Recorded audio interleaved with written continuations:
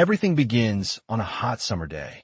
Inside that bus cabin, the heat was so intense it felt like a sauna. Suddenly, people noticed a strange shift in the train's path, and something abruptly appeared before everyone's eyes, making them wonder if it was some kind of movie shoot, since that thing looked extremely real, even if it stood out too much inside the train. What appeared inside was nothing less than a goblin. And on that day, which was supposed to be ordinary, the protagonist suddenly witnessed true hell on earth. That was when several of those creatures emerged inside, ready to kill, and to take the lives of everyone present on the bus. People began to be killed one after another, without hesitation, even those who tried to grab their phones.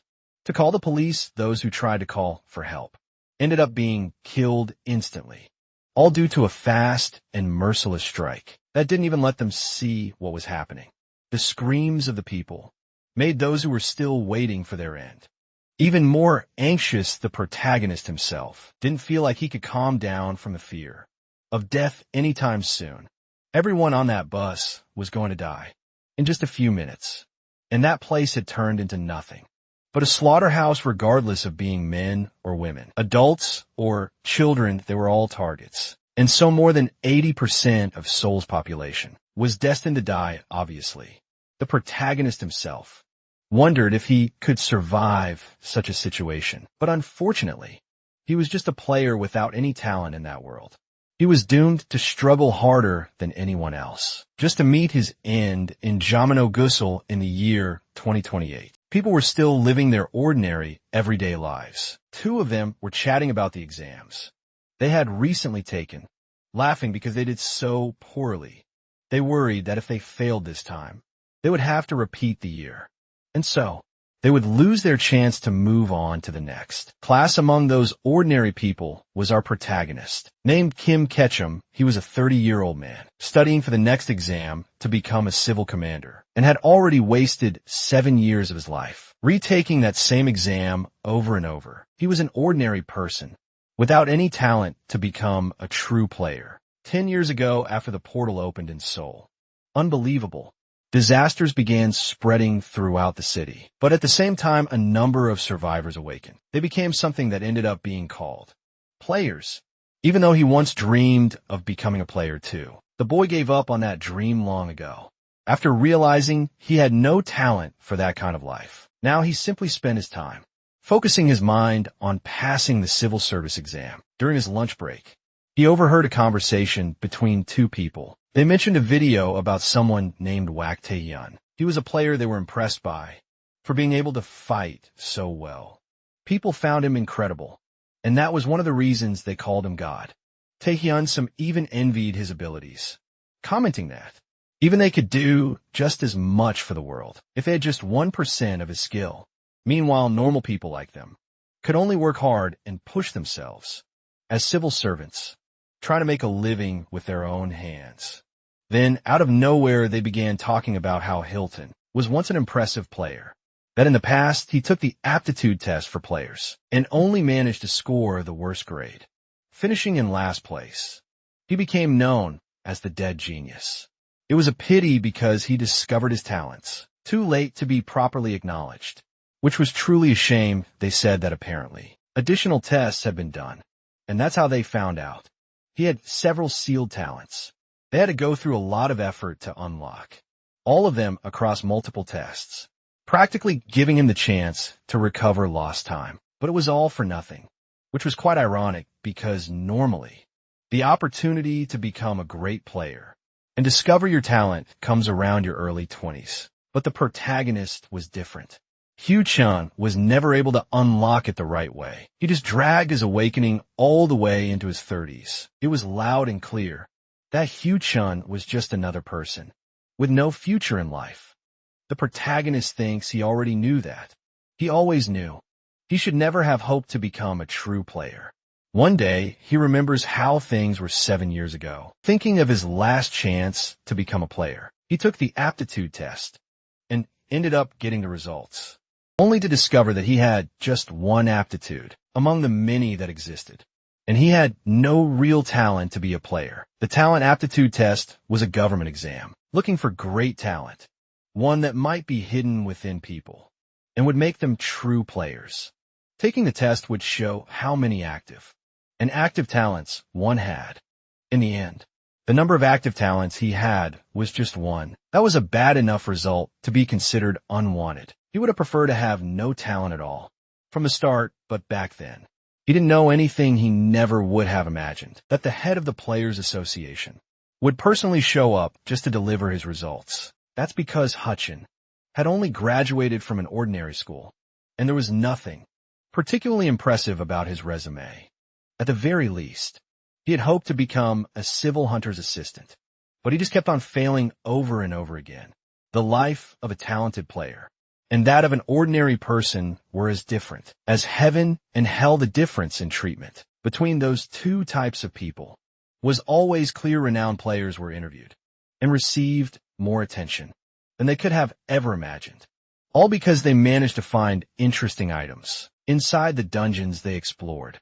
They always acted with complete confidence due to the favorable treatment they received.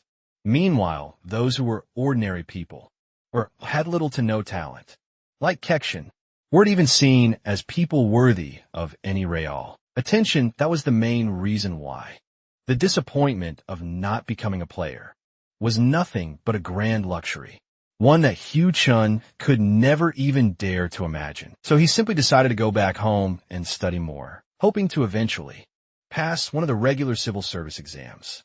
He wasn't even excited about the days ahead anymore, even how complicated and hopeless his days had become. After the cataclysm that happened on April 27th, 2018, there were countless horrible events that developed since that time. It always started with the primordial mist and soul, which caused the death of 145,000 out of the 150,000 participants. In the end, it was only fair to say that Zhang Yogu was nearly completely wiped out. It was so terrifying that even the reporters covering the event couldn't react properly. Fiction also remembers another player called Misangian, someone very influential since the cataclysm, 10 years ago and now a renowned player in that world, to the point of giving regular interviews. In this interview, Sangyan claims that after so much time in the field, he had enough experience. He could say with full confidence that effort was always more important than talent, and he asked everyone to keep their eyes on him during that time because he intended to keep growing. Stronger and stronger. Kokshin wonders if effort alone could really take someone to that level, and whether his own effort simply hadn't been enough to get him there. The protagonist sighs and thinks he shouldn't be dwelling on pointless things. Surely there was no reason to focus his thoughts on the impossible now. Hyuk-jin thinks that if he had even a bit of talent, he might have awakened as a real player. Maybe he would have been chosen by a guardian, able to make his own fortune. Hyuk-jin is surprised that even now, after so many years, he still had a bit of hope. But in the end, it was all his fault that things ended up in such a chaotic way. The fact his mother died from her own illness. How? His sister ended up working at a semiconductor factory so they could escape poverty. He went on to develop leukemia, and so many other things were also his fault. Hitchin thinks that even if he could succeed, for the sake of his family, he was still someone without talent, money, or anything truly valuable. He failed the civil service exams multiple times. I never found out why, or exactly what he was doing so wrong, after ending up receiving attention, just for being so utterly incompetent. He wonders when exactly things began to go wrong in his life. Kitchen always believed he gave his all to achieve his goals. But in the end, that certainly wasn't the case. He asked himself if anything might have changed had he tried harder to reach his goals. But if things continued as they were now, for the rest of his life, he didn't even know exactly what he should do anymore. Hyuchin ended up feeling quite lonely. After thinking about all of that, with those thoughts in mind, he lay down on his bed to sleep that night. The next morning, Hyuchin woke up without knowing what time it was. And then he remembered that today was the day of the midterm evaluation. Even though they had gone to bed early, he still managed to wake up late. The protagonist decided to take a shower before leaving and wondered what time the evaluation would happen. Then he decided to head out to take his exam as usual. But on his way there, He realized that something fell off that day. Something wasn't right, though he couldn't tell exactly what it was.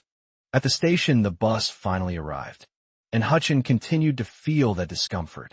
Something seemed completely out of the ordinary that day, even if he didn't know the reason why he got on the bus. Still thinking that, he was probably just overthinking it, and figured he should just focus on reviewing his notes for the evaluation during the ride. Hutchin then began studying for the exam, just like it happened 10 years ago in Jongnyo-gu. That was the beginning of the cataclysm. He listened to people around him, chatting about random topics, like the weather and popular idols, while reviewing information about the killer fog. A sudden change occurred. People inside the bus noticed that a large amount of fog had appeared and was spreading rapidly. I wondered what was going on because it was so thick, they couldn't even see outside. There hadn't been any news, warning of sudden weather changes. On top of that, a strange and horrible smell began to spread through the air. Kokian noticed that he had received an emergency SMS about a major disaster about to occur. It reported that a deep fog had appeared. That day in Jongnyo-gu, April 27, 2018, everyone was being advised to drive carefully and safely while the chaos lasted. Then the protagonist finally realized what was wrong. He had actually awakened in the past. He'd gone back in time by 10 years. His instinctive unease was just because he had already lived through that day, before the events of the day of the cataclysm were unfolding in exactly the same way as a decade ago. That made him realize that all of Jongnyo-gu, including Wong women, was in danger. It would be completely engulfed by the powerful fog and the horrors that came with it. If that was real, and the bus he had taken heading to Jongnyo-gu, there was a chance he might die. Since nearly 100% of the people who were in Jongnyo-gu had Katsu realized that he had gone back to the past. But not only that, he knew what was going to happen during that time, how everything would unfold, until it reached the present he once knew. Suddenly a kind of game system window appeared in front of his eyes, telling players to prepare, which confused Zhuo Chun. The screen announced that the tutorial was about to begin. 10 years ago, that same tutorial had occurred, when monsters appeared from inside the dungeons that opened. Across the world, countless monsters began pouring out from them, slaughtering humans, without giving them a chance to fight back. During the week of the cataclysm, later also called the beta or tutorial, nearly 150,000 people died in Johannesburg. The survival rate was only around 3%. It became known as the worst day in the history of mankind. But after that incident, the beings known as players emerged in the world. They quickly subdued the monsters. The catastrophic dungeons in Jono were slowly cleared. By their hands, invasions from different dungeons were marked by major battles between players throughout history. Recordings were made in order to be used for the creation of virtual dungeons, so the world began to slowly reorganize itself. After the great disaster, the protagonist had memorized each of those dungeon recordings at the time and watched them all. He completed those virtual dungeons hundreds of times, driven by his fascination and desire to become a player. In fact, it would be hard to find anyone who knew more about those incidents than him. Even if he was never able to become a real player, he memorized every one of those useless dungeon raids and played through them countless times. And it was in those moments that Hyukjin showed his potential and became the best player in the world, even if it was only inside the virtual world. Back in the present, the tutorial was about to begin. The system window warned all players to prepare themselves. Hyukjin knew those notifications would appear during the cataclysm. He had only ever heard about them in theory, but seeing them live was far different from what he expected. Suddenly the bus crashed into something, and all the passengers were shaken. After all, they couldn't even see what was outside the bus, and they began to worry that something serious might be happening. Try to stay calm. Those were events that had been foretold and had already happened in the past. But the protagonist realizes that the others on the bus hadn't heard the tutorial notification, which should mean he was the only player there. He could only survive by using everything he knew. and by carefully analyzing the situation before making any rash decisions, the system tells them to pay close attention to their actions. Because the nameless observer was starting to take in interest in Impection thinks that he was probably what used to be known as a kind of guardian. The nameless observer was now looking to grant him a better opening bonus. That was supposed to happen only to famous and important rankers, so it confuses the protagonist. Guardians were known as those who watch from above the players. A player's fate was determined by the bonuses and favors granted by a guardian. Guardians were beings from a dimension above the players. That was why they always used nicknames when contacting players rather than their real names. The system announces that through the bed opening bonus, he would be granted the serene eye of the observer. Kachin thinks it's strange, as he suddenly feels calmer after receiving the bonus, almost as if he's being watched from somewhere. In a third-person perspective, it makes him feel impartial to the situation. The system informs that the tutorial would begin. A quest in 10 seconds, and the countdown starts. The driver tells the passengers that the fog is too thick.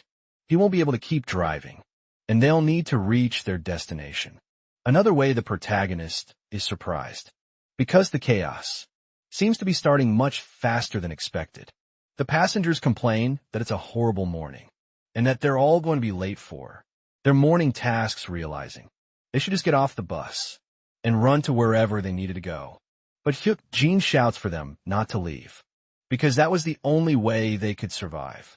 The system notifies again that the nameless observer is showing interest in him, but everyone stays focused on the street. As a great light suddenly appears, it's nothing less than a portable opening, for which a being emerges. The system names it an intermediate administrator. The administrator, named Sinya, greets everyone nearby and introduces herself, explaining that they were now all inside her tutorial. The tutorial quest instructs the players to survive in the field for 7 days. They would not be able to leave that space. The next difficulty would be decided based on the number of survivors. As the system explains all this to them, the ordinary people are completely confused and ask Senior what's happening, if it's some kind of movie recording, and they demand an explanation. Senior responds that they must gain their own strength to survive during the tutorial quest. Soon everyone is shocked, as a corpse suddenly appears in front of the bus, shocking them all with a large amount of blood splattered on the window. Kekshin knew that spreading fear through deaths among civilians was part of their strategy. The system warns that screams and external movements have been detected, with goblin troops beginning to emerge. From this new world, the first goblin attacked, and the troops followed to invade John District. Passengers are horrified as they see shadows starting to approach the bus. All were strange silhouettes that began to gather and climb over them. The passengers realize they need to escape and get out, but the protagonist yells for them not to open the door, because it would only make things worse. Kaka knew the goblins would start a massacre outside. They had to stay inside to remain safe. Seeing how everyone was acting, he didn't think their chances of survival would improve much 10 years after the raids began. Humanity had developed strategies. The best way to survive a goblin attack was to face them in a certain death sentence. Even knowing how to face them, applying that knowledge and practice was another matter. Kachin knew he couldn't face those creatures in the tutorial with his current strength.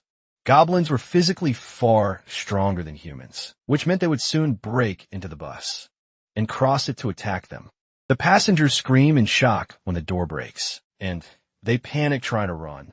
But Kyokushin tells everyone to crash down and stay put. He knows it would be hard for them to obey, considering they're all scared and confused by what's going on. The kitchen insists they listen to him if they want to survive, because there's no more time. No one knew exactly what he was talking about. They just wanted to know if they were supposed to stay inside with everything happening outside. Obviously, they should find a way to escape as quickly as possible. Section knew it was already too late to consider something like that.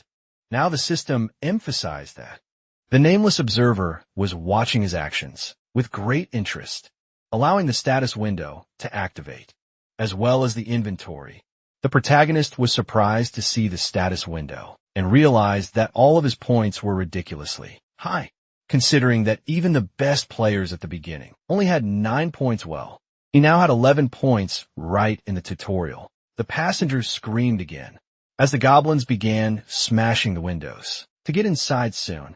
One of them was pierced by a goblin's weapon while still crying out for help. A chaotic scene began inside the bus, and Hutchin lay down on the floor, blending in with the bodies, using the beta bonus to keep calm, which was working perfectly. The protagonist knew there were some survival conditions within the safe zone during the tutorial. One of them was inside the bus, and to meet the safety conditions, for the sake of survival, he needed to stay calm here. John was worried that any movement could bring his survival plan to an end, but somehow he still managed to stay calm, enough that the goblin didn't notice him. He thought it was all thanks to the bonus he had received from the Guardian. Even though he didn't know why he'd gotten a bonus, he was able to use it to survive. Kekshin thought that if his knowledge about the future was correct, then the first wave of attacks would continue for a long 10 minutes. It would take only a few more minutes for them to finish the wave. He just needed to survive a little longer. During that short period of time, it was hard even for Hutchin to remain completely calm. When the goblins touched him, he tried to stay as still as possible so he could make the most of every second. The system notified that the brave Lion King had given Hutchin a chance, which surprised the protagonist, because it was a different Guardian who decided to help him. That Guardian chose to give him something called a high-potency elixir.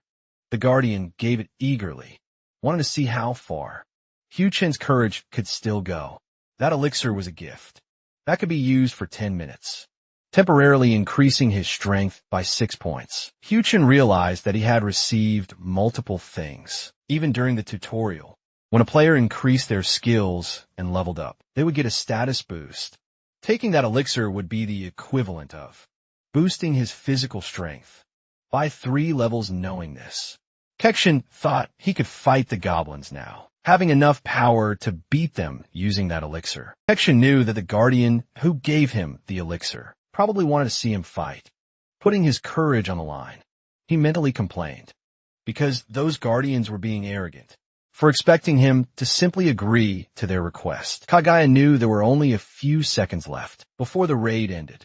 He could survive without doing anything too risky. At that point, the brave Lion King wanted to begin a negotiation with the intermediate administrator, and so Senya stated that, according to the Guardian's request, tutorial field would be altered. He actually realized the Guardian was trying any means necessary to make him fight. Among the many Guardians, the brave Lion King was especially infamous. He was a Guardian fascinated by reckless courage, the spirit of challenge, and the useless passion of players. Unfortunately, that Guardian was also twisted. He always enjoyed watching players suffer, with expressions of pain as they faced adversity, while throwing themselves into foolish bravado. He found it entertaining. Protagonists knew what the brave Lion King wanted was the complete removal of the safe zone. Senya stated that the negotiation with the Guardian had been completed according to the request. The conditional safe zone would be abolished. In 30 seconds, Kokian then pointed out that if a tutor forcibly alters the scenario, there should be a corresponding reward given to the player affected by it. They were trying to force him to stay quiet and be satisfied with just his strength. Boosting elixir. He said Sunin couldn't overlook the rules, especially if his life was at stake, that it wasn't right to ignore the commandments, which surprised the administrator. The nameless observer was equally impressed. The brave Lion King fell silent. Senya asked about the commandments he mentioned. The protagonist said it was an irrational complaint, just like that, thinking it was normal for them to be surprised. After all, the laws and commandments weren't even discovered until 7 years after the tutorial. Senya asked how Kaijin knew about the commandments, and he dodged the question, saying it wasn't important. After all, there was no need for a player to explain to anyone how to play the game, which silenced her. The protagonist also says that they've already spent 10 seconds talking. which means 10 seconds of his time in the safe zone were gone. She would need to find a way to make up for the time they lost there. Senia agrees that Ketchin is right. In accordance with the commandments, she extends the safe zone time by another 10 seconds. In addition, she will compensate him with something related to the change in scenario. Ketchin receives a quality lubricant. It was an item that could be used to enhance the sharpness of blades, or used in other applications as well. He also receives a rusty steel sword that couldn't cause much lethality, but it had an attack power ranging between 2 and 5 points. The protagonist realizes he couldn't complain anymore. At least he's satisfied, because he managed to get something. All because he mentioned the commandments. When he returns, the goblin invasion wave is over and everyone exits the bus. Thanks to that conversation, he had an easy time using the safe zone condition and was able to survive without having to fight the monsters. The system alerts that the brave Lion King is disappointed, but the protagonist couldn't care less. He ends up seeing the bodies of all the passengers on the ground and almost vomits, trying to stay strong and calm himself. He needed to focus on continuing to survive. Fitchett knows that the tutorial week is a living hell, but if he wanted to survive through that period, he would need to go out in search of water and food. So the protagonist leaves the bus, heading to the nearest convenience store, about 300 meters away as his top priority. Hutchin was aware of it, because he had studied that area for 3 years, so he knew the space very well. But given a short amount of time, he had to move quickly, or he'd end up caught defenseless. Meanwhile, a man screams for help, because there were injured people nearby. He needed assistance, and although Hugh-chan was aware of them, couldn't tell exactly where they were. Considering the fog still obscured most of his vision, Hutchin decides to use the bus he had been in as a reference point. Even then, it was hard to tell where he needed to go, especially while trying to avoid detours. He wonders if it's because he's still under the Guardian's bonus that he can remain this calm, even with all the destruction and dead bodies scattered everywhere. Until suddenly he gets startled by an arm under the car. He almost thinks it's just another corpse, until he hears a voice asking for help. Jackson notices a survivor and approaches to get a closer look. On the other side of the car, there's a goblin also lying underneath. Apparently some kind of mistake happened, despite the raid retreat order when it ended. For some reason, this one ended up stuck there. The goblin was laughing and preparing to take the life of the woman who is trapped. She begs Friction to save her. She doesn't want to die yet, because she still wants to see her mother. Friction realizes it's a child begging for her life. At first, it was hard for him to notice that, because he had been startled by the presence of a survivor, but in reality, she wasn't injured when the goblin tried to cut her legs. That's probably because the child had received some kind of bonus, just like Hexion during a tutorial. Instead of screaming in pain from what the goblin was doing, she was screaming out of fear. In the end, the goblin was too focused on trying to kill her to notice anything else. Protagonist wonders if this was what people normally call the player's talent. Suddenly, the administrator approaches and says that it was actually a baby goblin. Even so, it should be difficult for a level 1 to defeat it so easily. Hutchin realizes that if Sania was telling the truth, then it was even more impressive. After all, that child hadn't even processed what was happening due to her extreme panic, but in truth, she had an impressive tanker-type ability. I am the first king, so Yu Yen would have had such capacity under those circumstances. Hexion thinks that if he left things as they were, more goblins might show up, and she would end up losing her life. So he decides to act quickly. The protagonist opens his inventory to draw his sword. Even though they had knowledge about the fields, applying that knowledge was very different from the virtual world. With that, he decides to summon his rusty iron sword. Even though the administrator said that was a baby goblin, things could still turn out differently if he fought the monster one-on-one.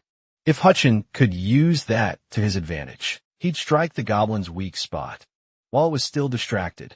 Even more so when there was one who wasn't even fighting back. With that in mind, the protagonist decided to approach and strike the monster from behind, and successfully hit it, receiving the corresponding experience for defeating the monster. Thus Hutchin managed to finish the task in just a single blow, and finally told the child to get up from where she was. She should grab her things or he'd just leave her behind if she didn't follow him. She decided to stand up and do as he said. Following him through the streets, the two of them arrived at a shop, and Hyuk-jin warned her not to open those doors. No matter what, that left her a bit confused, but she didn't respond. He insisted on knowing whether she understood or not, due to her silence, and she nodded. Hyuk-jin wondered if she was gripped by fear. It was quite common given the situation. It would be strange if that hadn't happened from the very beginning. But despite understanding her hesitation, he knew there were other things that needed to be done. The system warned that the 200 waves of goblin attacks would begin soon, thus initiating the establishment of safe zones for the players. Kexin asked if the girl could also see the system, and she agreed. Safe zones were places like schools, convenience stores, and hospitals. The protagonist concluded that just as he had predicted, she was a player with great potential. Usually, you can only confirm convenience stores as safe zones during the second wave of attacks. The players with talent like hers could also see that hospitals were safe zones, which proved her great potential as a player. Still, it was confusing for Kurson himself, because he was able to see the hospital safe zones too, even though he wasn't a player with great talent. And that notification was even more intriguing. It warned that there were extra safe zones. Setting aside his confusion, Yu-chun decided to focus on their safety first. That was when the system announced the start of the second wave of goblin attacks. He then told her she really shouldn't open the door. If she wasn't confident enough to do anything, she should just sit and stay away from the door. With the safe zones now fully established by the system, the primordial fog began to surround the area. Right as the goblins started to prowl outside, people still tried to fight the monsters with some weapons, but they all ended up being cruelly killed by each one of them. Others spotted nearby convenience stores and ran toward them. They begged for help, asking for the doors to be opened. Otherwise, they would all lose their lives. In that newly formed chaos, Kitchen remained still, even when everyone cursed at him for not opening the door. He thought he hadn't felt anything at first. Watching it all unfold before his eyes was agonizing, especially when the goblins appear outside and struck down the people who were begging for help. It was impossible to force your way into a safe zone. Unfortunately, the moment the door was opened from inside the safe zone, it would disappear immediately. Catch it in. The girl could also be at risk of dying in there if they had tried to help others. He would record all of that in his memory, including the forgotten system that the god had set in motion, and the guardians who were watching the slaughter, as if it were all just one big game. He intended to return the favor for all the losses and suffering caused. 6 hours later, after the second wave, things seemed a bit safer. The girl thanked Cap-Shin because she knew she wouldn't have been able to do anything, and hadn't even had the chance to greet him earlier. Introducing herself as Kong Suinhua, Suinhua said she was happy to have me. Kitchen. He interrupted her, saying he hadn't really done anything worth helping. You shouldn't think of thanking him now, only once everything was over. Kitchen said he might end up using her as bait, if necessary, which made someone desperate not to be discarded like that. She asked if she had done something wrong for him to decide such a thing. The protagonist hadn't meant to say it that coldly. On purpose, Kitchen explained that he only meant he couldn't guarantee her safety until the end of the tutorial. It was hard enough just keeping himself safe alone, as long as his own life was still secure enough. He didn't intend to discard her then. He told her that she could rest for now, because they would find a way out by the next morning. Sunwhat asked where they would be going the next day. Houston looked at the system window, where it showed the safe zones, and it also revealed the extra safe zones, one of which was on the second floor of the parking garage, in the park tower. He replies that they are heading to Gwangnamen, thinking that the girl probably still couldn't see the extra safe zones even. He had never heard of them before, but he still knew one thing. That was because the Guan woman tower was the key to turning things around. In that tutorial the next morning, They leave the convenience store. Kirsten asks if some way's okay after seeing the corpses, and she agrees. But the protagonist feels that there's no way. She's truly fine after all. It was too brutal a sight for a girl like her. She was probably just pretending to look tough. Still, he's surprised, because walking through a destroyed city is quite a scenario. There are bodies everywhere, and they hadn't even come across a single survivor. Kutchin tells Suinhwa to stay alert and notify him if she sees anything, like jelly sliding on the ground, which leaves the girl quite confused about what he's trying to say. Soon they end up seeing exactly the creature he was talking about. It was none other than a slime. Hukshin is surprised, because he didn't expect to encounter one so quickly. They were neutral, monsters that didn't display their level properly, being creatures much safer to deal with. Even small children have the chance to defeat them without much trouble. Hukshin kills the slime with his sword, and receives experience as well as 3 coins, which surprises him. Because although it was his first time using a sword, it still gave him a nostalgic feeling. For some unknown reason, Sum was surprised, because the slime disappeared after being struck, and he explains that those are the weakest monsters, but they would keep showing up along the way. So, they should always stop to kill them whenever possible. That's why she should stay alert whenever she sees one on the ground. Someone agrees and said she'll help spot them, but Kyukin finds it strange, because everything felt too easy. He'd only ever used swords inside virtual dungeons. Even so, using them in real life should have felt different. He felt as if he had always been a swordsman. Since the beginning of time, he felt familiar with that sword. Someone keeps helping the protagonist find slimes, and he keeps killing them. The one he had just defeated was now the 5th of those monsters.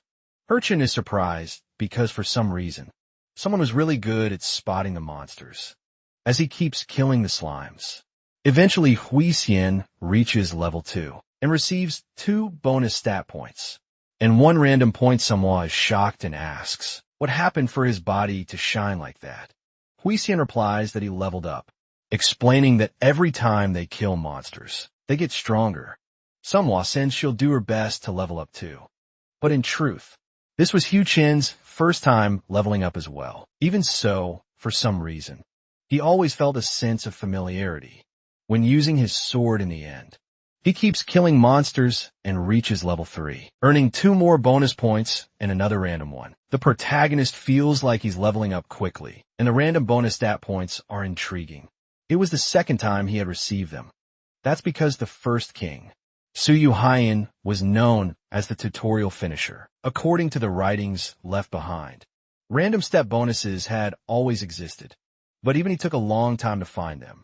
Still, Hyuk-jin had already received 2 of those bonus points. He remembers how, in the past, he had always failed the aptitude tests for having no talent at all, which makes him wonder if his talent had improved. For some reason, upon returning to the past alone, he's not sure if he really had no talent. During that whole time, if he hadn't gotten stronger, then he was certain it must have been the result of a player awakening that only revealed its skill growth. At the start, it was just a possibility. All of it turned out to be very beneficial to him, as he survived and reached level 3.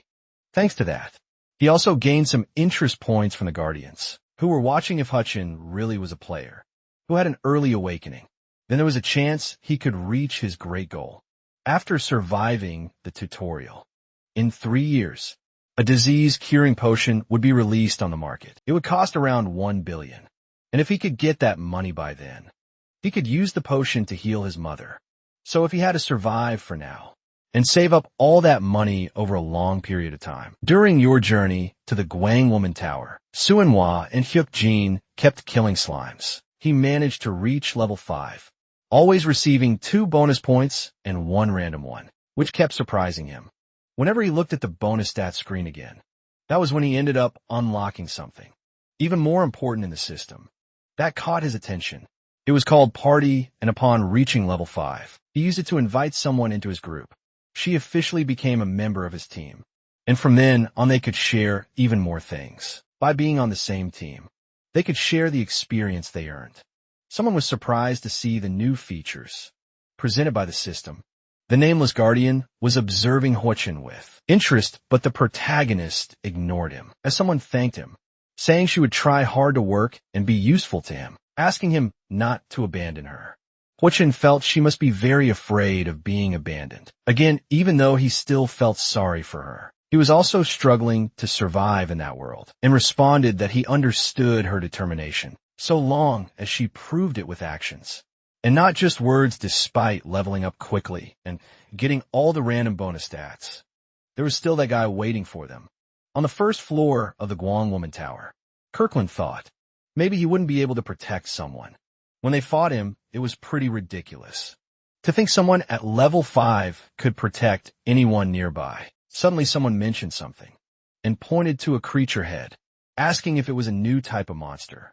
The system showed that it was a level 3 city fox, and Hyuk-jin remembered it was also a neutral monster, but it was a passive monster that grouped with others of its kind to retaliate against attackers. They would need to move around the monster quietly. That was when Sumo realized she could use a skill called Taunt Knot.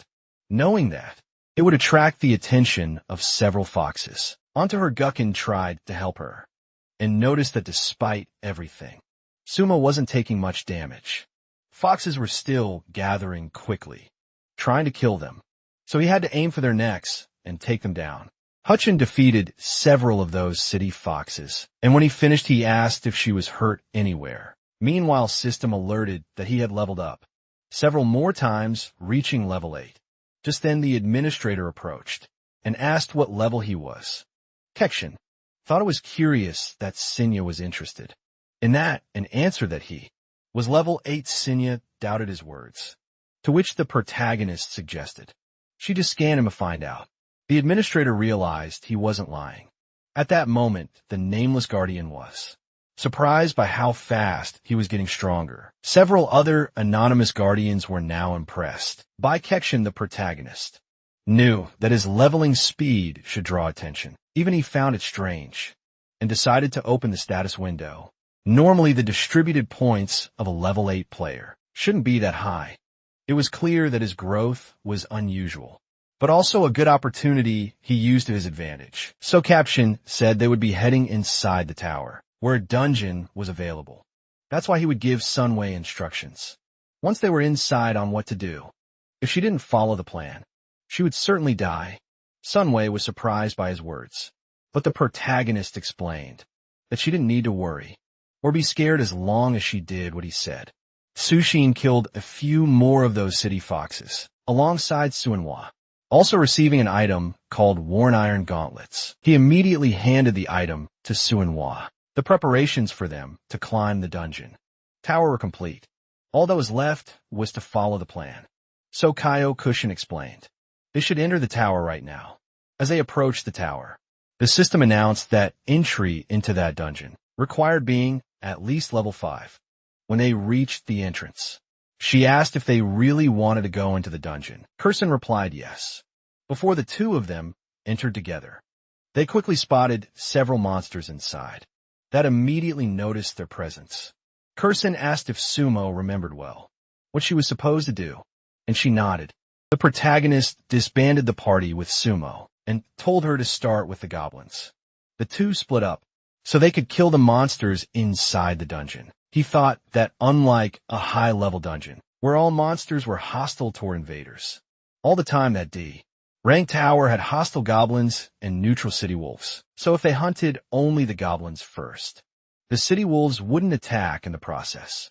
The protagonist was impressed by Suinhua. She looked like a genius player for handling the creatures with great skill and fighting very well. The goblins' attacks didn't even reach her. She was a much better player than he expected. When some were finished, Hugh-chan praised her for doing a good job, and he asked her to take a quick break now to rest. Meanwhile, he thinks that the mini-bosses would probably appear. Soon they usually wouldn't show up, as long as the nearby monsters were still alive. Hugh-chan says that if someone had caught her breath, they would move on to hunt the remaining monsters. She agrees with him, before starting to take care of the foxes. From the neutral city, there are only a few monsters left to be killed suddenly. The system announces that the pause has gone into effect. The nameless observer was expressing intense curiosity about Caption, as was the brave Lion King, along with the unnamed guardians, who seemed to stir anticipation. Someone starts speaking to Kitchen, and he realizes that a pause had been triggered in that world, and he wonders if that was the great power, capable of temporarily freezing everything. In the field, it was a skill the administrator could use. Senya approaches asking if he had gone insane, even though she had used one of those expensive items. Just to stop time, Kokian says he doesn't understand what she's talking about. Stanley explains that up until now, he'd been acting like he knew everything that was going to happen, and asks if this was something he had planned to, when the protagonist replies that it might be, or might not. The administrator questions why he would do something so foolish. After all, the mini-boss he was trying to summon on that floor was a level 13 goblin soldier. Since it was a mini-boss, it even received a large stat boost to its abilities. When entering the field, he wasn't an opponent a level 8 player like Hipshin could face, especially while bringing just one person as backup. Senya asks again why he would pick a fight he couldn't possibly win. Kutchin feels like she didn't want him to die, which confused her. But the protagonist thinks that, as expected, the administrator was trying to lie. It was pretty clear they must have a strong interest in him. Just like Senya mentioned earlier, he was a player acting like he could see the future. In the end, it was a rare element, expected to put on a great show for the Guardians. That's why the administrator probably preferred high option to survive. Rather than die there, it must be something important, since the protagonist had never heard about her. In the future, Sanya shouldn't have any proper excuse for showing her interest. He even remarks that she must just be clumsy when it comes to excuses, terrible enough to be an intermediate administrator who was sidelined, especially before the events involving the dungeons became famous. That must have been why no one heard of her. Later on, Cydia asks if Huchin is trying to insult her, but the protagonist replies he's just stating the truth. After all, she was simply wasting their time by letting things unfold this way. If she wanted to bring something more exciting for the Guardians to watch, he suggests an idea after the pause ends. She could explain that he wouldn't defeat the goblin soldier after, that he would personally take care of a monster, even if she denied the possibility. Sydney asks if they seriously intended to hunt the goblin soldier. Kutchin tells her to think it through more carefully. How could a level 8 player defeat a mini-boss? Of course, saying that out loud would only drive the Guardians crazy. After reflecting on that, Senya could become a capable intermediate administrator who could give the Guardians a good show to watch, in exchange for the hints he was offering, to help stir her audience's interest. Ketchum wanted her to make a deal with him. The administrator felt that his recklessness knew no bounds, and she summons her powers because her patience is running thin. But Jean points out that if she really intended to kill him, she would have done it long ago. He asks if it wouldn't be a waste to throw him away. After giving him that pause, after all, she lose nothing by making a deal with him. Now, she asks what kind of deal he had in mind. Meanwhile, someone keeps killing monsters and levels up. The girl turns and informs the protagonist that she's managed to kill all the monsters. Just as told, Hutchard tells her to come closer, and the system announces that all monsters have been properly eliminated. The conditions for summoning the mini-boss of that floor, the goblin soldier, had been fulfilled. The goblin mini-boss appears on that floor, alongside some other monsters, thus declaring its new battle zone. Hui Chen hides with someone and tells her to lower her head, thinking that seeing that creature in person was absolute madness. The goblins quickly start reacting on their own to the presence of intruders. The protagonist knows that the cleanest way to kill a goblin soldier is to watch and make it waste its most powerful ability. This was a skill called spear throw. First, they had to find a way to dodge the attack without getting hit. After the goblin tried to strike them, while they were still hiding, Hutchins said they would begin the killing, and Sun Wu followed him to hunt the goblin boss. He told Senya to watch closely how a mere level 8 player could defeat a mini-boss with his own hands, sensing their presence. The level 13 goblin soldier prepared to hunt the players. The protagonist thought that, just as expected from a mini-boss. This was a predictable reaction. The pressure from that monster was completely different from all the others. After missing that lethal spear throw, right at the beginning of the battle, the goblin soldier shifted his attention to attack the survivors, charging at both of them. The goblin would move in different ways, either slashing at them with his blade or wielding another weapon. The goblins tried to strike Caption, but he dodged their attacks and killed the small monsters with his sword. Before attacking the boss, the slash of his sword wasn't as deep as it should have been. As expected, he couldn't deal heavy damage with his current attack power against a much higher level boss. The boss charged at them again, and the protagonist knew this time it would try a different attack method. Hyu-chun was surprised because its movements were truly fast, but despite its speed, he was still able to predict them well enough, all in order to land a counterstrike. He was determined to kill the goblin boss, no matter what it took, using everything available to make it possible. Meanwhile, someone will use her taunt skill to draw the attention of the smaller goblins. Taking all the damage, she followed Hyu-chun's instructions, exactly as he had told her, enduring every hit and all the pain she felt, because she didn't want to be left behind by him. In that dangerous world, several anonymous guardians joined the channel to watch how the battle would unfold. Even Senya was surprised by how many spectators were present. They wondered if it was really just a level 8 player trying to face a dungeon boss.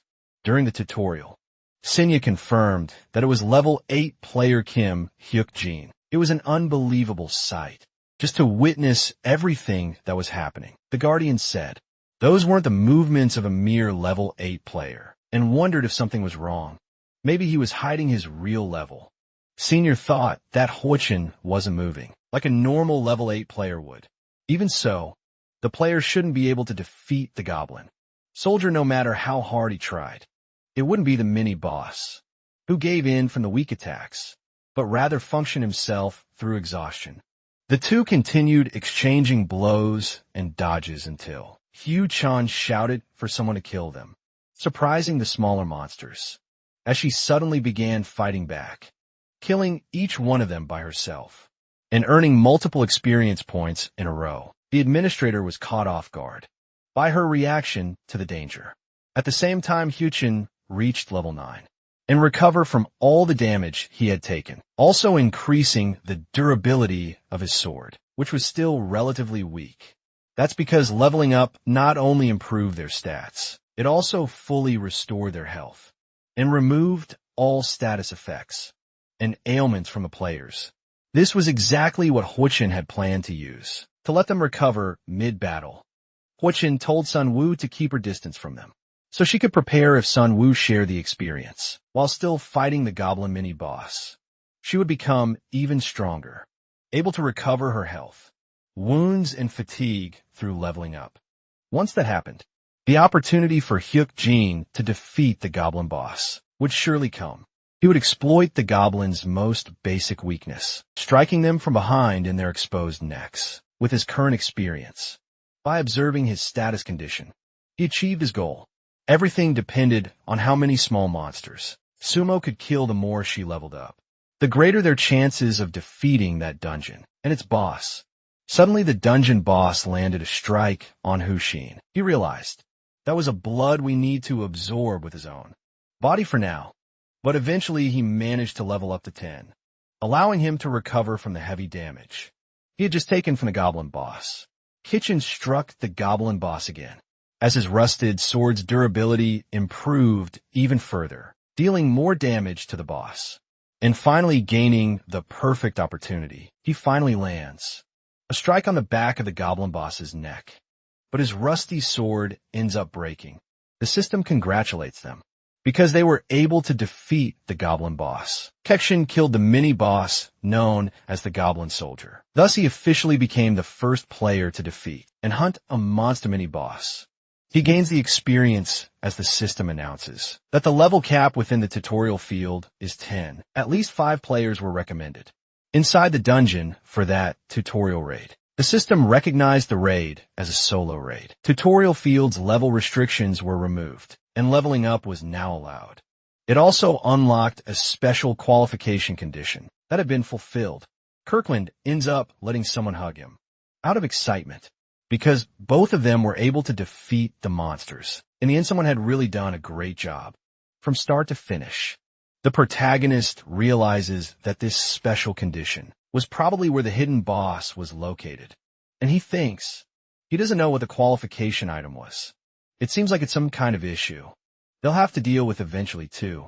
Near Gyn Woman, several wolves were gathering and being defeated by other players, giving them a chance to earn experience and surprising the onlookers. That player finishes the monster with a single strike. It was very impressive, considering those wolves were level 8. And everyone praised him for his incredible skills, even though that player was quite humble. While receiving the compliments, they mention they're calling Union the strongest in the tutorial, which makes Union quite embarrassed for receiving so much attention. Union ends up seeing Cookin and Sunway in the distance and realizes they were other survivors. So he calls out to them. Protagonist quickly notices that man. The one calling to them was that great player, who in the future would be recognized as a very important and crucial figure. There was one thing that had never left his mind. Since it all began, he always wondered if he really never had any talent. As a player, he thought that after managing to kill a monster boss, alone like that, the only conclusion was that it was impossible for him to have no talent at all. Even counting everything Hyoption knew about the future, his chances of being able to participate in a dungeon were 50-50. The nameless observer still had a great deal of interest and admiration for him. He was impressed by his willpower and focus in battle, judging by how things had been developing. Hutchins still didn't know his own limits, especially with so many guardians nearby watching him. Among the guardians now, the Lady of Scales had also taken an interest in Ketchen. She was a guardian who aligned closely with kind-hearted people, unlike the brave Lion King. That guardian prioritized the safety of players and supported them. She was quite famous for giving many safe and worthy donations, with her rewards and great support.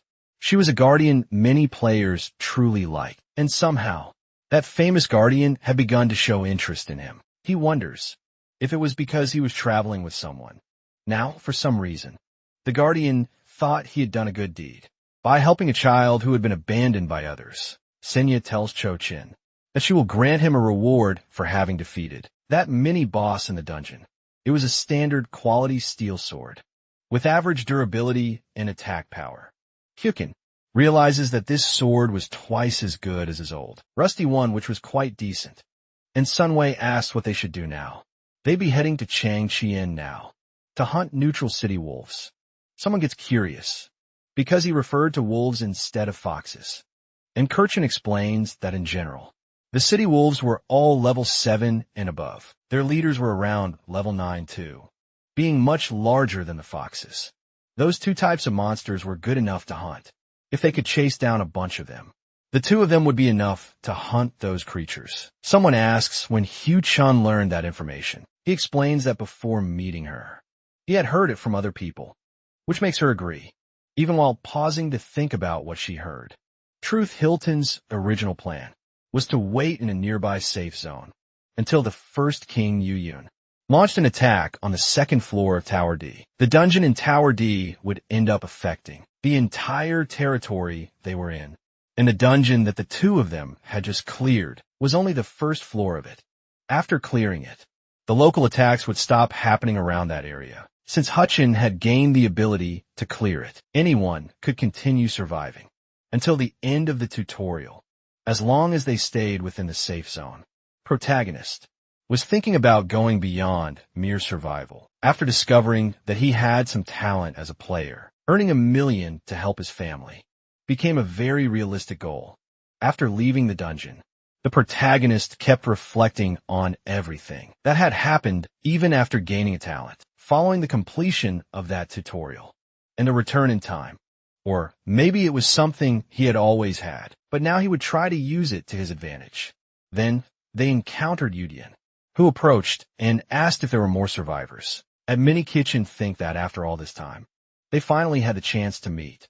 Even though it was their first time seeing each other in person, he could still recognize Yuan. This was the first king, So Yuan. Later he would become known as one of Korea's 8 most famous players. The protagonist replied that they were indeed survivors. Yuan mentioned that they must have had a hard time surviving, surprising Kishuan because Yuan had managed to save a large number of people during that time inside the tutorial. It was obvious how striking he was as a player, even from the start that hadn't changed. Not even after going back in time. Yuan suggested they travel together with them. From now on, after all, the more survivors stuck together, the better their chances of surviving in that world. But Hutchin ended up refusing the offer, which left all of them shocked. He responded that they only needed to survive for 1 week inside the tutorial territory, and even with just 2 people, they could handle the situation easily. Yuan felt it was truly a shame, but there wasn't much they could do. He simply wished the best for Hyuk Jin and Sun Wa. The others whispered among themselves. That Hyuk Jin seemed a little arrogant, considering they had no idea of Yuan's true strength. Teaming up with them would greatly increase their chances of survival compared to wandering alone. The protagonist mentioned that if they encountered a powerful and dangerous monster, they should aim for its left eye, which left Yudian a little confused. He thanked him anyway for the strange tip.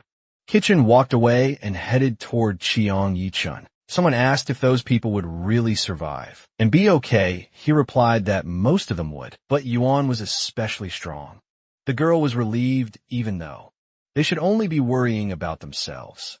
Even so, things wouldn't go as smoothly as he had predicted, because, according to the Mark memories of the first king, in the future certain event was fated. So Yudian and the 10 or so survivors who entered the D-rank tower dungeon with him would all be caught in great danger.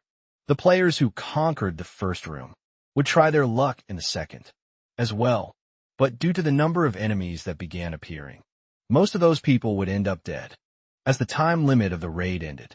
The only survivor of the entire dungeon was Oven. That was when he received the title of tutorial finisher, the first person to clear the D-rank tower dungeon. But the first king's memories revealed more things. Later on from that day forward, bringing people to that second floor tower dungeon became Yuyun's greatest regret.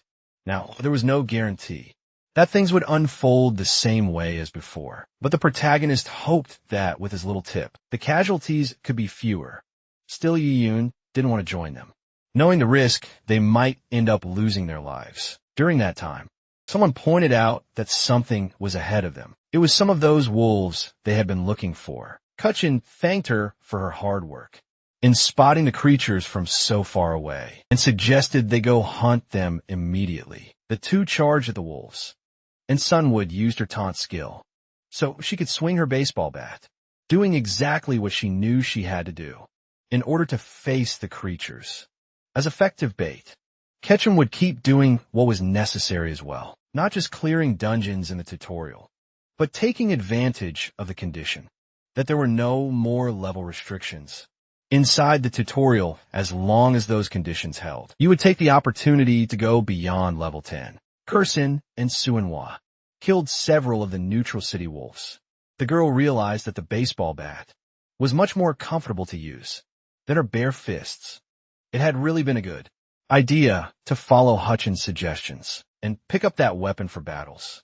Meanwhile, Hyuk Jin kept defeating the monsters as well, finally reaching level 11 and becoming the first player to achieve that milestone. Someone thinks it was only natural for that to happen. It was already hard enough for other people to even reach level 10 that quickly, but Hyuk Jin did it, and also receive a new title called the First Pioneer, which makes him wonder what exactly was going on. The First Pioneer was an honorable title granted to those who were trailblazers and reached new territories.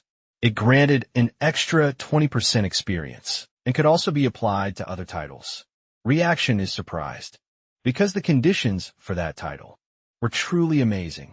Even though he had never heard of such a title before, he was curious that there was a different title available besides tutorial finisher. Still, it made some sense, considering the level restriction had been removed. Unlike the first time, no one could have claimed it before. It made sense that no one knew about that title. Someone asks if Hui-chan is okay, and he just replies that they should keep going and find more monsters to defeat with their own hands. The administrator simply watches them. While speaking with the guardians, Sinya says that just as she suspected, she discovered something and would report it and ask for confirmation. She seemed pretty irritated with what she had just found out. In the safe zone inside the hospital, Genshin and Manhwa prepared to begin the new invasion and expedition. The protagonist notices that something had made Sinya angry since the day before he's surprised, because she brings up the title he received. Jackson agrees that he did indeed get one, and Sinya asks which title it was. But he refuses to say even the Guardians wouldn't know what the player's title was, unless he said out loud. There was a lot of pressure on her shoulders now, because she had to find a way to discover it. Jackson was aware of that, knowing she must be in trouble.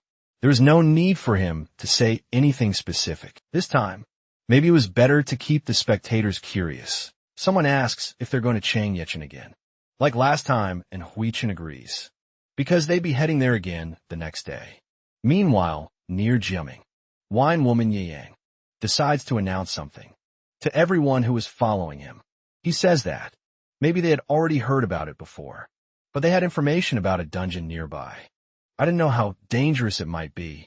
Inside that dungeon, there was no denying that. After the big change in that world, great rewards awaited them. Yuan declares that he would like to enter that dungeon. Several other people say that if he's going in, then they'd like to go in too. They wanted to help him earn a good opportunity to overcome the dangers that awaited.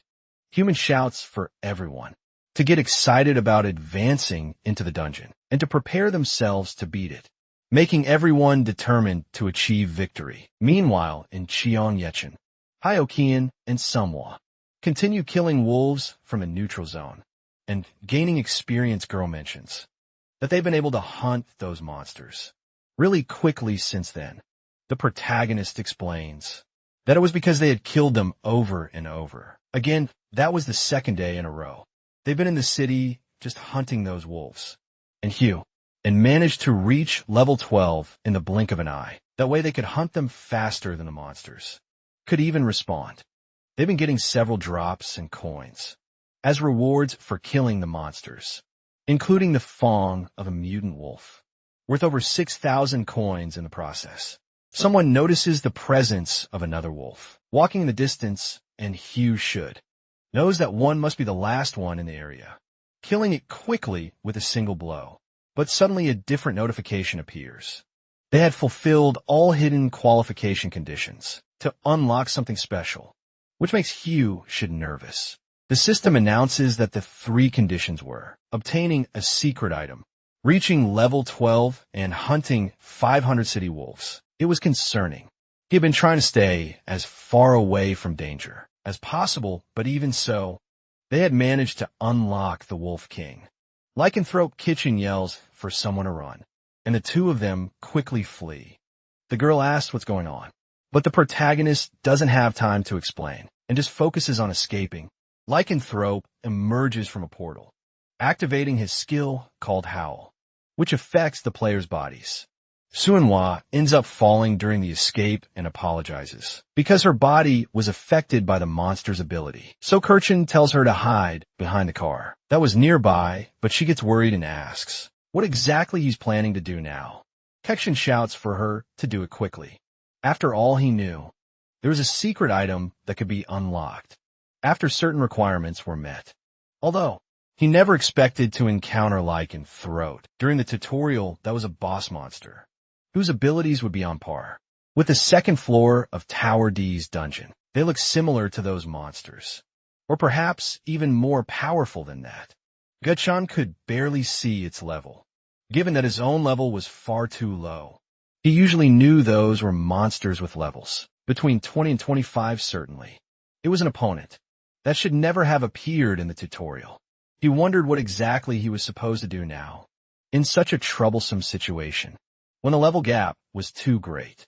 for a low-level player to defeat it. It was also too late to just turn around and run away. Again, the protagonist drank the Grand Elixir, temporarily increasing his strength by 6 points. He would have to use the raid. Method of the Great Explorer. Jackson to win and lure the boss toward him. When the boss charged at the protagonist, Sumo grew concerned. She tried to hide as instructed, but she still didn't know if Hip-chun would be okay. Fighting alone. The unknown level like Anthrope was terrifying. She was shocked that there was a monster, whose level couldn't even be seen. It looked very different from all the other monsters. They had hunted so far, so she wondered what exactly Kuching was thinking of doing. Not seeing the level of that monster was the system's way of saying it was an opponent that couldn't be defeated. At their current level, the level difference between them had to be 10 or more. So finding a way to defeat that like Anthrop was impossible. Kirkshan recalled something he heard in a report. It said that low-level players should never encounter monsters like that. Above all, powerful monsters were huge and surprisingly fast as well. The best thing to do is hope you were in a low-level area that way. You can avoid those kinds of encounters as much as possible, however. If you ended up in a situation where a confrontation was inevitable, there was only one solution.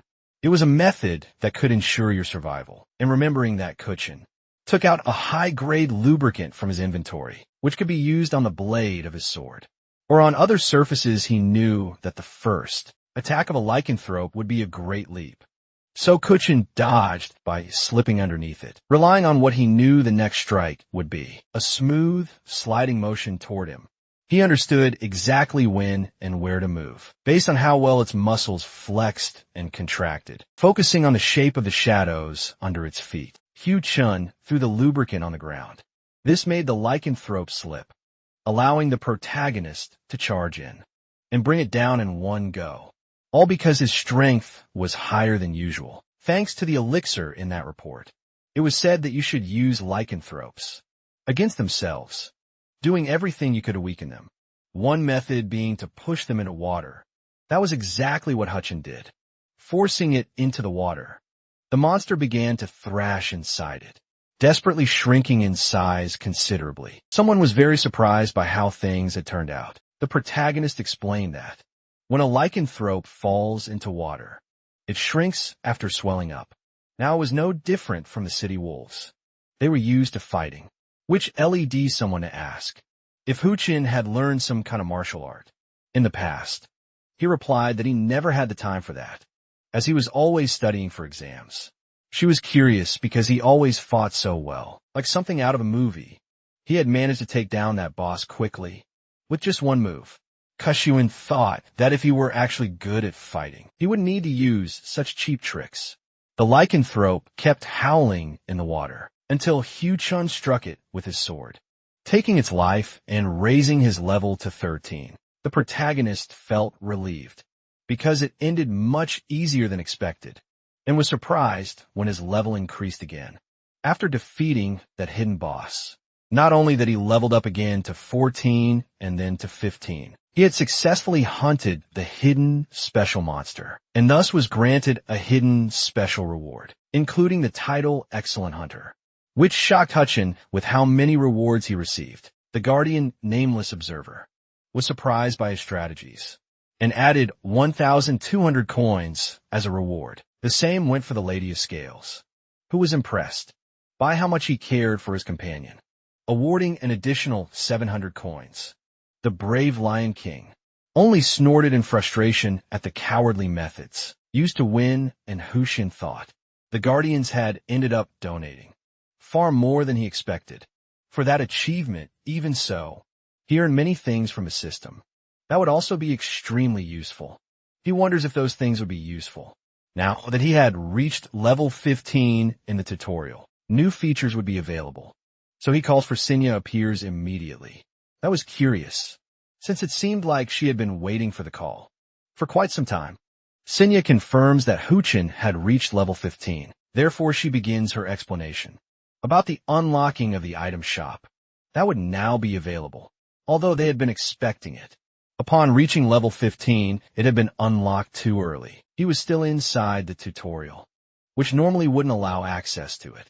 Stinius says the item shop could be used by spending the coins he had earned, allowing him to purchase special items. Since they were inside the tutorial zone, the available items were only valid for use within that special zone. Only 4 items could be purchased for now kitchen size. But that was expected, since they were still in the tutorial. As long as those 4 items were available, it would be enough to take advantage of, including what he received. After killing all the monsters, the protagonist had nearly 8,000 coins to spend and realizes that he might be able to buy a good number of potions. That's when Sinya interrupts and wants him to ask a question. She wants to know if he has a real name. Kutchin is confused about what she's trying to learn and asks why he should tell her something like that. Sinya gets frustrated, replying that she simply hadn't been curious about it in the beginning, and asked if he's not planning to check the other rewards. That came with the Excellent Hunter title. Kutchin replies that after finishing with the item shop, he'll check it personally, because that was something he would do on his own, without necessarily needing her help. Obviously, he didn't intend to check those things now, just using the status window. He was trying to remain as mysterious as possible and realized that Sanya must be a complete rookie to suggest things like that without thinking. The Excellent Hunter title was a special one that could only be acquired during the tutorial. It applied as long as the target was a non-sentient organism recognized by the system. That title gave a 20% bonus to calculated damage, a 10% increase in speed, and a skill called Hunter's Strike. There was a small chance the hunter's target would completely ignore that skill, but in general it was a very useful title. Non-sentient monsters only applied to low-level monsters. Not to mention that new skills made available could also be used frequently. Cookin tells Suinhua, get ready to leave. They will be attempting to invade the 2nd floor. Dungeon of Tower D.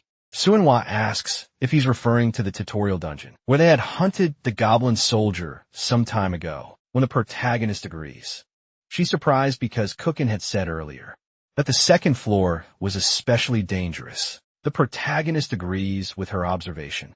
Inside the 2nd floor there was a certain someone who was light years more dangerous than the goblin soldier they had faced before. Meanwhile, Yuam's group was facing serious difficulties, and several people had already died inside the 2nd floor, leaving him in a tense and complicated situation. He wonders what kind of monster that was, and how he was supposed to defeat such an absurd creature.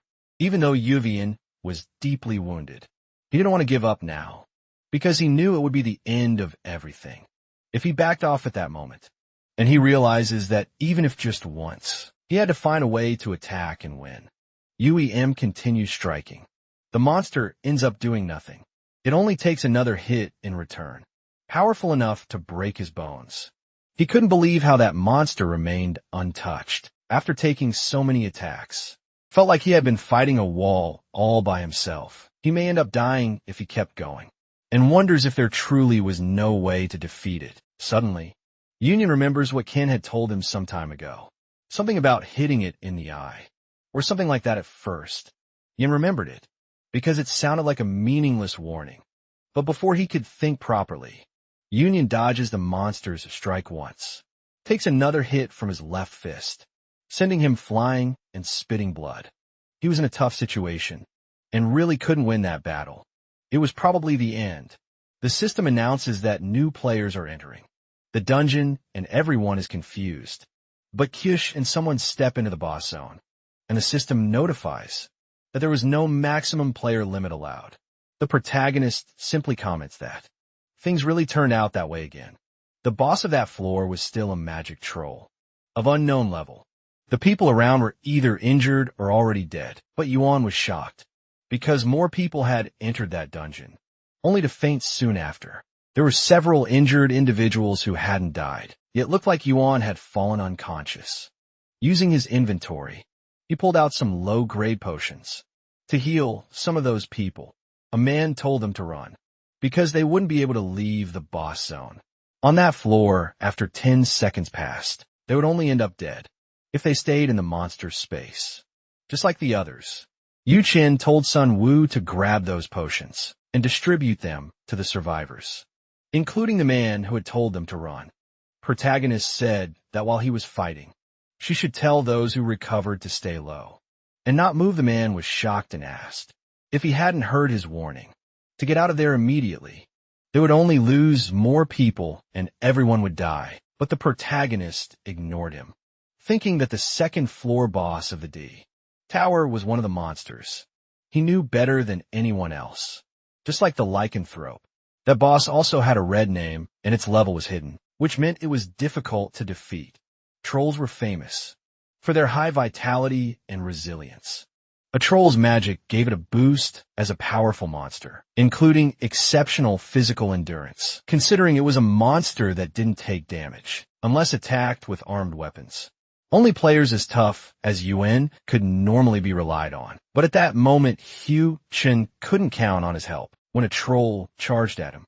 One of the wounded cried out to warn the protagonist of the attack, and Hugh Chen dodged, knowing that in exchange for its heavy strikes, its movements were still slow. There really wasn't a strategy that could be used to win against that troll boss. All Hurricane could do was face it head on. The first king that Ketchin knew had been able to kill the tutorial monster and finish it before earning the title of tutorial finisher, all because he kept trying to damage his opponent without giving a chance to recover. Someone was worried about Hyuk Jin, and the wounded man wondered how he had the courage to keep facing such a dangerous creature. The system notified Hyuk Jin that he was receiving benefits from his title. To help him during the battle, he was able to clearly see the trajectory of his opponent's attacks. It could dodge them easily, as long as he kept increasing his agility stat, focusing on staying uninjured, and continuing to attack the troll non-stop. That was only possible because Hugh Chan could recover from any fatigue, using the potions he had bought from the item shop. As long as he kept an eye on that, he could continue fighting the floor boss until it fell. It was a battle of endurance and attrition. Watching Hugh Chan fight, the people around who were observing were amazed because he was another player who had appeared just to help them. Inside that dungeon they wonder how long the protagonist could keep fighting like that. After all, about an hour had passed since Hyuchin arrived to help them. It was unbelievable that someone could fight alone for so long, making them wonder how it was possible. After all, everyone thought Yuan was a great genius, but Kyokushin was superior. The protagonist consumed another item from his inventory to keep himself going in battle, thinking that he had managed to face that boss head on for the first time. He knew how hard it was to deal with that magical troll. Kyokushin had been fighting for nearly 5 hours since then, and that boss was still standing, as if nothing had happened. But at last, the system alerted him that the boss's regeneration power had ended. Even the floor boss was now reaching its limit. The protagonist knew that his previous self wouldn't have even considered that the battle could be this hard, but the past was the past. He had moved on from being just Kim Hyuk Jin, the civil service student, to Hyuk Jin the player. He needs 15 minutes, or maybe a bit more, to bring it all to an end. Just a little more effort, and he could finish that battle. The brave Lion King then gifted him with a favor, leaving Kipchun confused. It was a skill called Superb over human strength, giving him a chance to increase his attack power by 100%. Kipchun was puzzled by what had just happened. So suddenly, before he could do anything, his strike landed on the enemy with double the damage it would have originally caused, effectively throwing all his previous calculations out the window. That completely ruined Hugh Chen's original plans, leaving him furious at the brave Lion King's decision. All around, people are amazed that Koichun was able to take down the floor boss almost entirely by himself. Koichun thinks that the Guardian, the brave Lion King, must have made that decision on purpose. If he ever had the chance to fulfill his desire to kill the Guardians, that one would be first on the list. His original plans to defeat the troll had failed, and now he would have to run. Meanwhile, someone manages to wake Yudian and tries to help him, but the player gets up, worried about what happened to the monster he had been fighting. Someone says the monster is right in front of them, but it's being fought by Kepshin. This surprises Yudian because the troll suddenly begins to emit a different aura. Someone fires an arrow at the boss's forehead and surprises the protagonist. The person who fired it asks if it worked, and if the monster was finally killed. The man laughs at himself because he didn't want anyone stealing his kill, laughing at Kokian for thinking he could take the credit for raiding the dungeon. But the protagonist tells them to run because he wouldn't be able to save the man who shot the troll. This leaves the man confused. But suddenly, the system announces that the troll boss's consciousness has been restricted, and so it has entered berserker mode. Egyptian shouts for someone to run, just as the notification declares that. With the boss's loss of consciousness, the boss zone has been lifted. Everyone immediately starts running. Someone asks where they're supposed to run, and Jackson replies to the escalators. The first floor escalator was a space where only 15 people could move at once. There was no longer any need to wait in order to use it. Meanwhile, the man who fired the arrow of the troll is killed by the boss with a single move of its hand, leaving Yuvian shocked by the horrible sight before his eyes. As Hugh Chun and Summer flee, the protagonist thinks it was all his fault. After all, everything always happened according to the will and entertainment of the Guardians. Players' decisions could never interfere with that. Hutchin felt responsible for not having taken that kind of thing into consideration from the start. With a magic troll entering berserker mode, a monster's restricted zone was gone, and it was no longer limited to the second floor of the tower. There was no safe place left in the dungeon, except for one, the underground. Cookin tells Suinhua that they need to go down, which makes her ask where exactly they were going. He replies that they should use the emergency stairs to reach the underground area of the second floor. That place was now an additional safe zone that they could use before they could descend. Hirchin notices the troll boss approaching. That must mean all the others who had been in the second floor boss room had died. With a quick move here, Chin pulls some low before they're struck by the attack, and they jump off the staircase. Kick-Shin tries not to panic. After all, it would only be worse if the troll caught them. For now, they had managed to dodge it. However, he's worried, because the second floor was farther away than expected. Soon they finally spot the door. That would lead to the emergency exit. The system notifies that it recognizes the critical situation and confirming that the situation aligns with the tutorial field. It is now classified as a special encounter, forcing the awakening of his innate skill. Kekshin realizes that even without looking back, he can still feel the presence of the floor boss approaching them. His innate skill called Sixth Sense is forcibly awakened, with a boss attack incoming. The protagonist thinks he's about to die, but the one who ends up taking the hit is actually Sunwall during that run. Sunwall had been worried about Kukjin's life. That's why she knew and felt that they would all end up dead. At that pace, she couldn't block the attack, but at the very least she wanted to do something so the protagonist wouldn't die. So she stepped forward to take the hit herself. Seeing that, the Lady of Scales praises Samuel for her bravery and decides to gift her with a skill called Platinum Shield, which allows her to use it to block the troll's strike. Someone throws herself in front of Hyuk Jin to protect him with her shield, but the system notifies her that the Platinum Shield has detected excessive force, and therefore, it would eventually disperse from the impact, absorbed by her body. Hyuk Jin realizes that someone was hurt because of him and quickly pulls him out of the boss's line of attack. Shocked by the awakening of someone's new ability, is even more stunned because she ended up unconscious after using that Platinum Shield. What forces Hutchin to grab her and start running? As the need to avoid being attacked by the troll again. He was trying to stay calm because they were almost reaching the safe zone. I just needed to get through the glass door. To make it there, as soon as the protagonist throws himself through the glass, he sighs in relief, since the additional safe zone of Tower D should be active now, so the floor boss shouldn't be able to get through. When the troll tries to pass, Yukin relaxes because it fails to reach them. Even so, there should be some monsters capable of ignoring the safe zones and passing through them. However, that was still impossible for a troll. Even in Berserker mode, Yukin tries to wake Suinhua and realizes her arm ended up injured after using it to try and block the troll's strike alone. So he used a potion to help her recover her strength. He didn't know when she had learned that skill, but it was very useful, since he only managed to survive thanks to it. If the damage had landed fully on his body, he would have been injured badly, enough to damage his brain, and maybe there'd be no coming back. Meanwhile, the troll kept smashing the entrance to the safe zone and screaming this pissed off the protagonist, and he simply told it to leave and die already. After all, since it was in Berserker mode, it shouldn't have much longer to stay on its feet.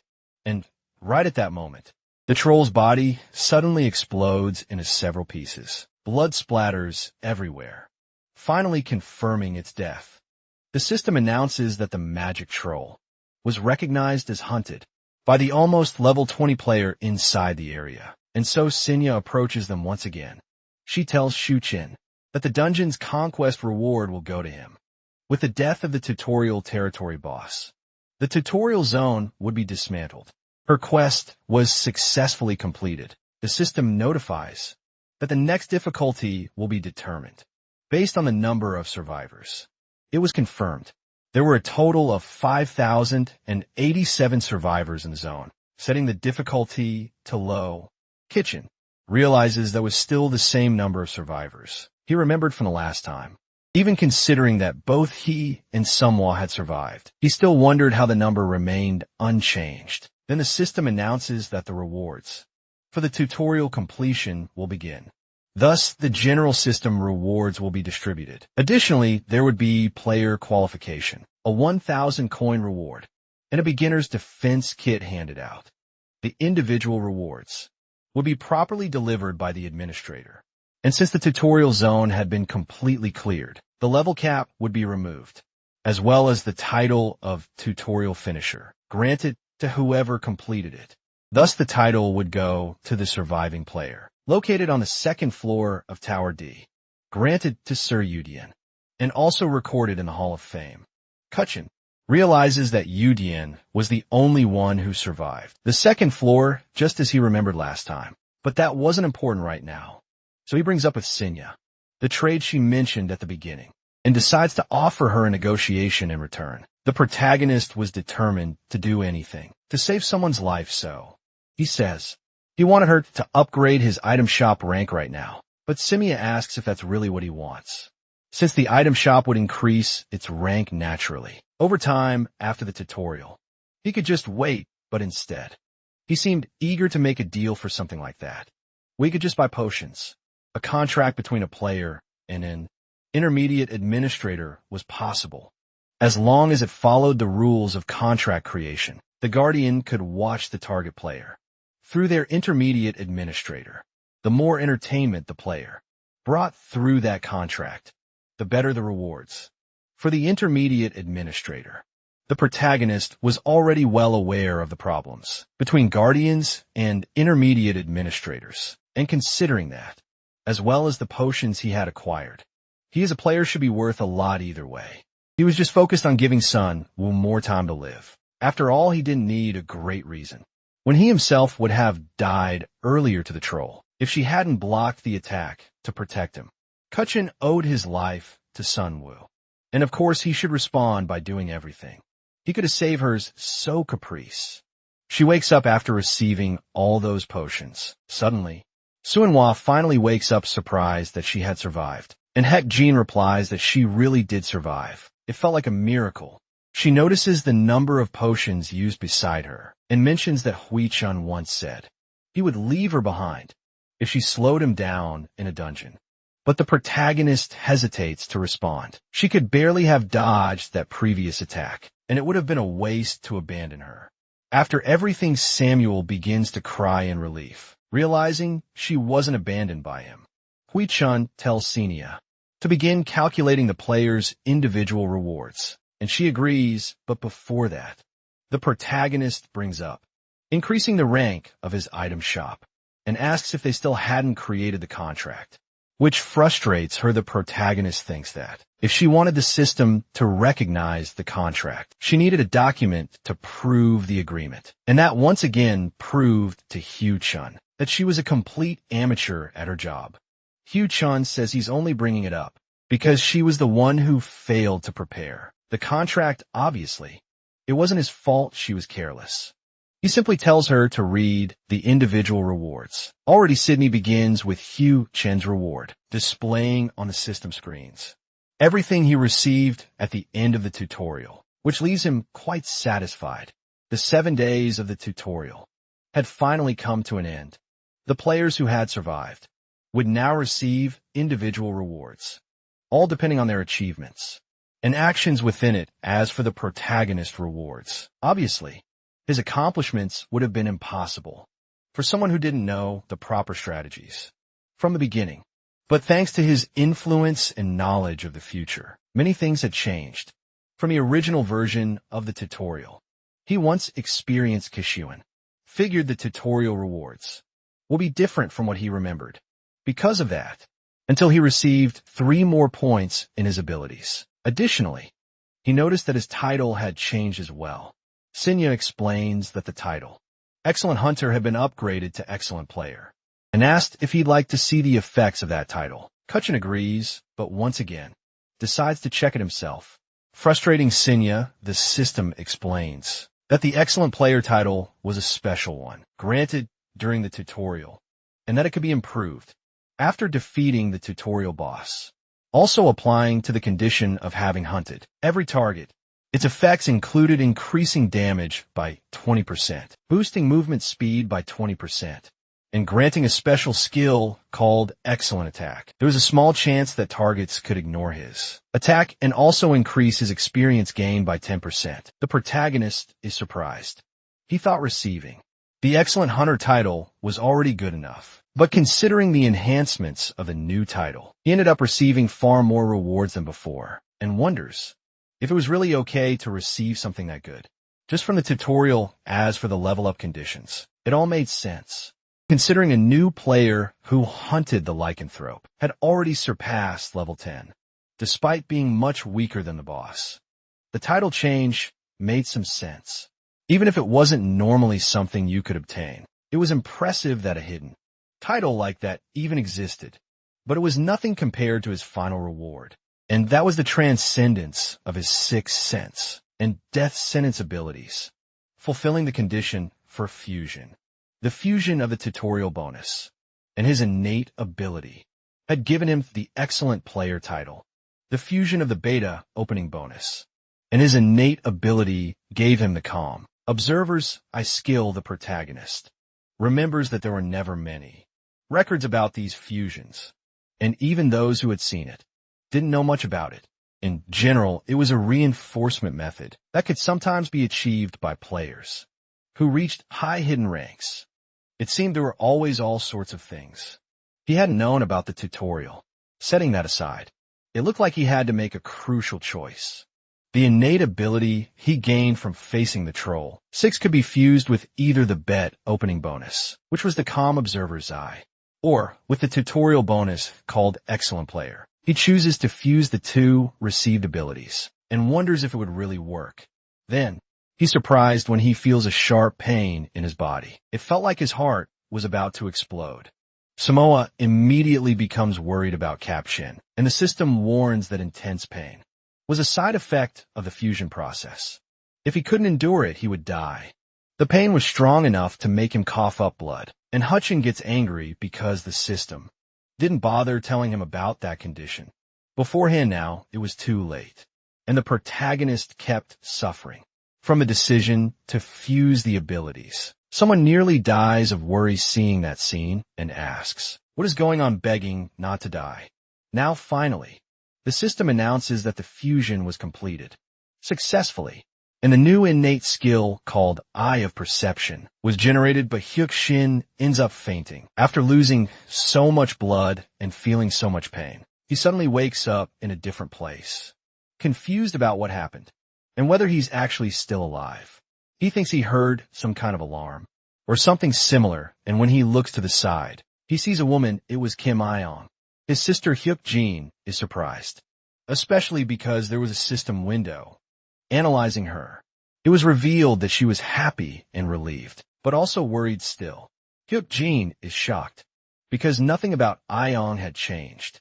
From how he remembered even 7 years ago, Ion mentions that he had gone out to study, and asks why it took him a whole week to return. She wants to know if he even cared about how much she and their mother had worried.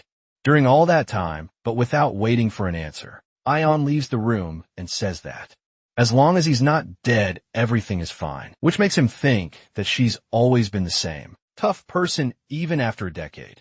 Even though his sister leaves the room, he can still hear her outside, thanks to the use of his innate ability, which had begun functioning after he lost consciousness. Outside, he hears her mumble that Hyuk-jin should just die already, instead of leaving her worried, sick like that for so long. The protagonist realizes that must be why he was able to hear his sister whining outside, and he apologizes internally, because he never wanted to hear her cry like that. Because of him, Kekshin remembers when he argued with her in the past, begging her not to work in the factory, just to help their mother, when he himself could do that instead. After all, they could fight to live as a true family. Right now, the protagonist wished he could make that happen. And in this new life, he was still able to see his mother well and alive. She visited him in the hospital room, as did Suinhwa, who came running when she heard he had awakened. She throws herself onto him and hugs him, while crying with joy because he was alive. Kashun sighs, realizing that he really had returned to the past. After those 7 harsh days inside the tutorial, facing horrible events, with an extremely low survival rate, he finally managed to survive the past. Now after going through hell, testing his skills, and gaining abilities he never imagined. This time, when the portal started appearing again in this world, Hyuk-jin was ready to change things. And so a month had passed since the great disaster that occurred in Jongyeo. News reports kept talking about the event. Only 5,000 out of 150,000 people had survived the recent event known as the tutorial. Ended only a month ago, but the shock of what happened had yet to fade. Many people still felt despair over losing their friends, families, and loved ones. The reporters always expressed their sympathy for the great losses. This report, they'd brought a special guest, who is responsible for helping many people reach safety beam, recognized as the tutorial finisher, So Yu-yen. The reporter mentions that according to eyewitnesses, he had played a very active role during the tutorial, in saving many lives using his incredible strength to fight off the horrific monsters, including goblins and wolves from the neutral city, with just one punch. He saved several people who would have died, and the reporter even mentions that he received that famous title after his feats, asking what he thought of it. Ewan goes silent as he thinks of Q-Q-Chin, and Suinhwa replies that he just got really lucky. After all, there were others who were the real heroes, which makes the reporter say, that was a very humble thing to say, even including himself. The public believed Yoon was the true hero, who completed the great tutorial. But Yoon knew he wasn't being humble at all. After all, there were high up, Shin, and somewhat, and he couldn't deny that. Hyuk-jin was in a whole other league. As a player for having faced the floor boss alone, Yoon himself would have died without Hyuk-jin's help, and he thinks that he hasn't been able to check yet. But surely the other player must still be alive. At the very least. He hoped so, because he needed to repay the favor. From that day, meanwhile, the protagonist was with someone, in front of the opening of a new portal. He knew it would open at the entrance to Seoul Station on June 7th. People around them start running away in panic, because they knew monsters would come out of it. They're desperate to survive. But someone asks if they should go in. The system says that only players could use the portal, and at least 7 were recommended to enter.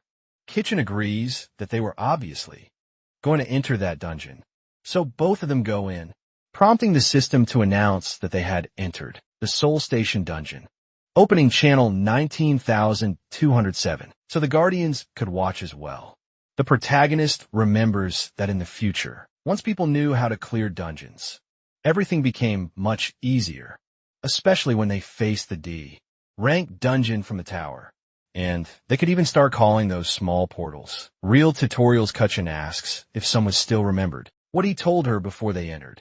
When she agrees, he confirms that they would be advancing. Inside the dungeon, Sinya mentions that at least 7 players were recommended for that dungeon. She only showed up to warn him of that. As the intermediate administrator, the administrator manual states that the sewer station dungeon required a small team of players to be cleared. Trying to conquer it alone, with just 2 people on a team, was extremely dangerous. Sinya asks Kutchin to retreat in return, only once he had recruited enough people. But he ignores her and simply walks out of the safe zone to move forward into the dungeon.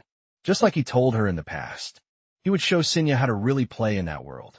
Meanwhile, Yuyin was in Uedo, the financial district, getting scolded for leaving the way he did, even though he had become super famous, to the point of being called for interviews. And appearing on TV, Yuan apologizes for it, saying he was planning to follow a new path now. And the company owner says it wasn't like their company was shady or anything, like most others in the financial district, then just tells him to leave. Visibly frustrated for having lost Yuan, as he walks out, Yuan thinks that the world had really changed a lot since that day 1 month ago. Even though they were no longer in the tutorial zone, small monsters like slimes frequently appeared in the streets, and players who could quickly obtain items gained their own recognized value. They were now starting to get by in life by trading with the shops that were available. Focusing on and investing in players was the fastest way to help change the world. While he was thinking about these things, he suddenly hears a couple arguing that they should run away immediately because they heard that a dungeon had opened its soul station, the same kind they had seen before in Zhangyo. Suddenly another intermediate administrator named Neptune appears to speak with Yuyin, mentioning that the new dungeon at Seoul Station had finally opened, and that it was the first to appear after the tutorial. Neptune says that Yuyin should enter that dungeon as the well-known finisher of a tutorial. The minimum recommended number of players to enter was 7, and as a team, explaining that he should gather people first. But he quickly stops talking when Neptune realizes that 2 people had already entered the dungeon in that short amount of time. So he continues saying that it's fine for now. UVM could simply find more people to form his own team. The system provides an explanation about the creation and destruction of dungeons, saying that when dungeons are created, they self-destruct if not properly cleared. When a dungeon is destroyed, a breach opens and the monsters inside it can escape into the outside world, and only those who were players could enter and clear the dungeon before the time limit ran out. Back in the dungeon at the station, someone begins to talk about the dungeon that appeared, but Kaichin interrupts and tells her to be very careful where she steps, because the dungeon that opened inside Seoul Station was a very dark cave. Also cold and damp, it could make them slip easily. They didn't take proper care, so he activates his perception eye skill, thinking that since they were still halfway through the dungeon, there was nothing especially dangerous in there that could cause major harm. But even if that wasn't the case, in their current state, Hyunshin and Suinhwa could face some difficulties. Protagonist is especially surprised when he looks at Sun Wu's status window, because she had reached level 15, an astonishing speed, even though there hadn't been that many monsters around. Since the dungeon opened, Hushin is impressed, because she had clearly been working hard since then. Even though she was just a 14-year-old girl, she had reached level 14 soon. Someone notices that there was a kind of divider in the path they were taking. They had finally arrived at the crucial section called the 7 Fort Paths, 7 different entrances, leading to 7 entirely different places. You could also find 7 different items, depending on the path taken. That was the main reason why the dungeon at Seoul Station came with a recommendation to enter with a team of 7 people. If each person were passed through the 7 magical matrices of the entrance, they would still need to be at least level 10, no matter which path they took. They would die if there were only 2 of them. At least, That's what Hutchin thought Sanya must be thinking now, as she saw them standing before the multiple splits. The protagonist doesn't even hesitate to tell someone that he'll go ahead and return shortly, asking her to wait there. Someone doesn't hesitate to agree with what Hyukjin says. He then walks through one of the paths, passing the first fork, causing the dungeon to recognize his presence and activate the nipple path within the dungeon. Despite the awakening of this new dungeon, Hyukjin wasn't afraid at all of what lay ahead. I just kept going deeper into it, eager to explore what else existed inside the Soul Station dungeon. If someone wanted to clear that dungeon, they would have to clear all available paths. Each of those paths granted a different reward. At the end, the big issue was that it was necessary to collect all 7 rewards available at the end of each branch in order to clear the dungeon. But when a player walked into one of the paths, within the dungeon, the difficulty would automatically scale to 7 players if they entered the nipple path. They would never complete the 7-person quest with just 2 people. That was the hardest way to clear the dungeon, as it had a famous completion method, since it was one of the first dungeons to appear in the world. There were various methods and strategies for clearing it. Even hidden strategies eventually ended up being made public. There had always been records tracked for players who cleared dungeons with fewer than the intended number of players.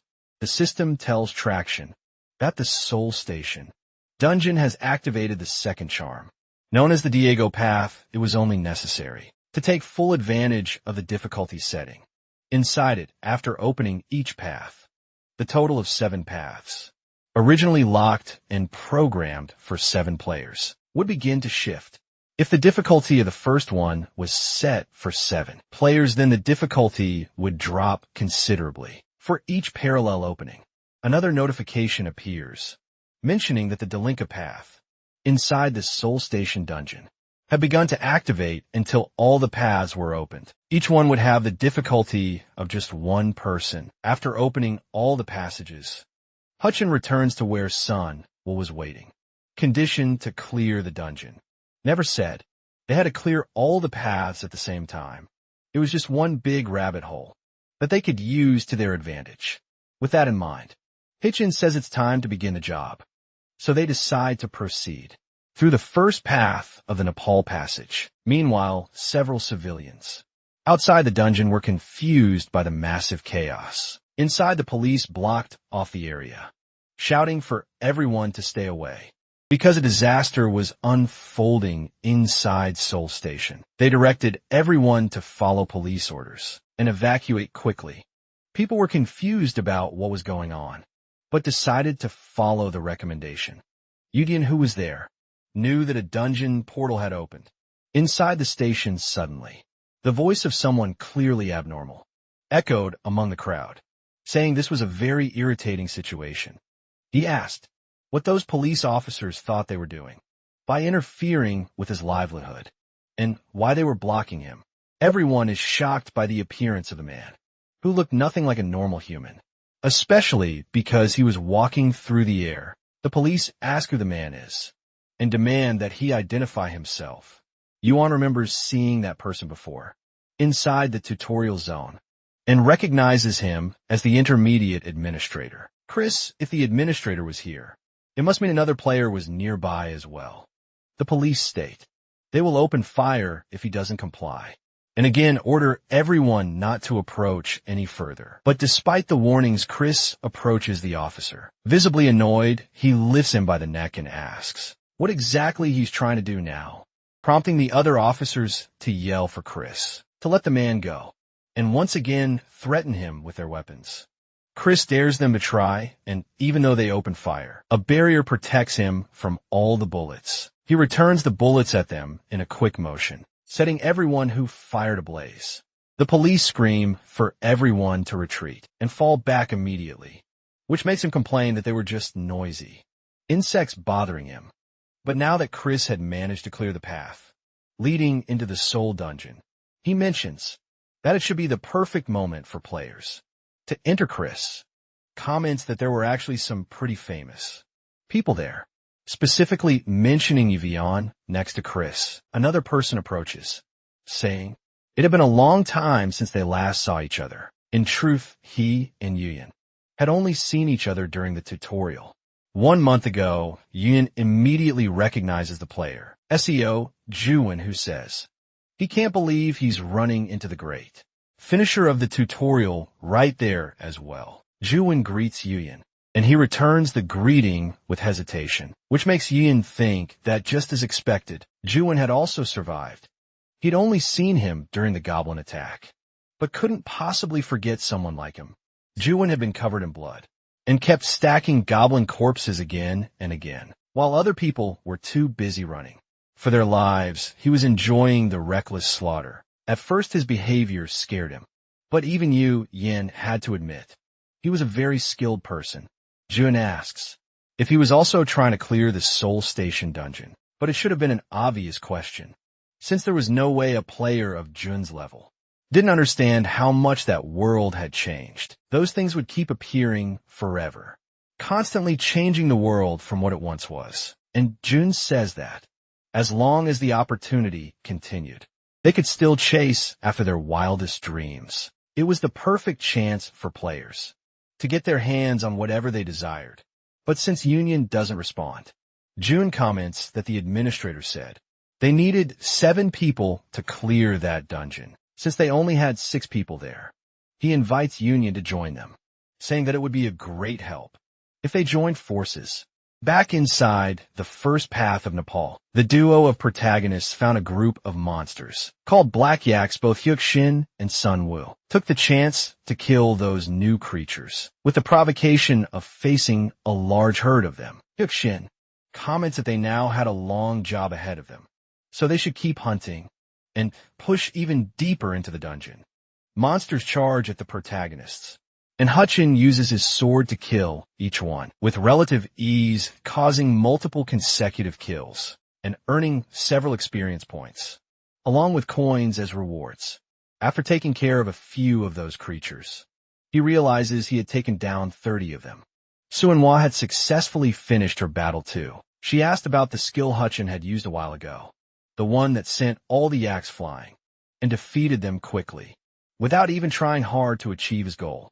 She wanted to know if anyone could do that, since she had only seen other players hunting.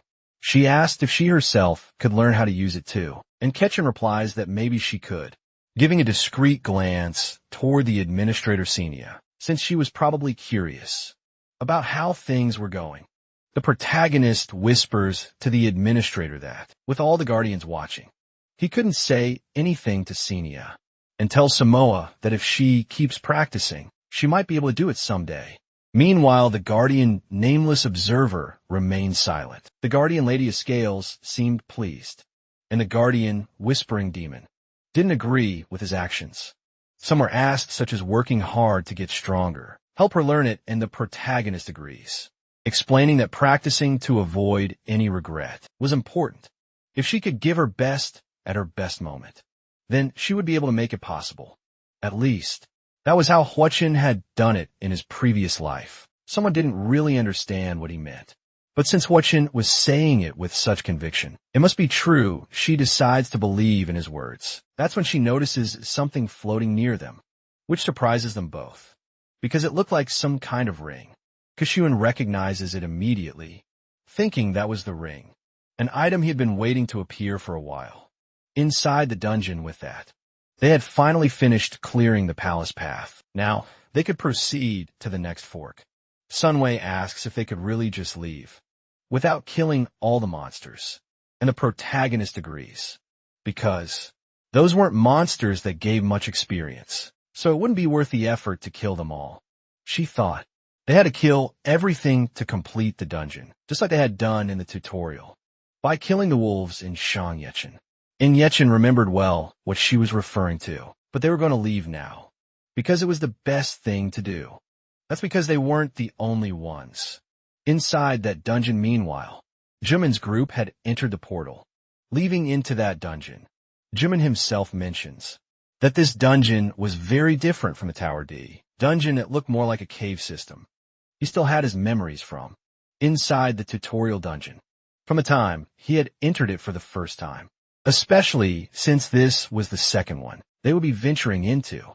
Jimin asks if it wasn't quite a nostalgic feeling, and Union says he remembers the tutorial dungeon, but they weren't really good memories to recall. More than 10 people who were with Union had lost their lives inside that place. He wasn't strong enough to kill the second-floor boss monster, and due to that huge failure, everything had fallen apart with disastrous results. Jimin just smiles at that response and says they should keep moving deeper into the dungeon. The faster they complete and return, the safer it will also be for the ones who entered. They begin to go deeper into the dungeon, and then one of the players mentions the existence of several forks, which leaves them confused about whether they should enter each path in a specific order, especially since one of the paths ahead was glowing. Among the others, Chu-Man says they should try the closest one first, the path known as the first nipple path. Meanwhile, Hipshin and Sunwell were inside another path, and they obtained the second reward for having reached the end of it, thus acquiring the Duego necklace. The protagonist thinks that this one appeared even faster than the Nepal ring. The two of them should now proceed to the third path, just as Sumo had theorized. Hutchin realizes that Sumo must be starting to understand the purpose of each of the key items. After all, collecting them was far more important than killing the monsters. Then Sun Wu suddenly apologizes to him, which leave him a little confused. But she explains she just realized she was a bit slow. After all, she'd been observing how Huang Chen hunted, but she always ended up exhausted. And while she was busy breaking the horn of a single yak, he was always slicing down several monsters at once, at an impressive speed. She knew he was strong enough to do all that alone, and was starting to wonder if she was becoming a burden. But the protagonist denies it, and asks if she has ever seen him do anything useless. The girl says no, and Hutchin continues by saying that he wasn't being nice to her just because she was a child, and if she understood that, then they should just move on to the third path. To the Delanka path, someone was surprised, because the monsters inside it were level 14, purple yaks, but more than that, they were far more aggressive than the black ones. And one of them charges at Suinhua. It fires its horns at her head, and Hui-chan asks if she was hurt, but she says no because it didn't hurt. For some reason, something just struck her head quickly, to the point where she couldn't even see what it was. Finally, Sumo realizes that it was the yak's horns. Fiction explains that the purple yaks could launch their horns to attack as a range attack. The protagonist assures her that it would be fine, since she wasn't hurt after the attack. He would leave those monsters to Suinhua, calling her an excellent tank, which leaves her a little confused by the new roles she'd just been given in the end. Several of the yaks begin to launch their horns at Suinhua, rapidly attacking her head, while she struggled to endure the wave of assaults. And Hutchin praises her, saying that in the end, she really did seem capable of blocking, much more than he originally thought. Someone complains, but he shouldn't be saying those things, just because she wasn't getting hurt. After all, she was still scared by the overwhelming number of hits. The protagonist responds that yaks wouldn't cause any injuries to her anyway, so she could use her taunt now to go against them. Sumo does as he says and activates her taunt skill, which causes the yaks to attack even more than before, firing more and more horns at her. Suddenly the attacks stop, and Sumo looks at the monsters with confusion on her face. Then she realizes they had all collapsed on the ground, and the experience began to be collected and accumulated as the yaks fell. Kitchen explains that purple yaks always collapse after using both their horns to attack their enemies, which makes Sunway understand why they had all suddenly been defeated. Finally, they find what they came for on the third path, which was nothing other than D-Lance bracelet. Kitchen realizes that only 4 more of those items were missing to complete the dungeon, and Sunway asks if they were going to leave, now that they had cleared the path and obtained the item again. Those monsters had given a good amount of experience, and Sunway was hoping they could hunt the rest. The protagonist insists, because he had already explained to her earlier that it wasn't a good idea. That's because there were still other players inside the dungeon too. Instead of killing them all on their own, they should leave some for the others to benefit from, as well the more they left behind. the longer others would take to catch up to the path they were currently taking. And that would also prevent them from crossing paths. Inside the dungeons, meanwhile, the players were gathering and struggling to kill even one of the yaks. All of them had to keep moving to avoid the attacks and finally take down a single monster. Even so, Yuman's punches were always a big help. With just one strike, he could bring down his enemies, and everyone was impressed by his skill. However, most of them were well aware that it was only possible because he was the famous finisher of the tutorial. Jimin was watching everything very attentively. He mentions that despite it all, their efficiency still wasn't very good, and says the monsters were still tough. So it was a bit difficult to hunt them. They'd only managed to get the horns, because they were the weak points of many of them. Several of their bodies were also missing, and even after ending the hunts, they didn't gain much experience from killing those monsters. Zwan comments that they were getting very mediocre to poor rewards for a dungeon, and asked Zwan what he thought about that, to which he agrees because after all that effort, it didn't seem to be worth it in the end. Juin says it was really a bit strange, since there was nothing waiting for them at the end of the path, even after going through it, hunting those monsters. He decides it's better to just keep going, instead of stopping, since it would be even more boring otherwise. They realized they should maybe try to reach a different path, and proceed to the second path. Dugo's path that side also had only black yaks, just like the first path. And Juin notices that just like the first, there were some fallen monster bodies and broken horns left on the ground. Union wonders what exactly Juin was thinking now, but it was all because that situation was very strange and different from the usual. Normally there were titles and various rewards in the dungeon tutorial, which could only mean that they had come all that way, looking for a reward, but in the end got nothing. Or the other possibility was that someone else had been passing through the dungeon before them, taking the rewards. Jumin realizes that this was quite different from the usual. After all, their team was only able to enter the dungeon after Chris figured out how to get through the barriers set up by the police, but besides that, he wonders if there was even another player capable of clearing a dungeon that quickly, besides himself or Yuan. After thinking for a moment, Jimin remembers Kekshin. Even though they haven't seen him for a long time, he wonders if he might actually be inside that dungeon right now too. Jimin then tells the other players that they should all clear the act path and try another path instead, since there had to be something they were missing. Meanwhile, on the sixth path, known as Victoria's Path, Hien-shin and Suinhua had just finished off a few more black yaks after some effort and gained more experience, as well as the item from that path.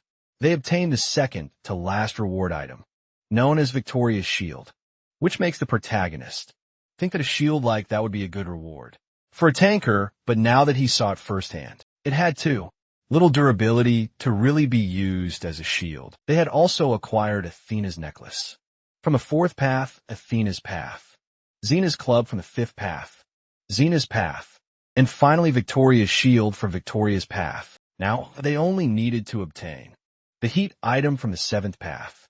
Sunway asks if that meant they could finally complete the dungeon, and Hutchin agrees with her, because that way they could finish and leave. They decide to leave the sixth path and head toward the seventh, but just as they come out, someone comments that there was something nearby. In that direction, that's when they cross paths with the other group of players. The group of players spots the duo, including Yiyun, and quickly recognizes Hukshin. The protagonist knew that eventually they would be able to find them, but still it happened much later than expected, which only proved they were beginners among them. Juin smiles upon seeing that. The people there were exactly who he had theorized. Earlier, the ones he calls the rat duo. Ketchin realizes that that group of players entered the dungeon after them, but still wonders how Ian ended up associating with them. Yu and mentions that he never expected they'd run into each other again in a place like that, thus revealing his player profile. He had just reached level 17 and had some skills, including a strange personality of being both generous and narrow-minded.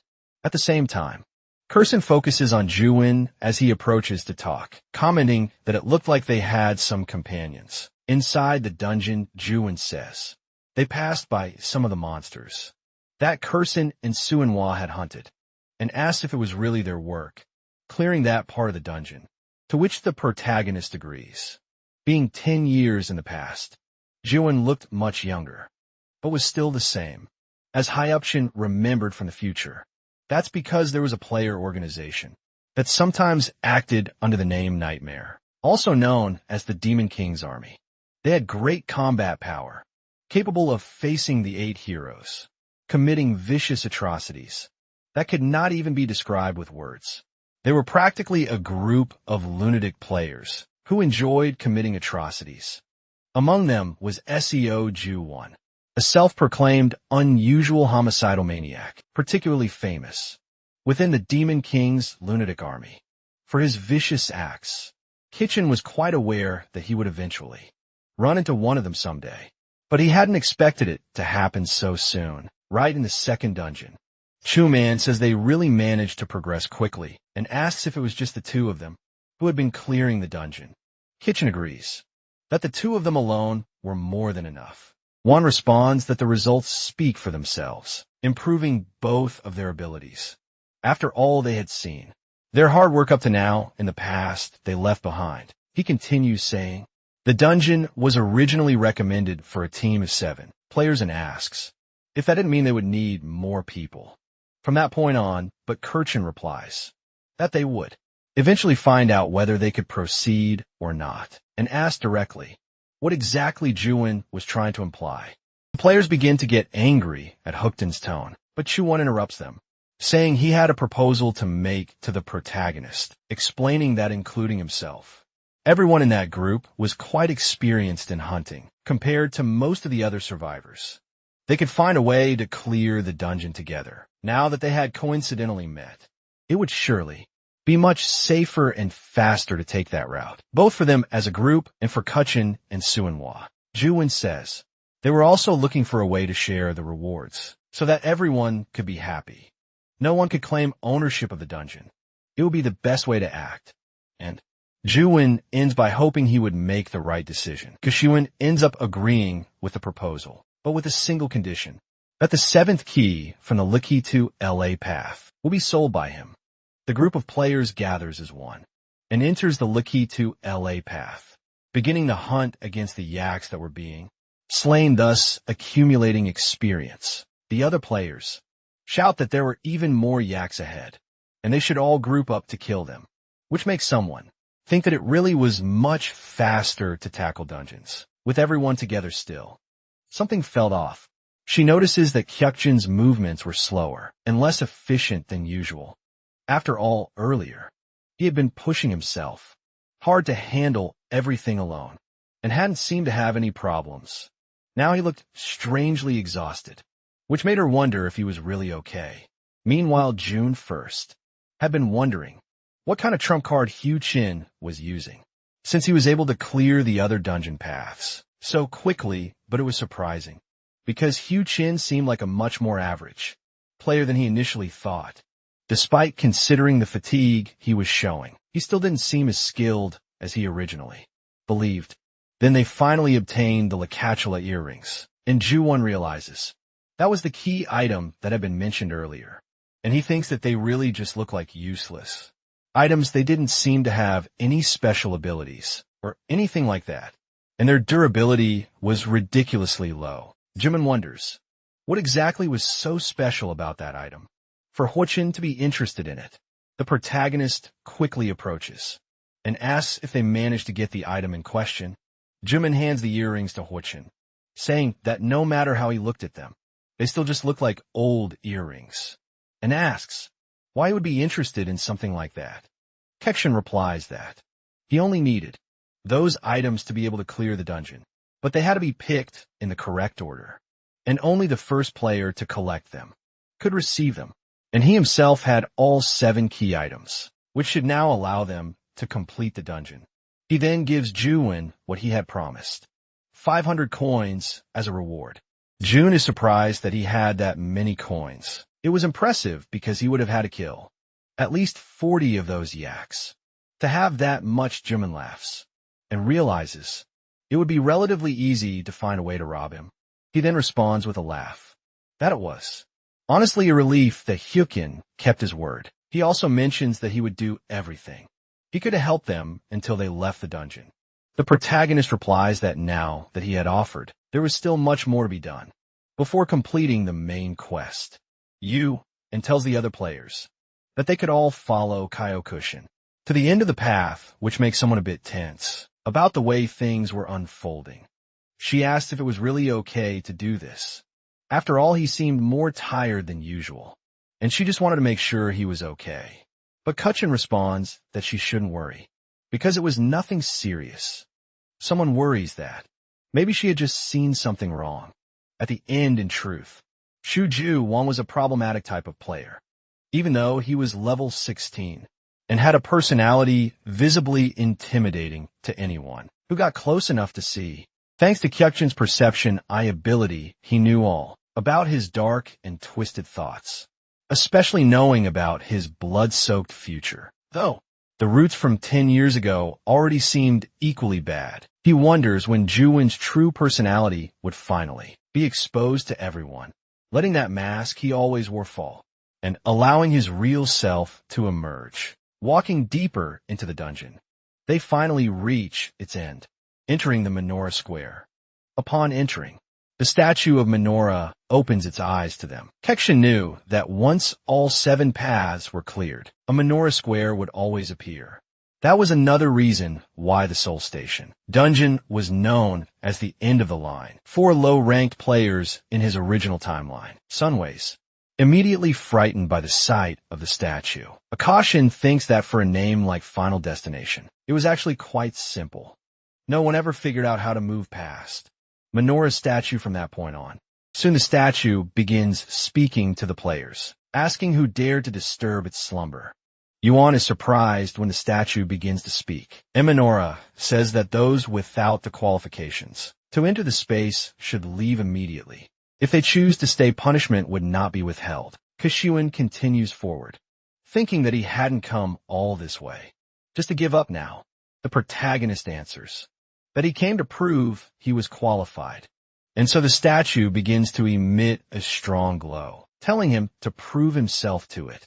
Then the system screen appears before his eyes with several points. The statue tells him to take the test of qualification. He had to pass that test in order to proceed and clear the Soul Station dungeon. A single mistake could mean the end of everything. Any kind of error could end up killing and destroying the challenger's heart.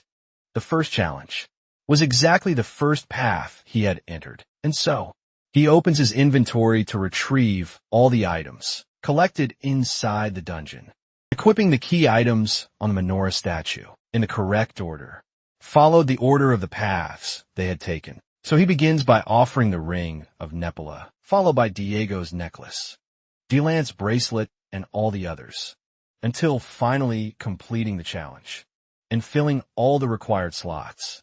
As each item was placed, the statue was adorned with those same key items. It was decorated with each accessory perfectly. At last, Menorah declares that he had proven himself worthy, just as expected. The challenger must now answer the question of what its name was. This makes him recall the strategies used in his timeline to complete that quest, where it was said that Menorah, or Mandra, is a word that meant stables. The Menorah statue was basically a guardian of the stables, with only a single mission, where the wild fields of the 7 paths were filled with Oliver yaks. The owner of those fields and paths was hiding something there, and the statue of Menorah was the guardian of that hidden treasure, waiting for the return of her master. When entering the Soul Station dungeon to find the hidden reward left behind by the stable's owner, one needed to give a different answer in their own name. In order to receive the hidden treasure left inside, it was necessary to answer that he was her master, the one who gave Menorah a new life, introducing himself as Rancher.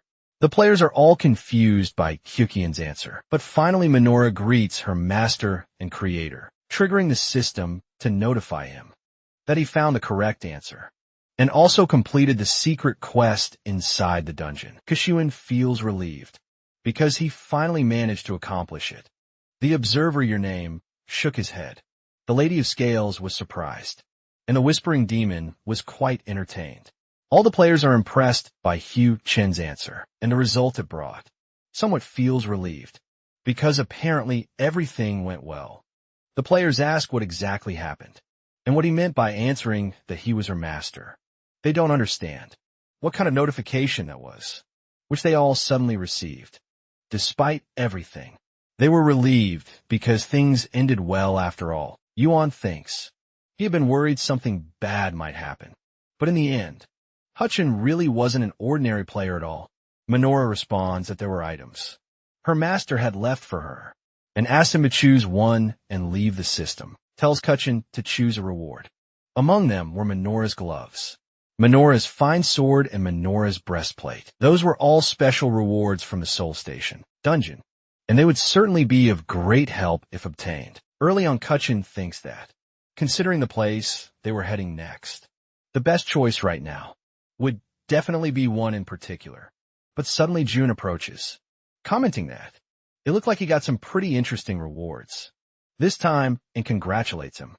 June continues saying that he wasn't able to see what the specific rewards Hyuk-jin could choose from were. Protagonist agrees, saying it would just take a little time, only a minute or so to sort everything out. One then says if that's the case, then it's fine, and once he's finished, they could leave the dungeon. Hutchin uses his eye of perception and senses Wan's gaze still on both him and Suinhua. He definitely had a disgusted look on his face, now targeting Suinhua, who was the weaker among them, and would certainly make a good hostage. One thought Huxin couldn't see him, but that was a huge mistake on his part. Huxin says he has chosen his reward, and decides to take Minora's gloves. Statue proceeds to give him.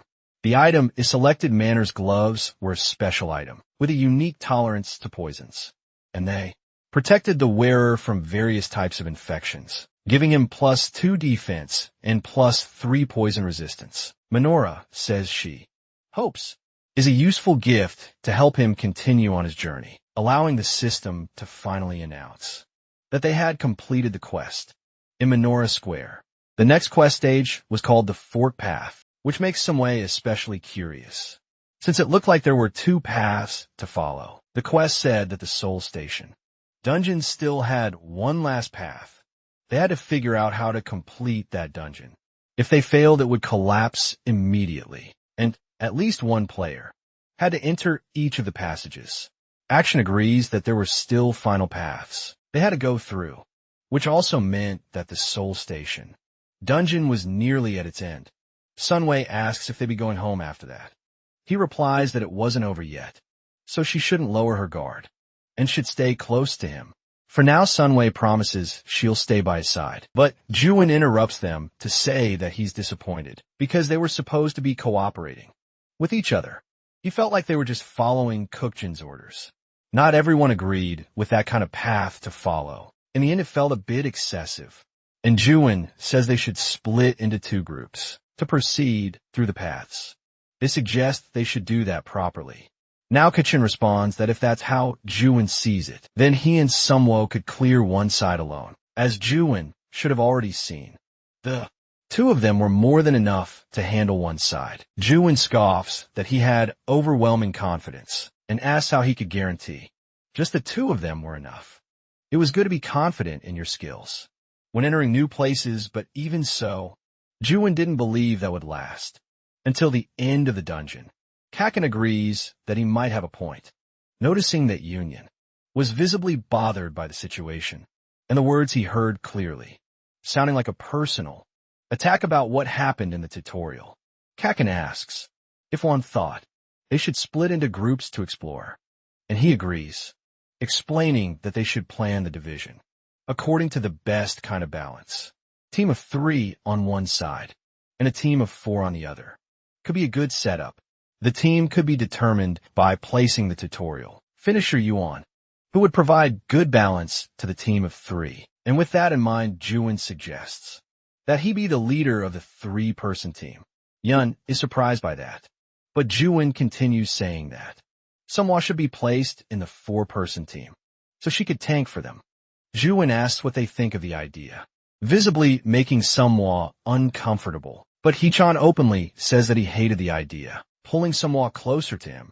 That makes Ju-won ask what exactly he meant by that response, and demand an explanation for his obvious rejection. Hu-shin answers that he wasn't convinced their team could do anything. He was just making his personal opinion clear on the matter. He explains that Sunhwa was like his younger sister, and he didn't plan on leaving her side until they cleared the dungeon. Ju-won understands that. They intended to stay together from beginning to end, and he says he's starting to see where all that confidence of Hugh Jensen was coming from, and asks if perhaps a guardian gave them some kind of benefit or information for them to be acting like that. Stenia is shocked and becomes even more surprised when Hugh Jensen simply agrees. Even though it wasn't true, the protagonist thinks that, even though his knowledge came from the future, could never tell anyone that. And he knew that. The source of his knowledge didn't really matter. The system notifies that. Some of the Guardians are curious about the origin of that information.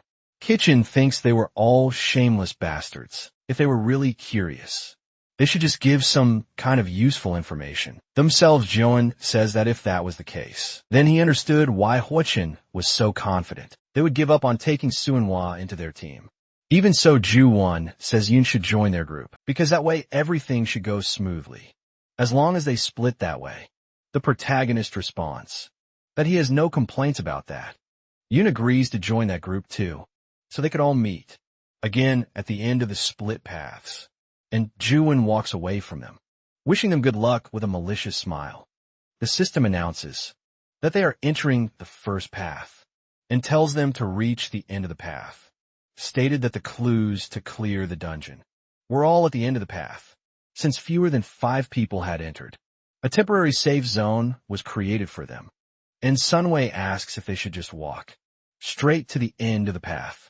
Then Yuvian steps forward and asks if he was the one who appeared on the 2nd floor of the Tower D dungeon while they were fighting the magic troll, mentioning that they didn't even have the chance to meet again.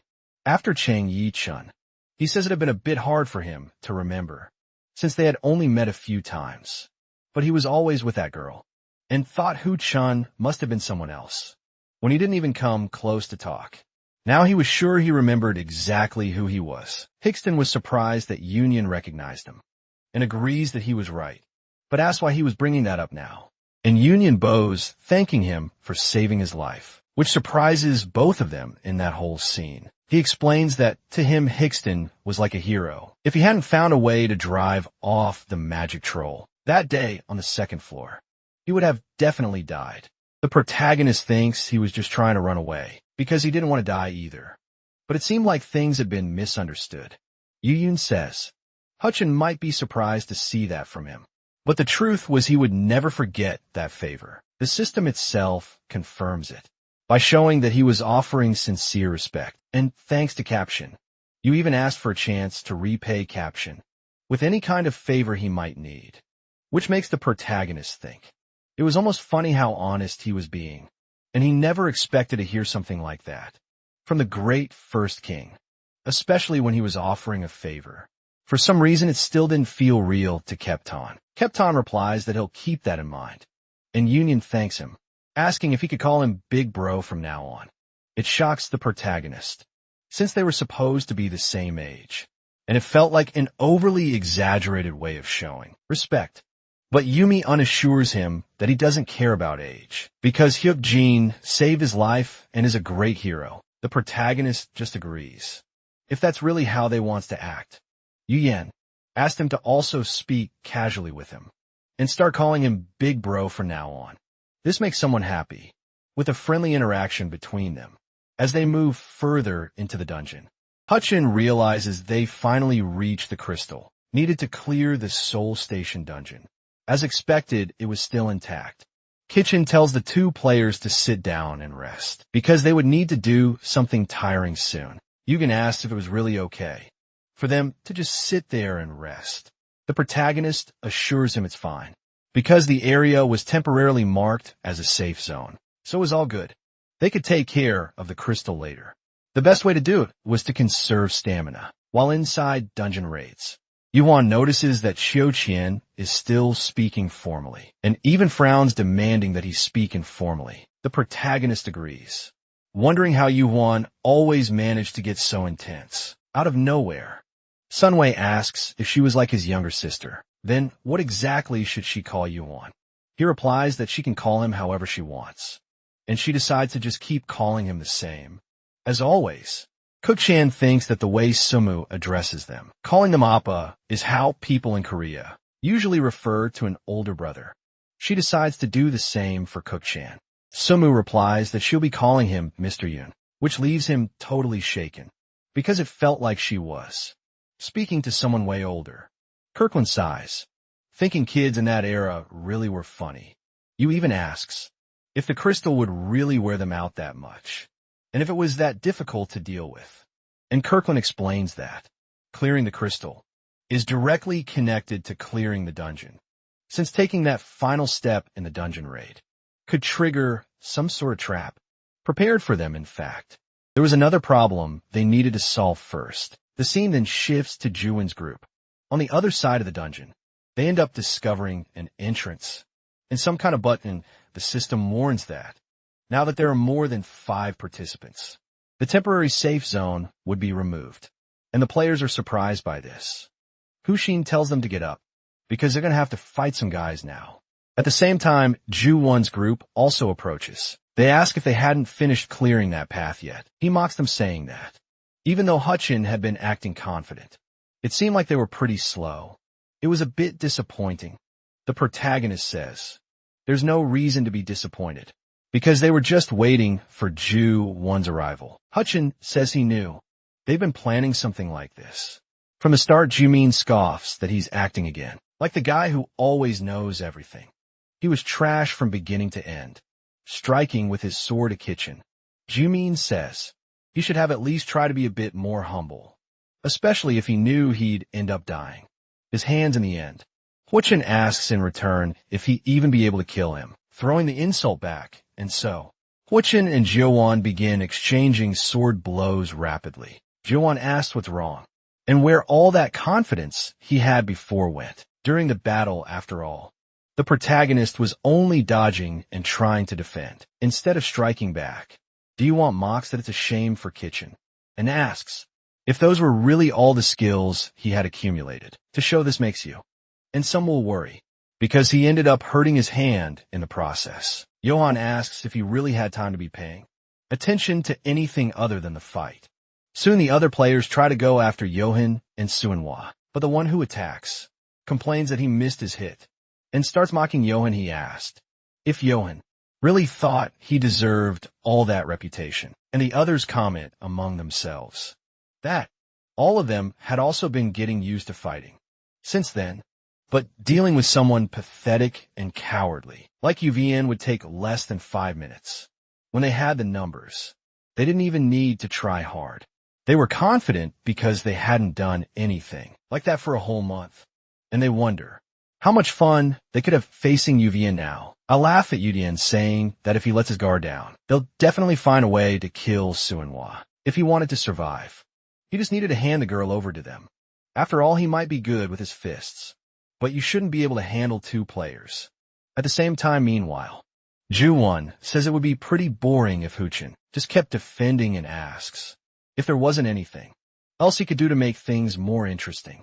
After all, he seemed to be about the same level when it came to fighting monsters, but for some reason he seemed like a complete newbie when it came to fighting other players. The Whispering Demon was enjoying the scenes of insults that Hutchin was receiving, but you wouldn't keep saying that. Unfortunately for Hutchin, he was especially used to fighting useless players. The protagonist simply stands up and replies that, from what he could see, it didn't look like Ju-won was capable of using Shadow Ambush, so he still wasn't as good as he claimed to be. That makes Ju-won angry, telling him to keep that arrogant attitude, so he wouldn't feel too bad when he kills him. Even so, Hyuk-jin says that would be the last time he would ask, but insists on knowing if he really would kill them if he didn't hand over someone. And Ju-won replies that he would only let him live if he gave her up first, but now he had decided to kill him and take someone either way, regardless of his decision. So Kirchen charges at Juin and presses something against his chest. That makes him cough up blood, and he comments that he should remember what he's about to say, because everything that was about to happen would just be the result of his own actions. The scene goes back to 1 hour earlier, where Juin was still outside the path, talking with the other players. One of them asked if they really weren't going to enter the other path, because the intermediate administrator had blocked the dungeon entrance, so they should try to focus on clearing it in order to leave, but Juin replied that they couldn't just keep living such complacent lives. That's why he had decided to simply snap Kitchen's neck and take some more right away. The players confirmed that Juin just wanted to set up an ambush. Before finishing them off, he explains that if the player group who went in first took too long, they should just go in and kill them anyway, since they themselves haven't started clearing their section of the dungeon. Yet, they should be much more exhausted than Juin's group. Juin states that it didn't matter how good Hyukjin thought he was still a nobody who couldn't do anything against real players. Another player mentions that Hyukjin seemed pretty skilled and asked if maybe it was actually a little too risky to fight him. Juin replies that they should have noticed how Hyukjin was somewhat decent in battle. That was when he was fighting and hunting the yaks earlier within the dungeon paths. Even so, his stats weren't much better than theirs. Instead, they should worry far more about Yuan, while the group of players would gather around Yuan. To intercept him, Hyukjin would be left to Ju-won also. He could personally tear his neck off with satisfaction. Back to the present. Ju-won was having serious trouble fighting the protagonist, who suddenly demonstrated far more skill than before, making Ju-won wonder what had happened for his fighting style to change so drastically in such a short time to Ju-won. It was as if his abilities and stats had suddenly improved tremendously. Meanwhile, the other players were also struggling to deal with Yuan.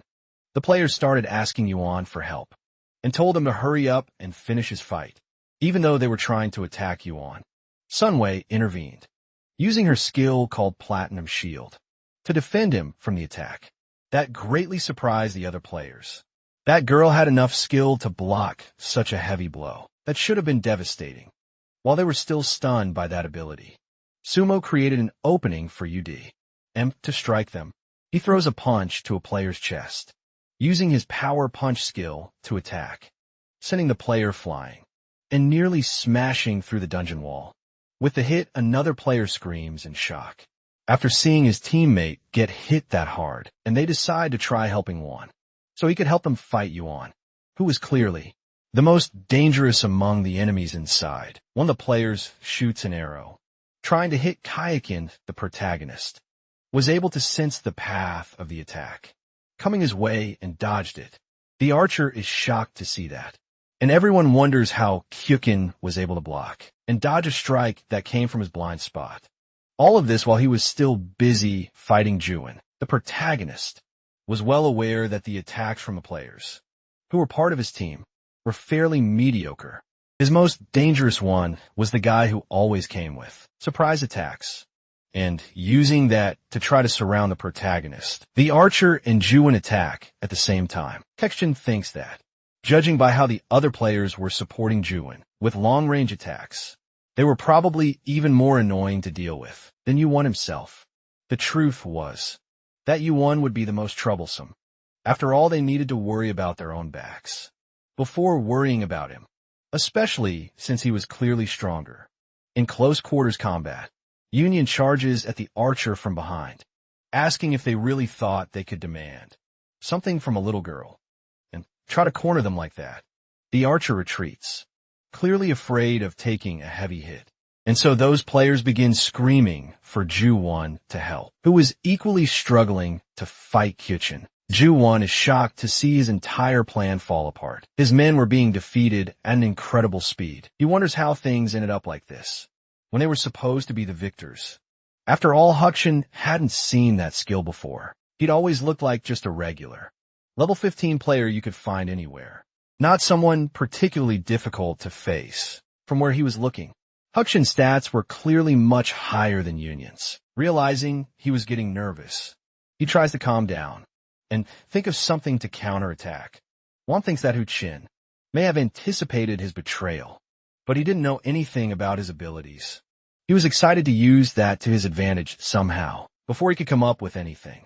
Suddenly a liquid is thrown onto his body. It leaves him confused, because it seemed like some kind of water. He wonders why and why the temperature was like that. He didn't know that it was what Hyuk Jin had been carrying in his thermos bottle all along. And he only gets even more irritated at Hyuk Jin. The protagonist tells him to take a look around. At that moment, several creatures begin crawling out from the walls. They were none other than giant bees, flying directly toward Juin. The players are all confused by what's happening, until they realize they're honey bees, quickly getting pierced by each one. With grotesque wounds, Juin desperately defends himself from them. Using his sword, Kaka knew that bees were sensitive to sweet smells, and the honey water he brought would be more than enough to draw them all toward Juin. He had always known that the honeybee attack was an event that could be triggered during the quest of the dungeon's 2 final paths. In contrast to their cute names, the bees were anything but easy to deal with. Their individual levels were actually quite low, but they typically appeared in such massive numbers that treating them carelessly was a mistake. The players were in a panic, trying to fight them off, and Hyukshin knew that would happen. If the players didn't have a fire mage in their group, it was best to avoid them altogether, instead of causing chaos trying to kill them. So the protagonist shouts for his team to duck, to avoid the bees' attacks, because he knew they would lose. Their targeting ability passed a certain height. The agony of being stung by one of those bees was unimaginably painful. Juin and his players were suffering under the swarm, crying out for help when it was all over. Eugene and his companions stood back up. Those who chose to attack others deserved to meet death as the answer to their cowardice. Eugene felt that Ju Wan had brought that end upon himself and deserved its soon end. The system announces that the situation has been recognized as a player kill, and this was the first player kill situation since the conclusion of the tutorial. He had triggered the awakening of an innate ability on his first player kill. This ability was called an eye for an eye, a tooth for a tooth, an ability that granted the right to return others' actions as revenge.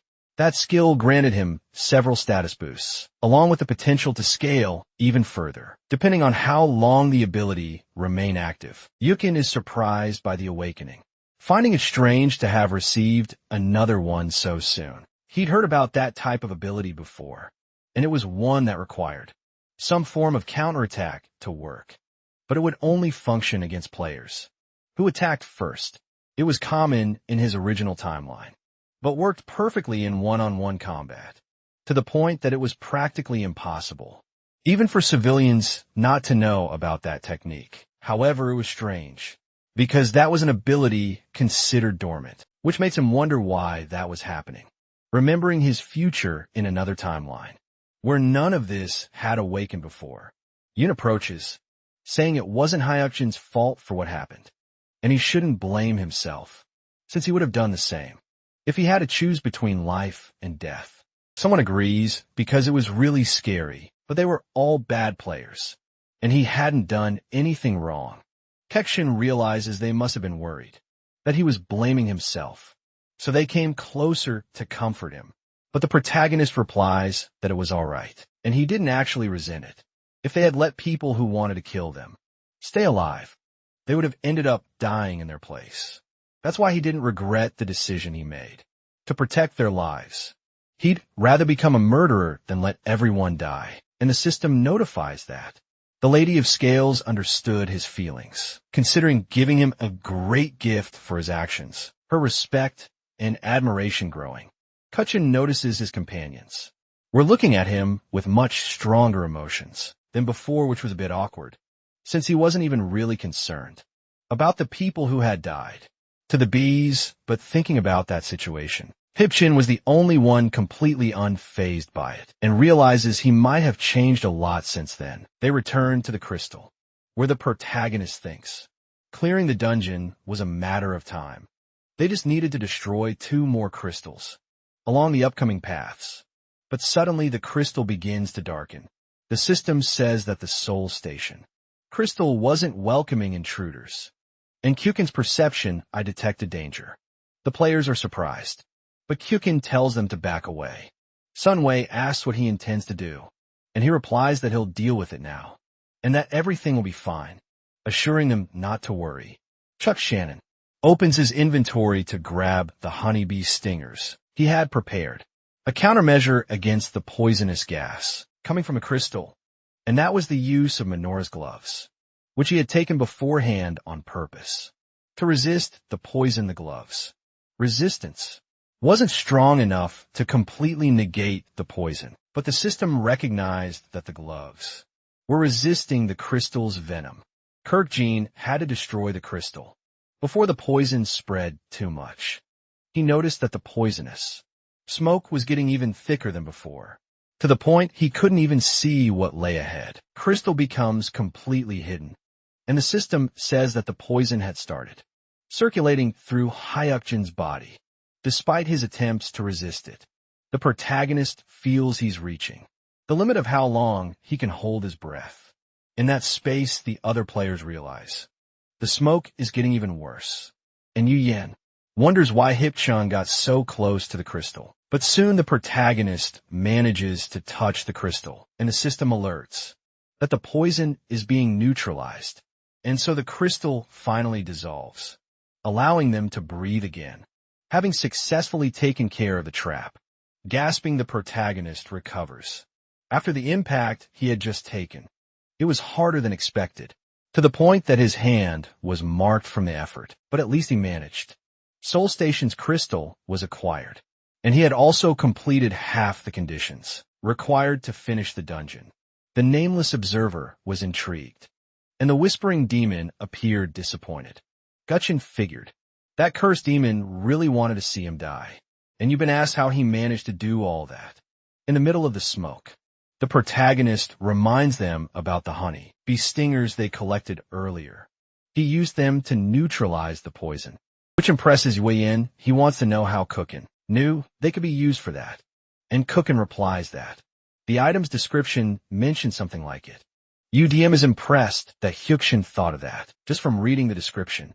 In truth, it was the great explorer Jackson who invented that strategy, but he couldn't say that the other two players just stare at the protagonist with visible admiration. Then Hyukjin says they should leave now that they're done here.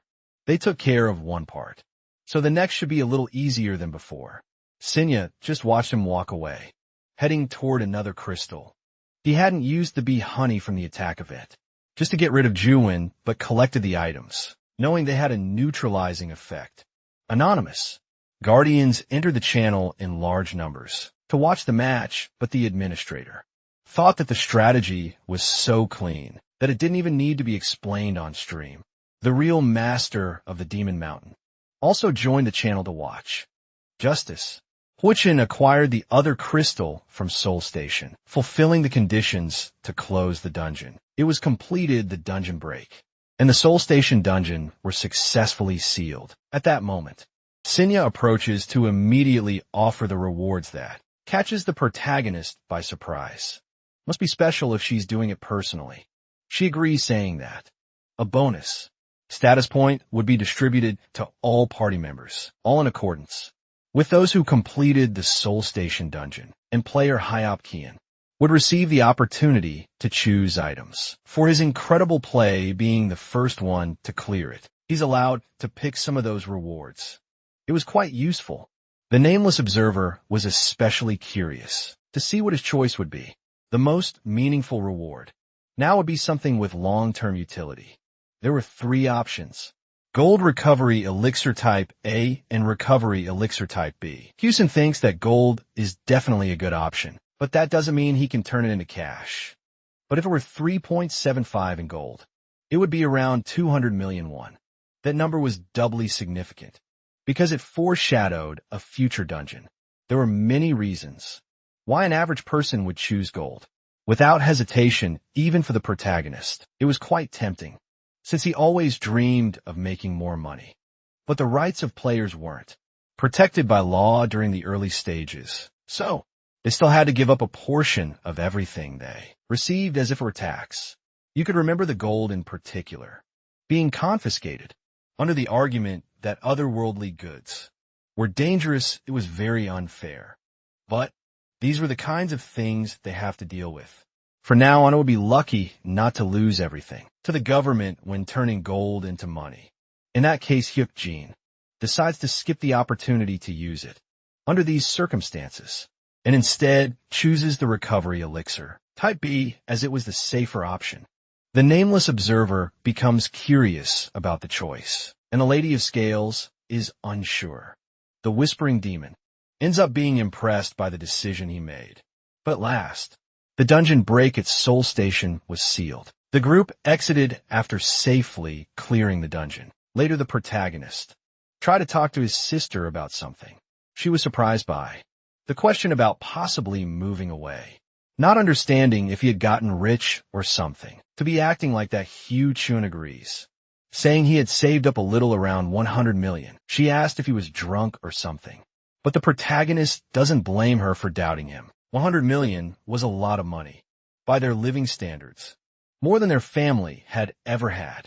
The recovery elixir type B he chose was highly effective against a specific illness. As planned, he gave the elixir to a certain person, just like Ju-won had done in his original timeline. Remember that. This person had the finances to pay a high amount for it and also suffered from the illness the elixir was made to cure. From the beginning, that was the buyer Ju-won had approached, and in exchange, he received about 1 billion won, or around $1 million. Protagonist thought things might work out. After all, if it went the same as in the original timeline, the deal he was aiming for would be a huge success. Not only that, but it also connected him with a highly influential person. Because of it, while thinking about this, the protagonist noticed his sister. Distracted on her phone, she was looking at the news, and CEO Sung-hoon suddenly appeared. Gaksu recognized the man as CEO Song-kyum, who had lost all his hair. His sister was curious, since he should have been wearing a wig by now. Cracksman were really good. It even looked like real hair. Hyuk-shin wanted to say it was real hair. He knew that because he had seen Song's hair grow back after taking the elixir recovery elixir. Type B had also been called an effective hair growth solution. It was known as a recovery elixir, but in reality, it was an item that treated baldness. But the man, who had built that corporation with his own hands and nurtured it into what it was today, saw it as an investment opportunity. Sam looked at Cap-Chin and accepted the deal for 100,000 in cash and an apartment. He also agreed to help with the procedures to adopt Suinhwa. After all, she was a girl whose future had been uncertain ever since her dungeon tutorial. His mother praised the girl as cheerful and lively and wanted her to live with them. So, Kirchin figured Sun Wu wouldn't be shaken by the news, and so he announced to his sister that they would be moving. He had really bought a house. It was time for their family to live somewhere better and work less. His sister just sighed, not paying attention to his words. Kekshin smiled. The whole family would be going home early that day. When he got back, they could go out to eat with their mom. But he was interrupted. That was because a portable suddenly appeared in the middle of the street, among all the people around. It hadn't been long since the Soul Station dungeon opened, and suddenly this happened out of nowhere. The person who appeared outside was a girl. He recognized Shin Yanseo. At that moment, the bus came to a sudden stop, alerting that something urgent was happening. The protagonist got ready to get off and told his sister, which confused her since it was far to walk. There was only one portal, and appeared in the Hong Jidong area. At that moment, publicly known as the First Dungeon, the Empress of the Sword had cleared. Besides that, not much was known about what happened there. It didn't become a historic achievement because of its nature as a light portal, or because it was a special dungeon. Instead, it was because the Empress of the Sword, Xinyan Zhao, had emerged.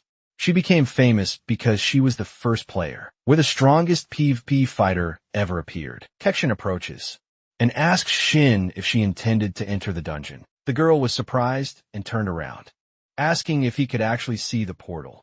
He says yes because he was also a player, meaning they were on equal footing. He couldn't see a trace of the Empress, of a sword he had known in 2028. The cute and lively air around Shin was completely different from the two-faced killer she would become. Shin smiled when she heard he was a player and asked if he knew about those things. Yushin was able to see her status window. She was level 19 and had skills. The protagonist was always surprised, because those summaries of people were kind of bizarre. They even said she was pure, like a two-faced girl in love. Kursin says that was a portal, and monsters would come out of it if it wasn't cleared in time. She's surprised because the intermediate administrator had mentioned something like that earlier, and he confirms that hadn't happened yet, because all dungeons so far had been cleared. But players who cleared dungeons accepted the existence of dungeon breaks, so most likely, the things that were said were actually true. Shin realizes it was just like that guy with the title, Tutorial Finisher. There still hadn't been any dungeon breaks. In this timeline, that was because Hyuk, Shin had been using his knowledge to end them quickly. In his original timeline, the Soul Station dungeon experienced several breaks. Many players died before a strategy was discovered to clear the dungeon. This time, he had prevented that from happening and saved those people from being lost. Eventually, there would be so many dungeons and portals appearing that you wouldn't be able to handle them all. Dungeon breaks would end up happening anyway, even unintentionally then. Hooken asked again if she planned to enter the portal, but Shin gets nervous, unsure if it would really be okay. She was a less suitable person. It would be different if it were the Tutorial Finisher. Unlike someone like her, Kutchin replies that it was fine. Eventually, the Tutorial Finisher was surpassed by her in PvP. Then he asked if she'd like to form a party with him, which catches her by surprise. He says he's level 19, and Shin smiles when she sees they're at the same point.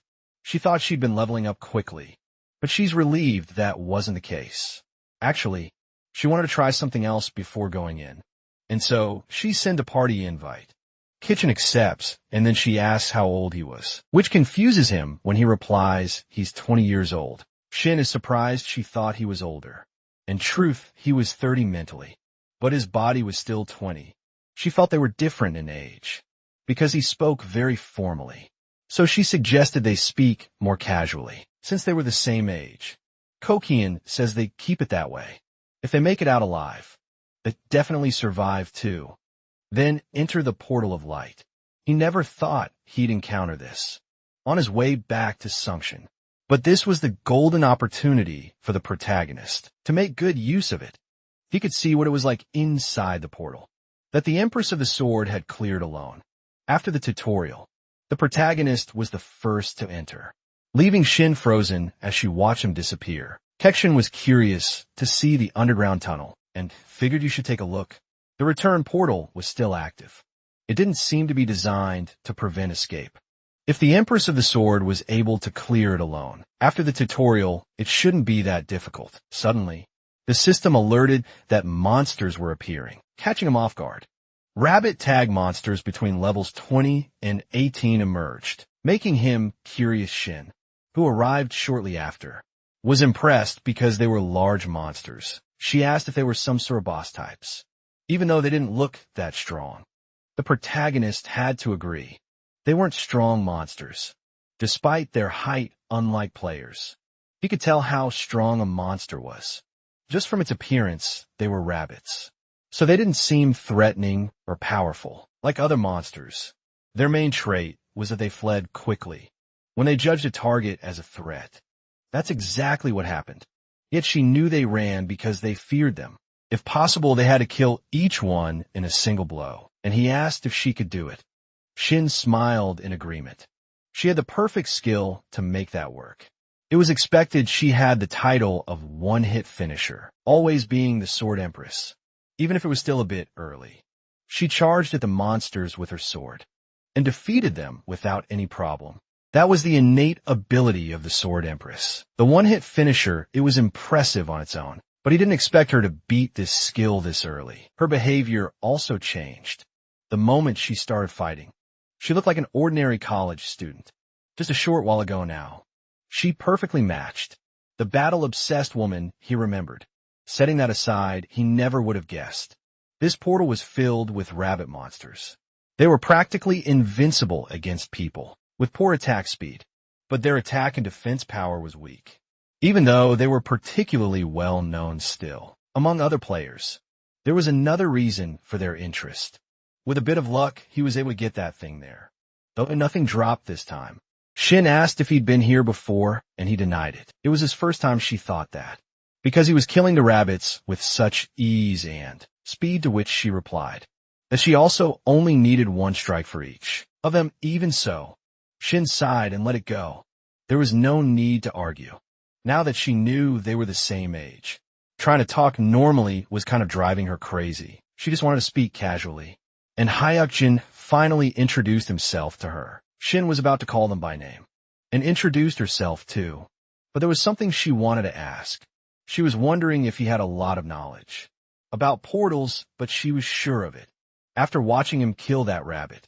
Even if she didn't understand how he knew so much, Hyuk-jin remembered spending hours studying portals that appeared at specific times. His last exam covered association policies and how frequently portals occurred. He simply answered that he tends to learn everything he studies somehow. She still smiled, saying it was hard to believe something like that. The Whispering Demon was impressed by the protagonist's answer.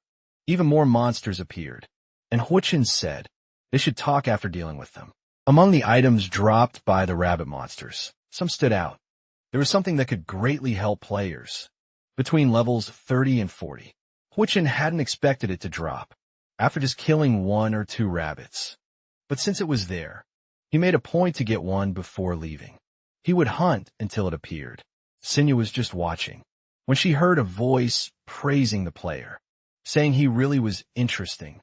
A girl named Ro asked if Senya was the one broadcasting him to the Guardians. Bro was curious because the player had reached level 19. Not many players should be able to keep up with Shin. They could try to view his current status, but access was denied.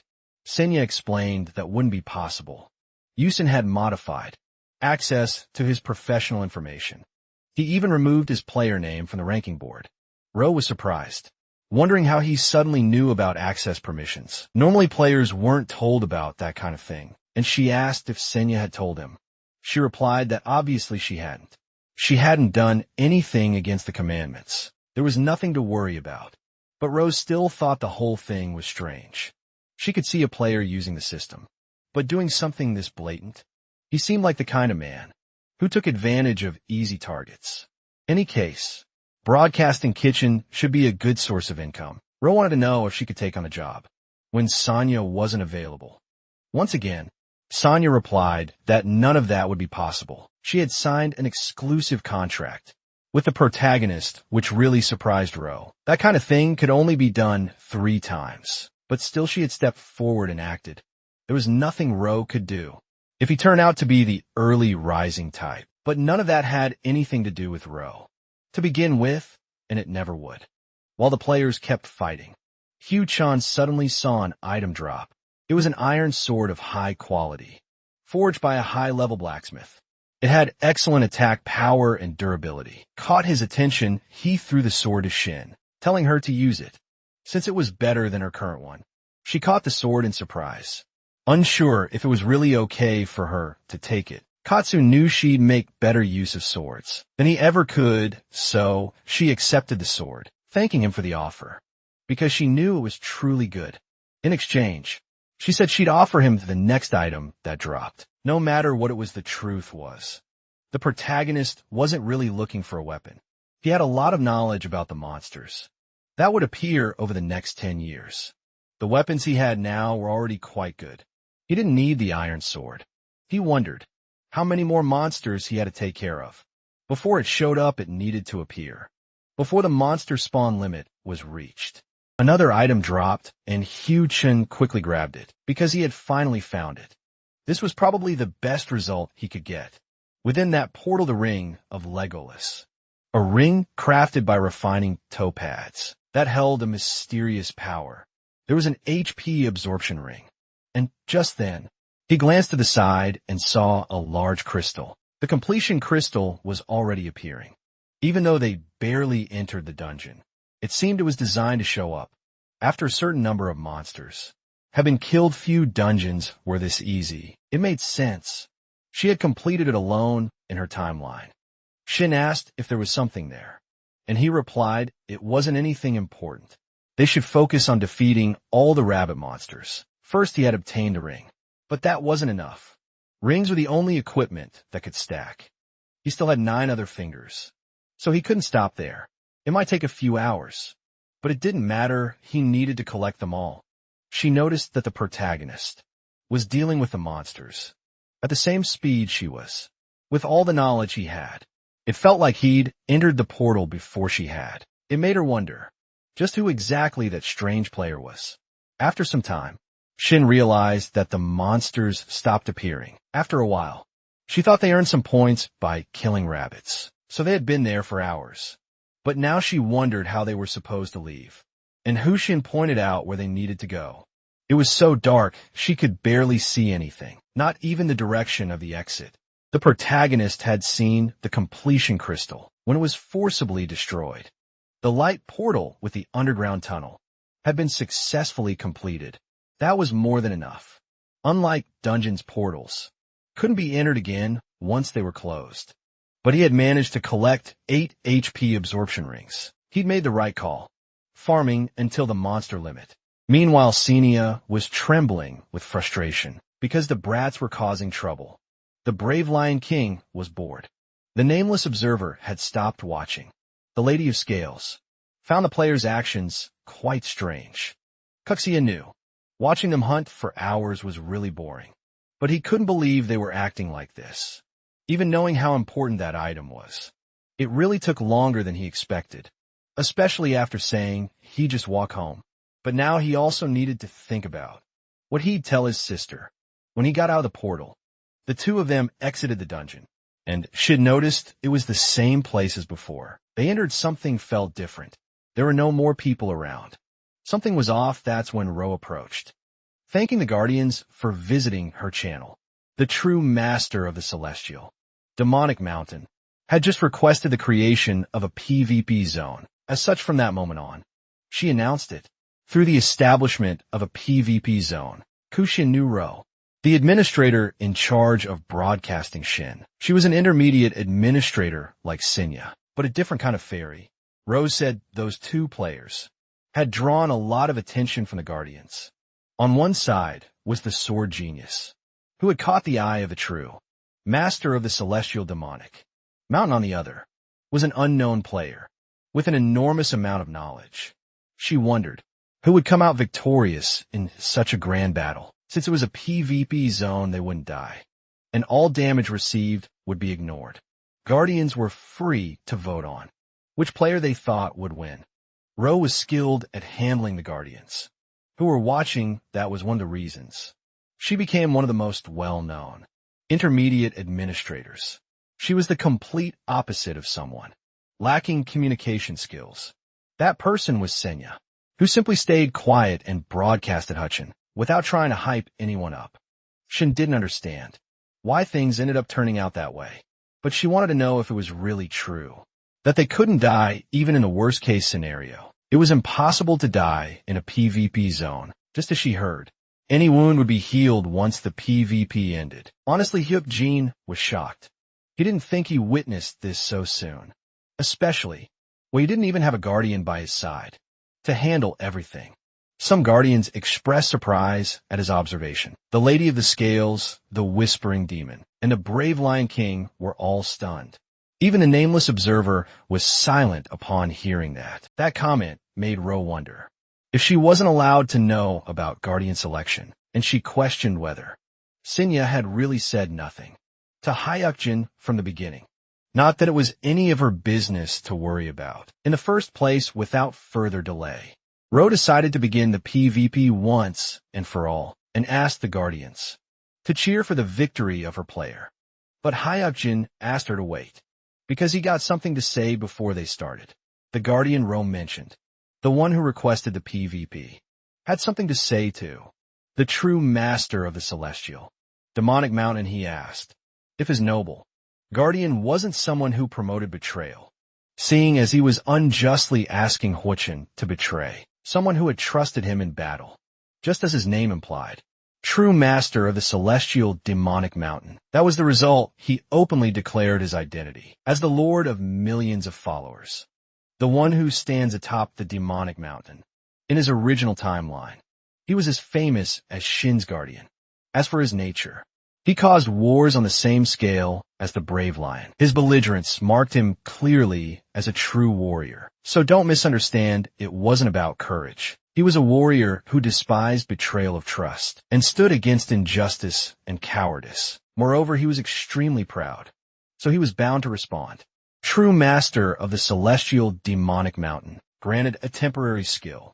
And Quochin received the one-hit finisher skill, usable only in the PvP zone, just as expected. And Shin was surprised this actually happened.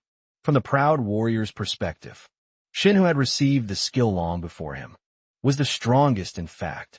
Hutchin didn't know if he could win, just because he received the skill. In that gargoyle's eyes, Hutchin was just a weakling who didn't have the one-hit finisher. And as a proud warrior, he would believe that a fighter he hadn't trained personally was the weakest. Hutchin agreed with that, but only for a moment, because now he also had the skill. He thought it was ironic they had a battle right after clearing a dungeon together. Now that he had this ability, he was genuinely curious to see who would win. Actually, Shin felt exactly the same. She was curious to see who would come out on top. After all, Hutchin had offered her that sword just a few hours ago, saying it would be better if she used it. But from what she could see, he was truly extraordinary.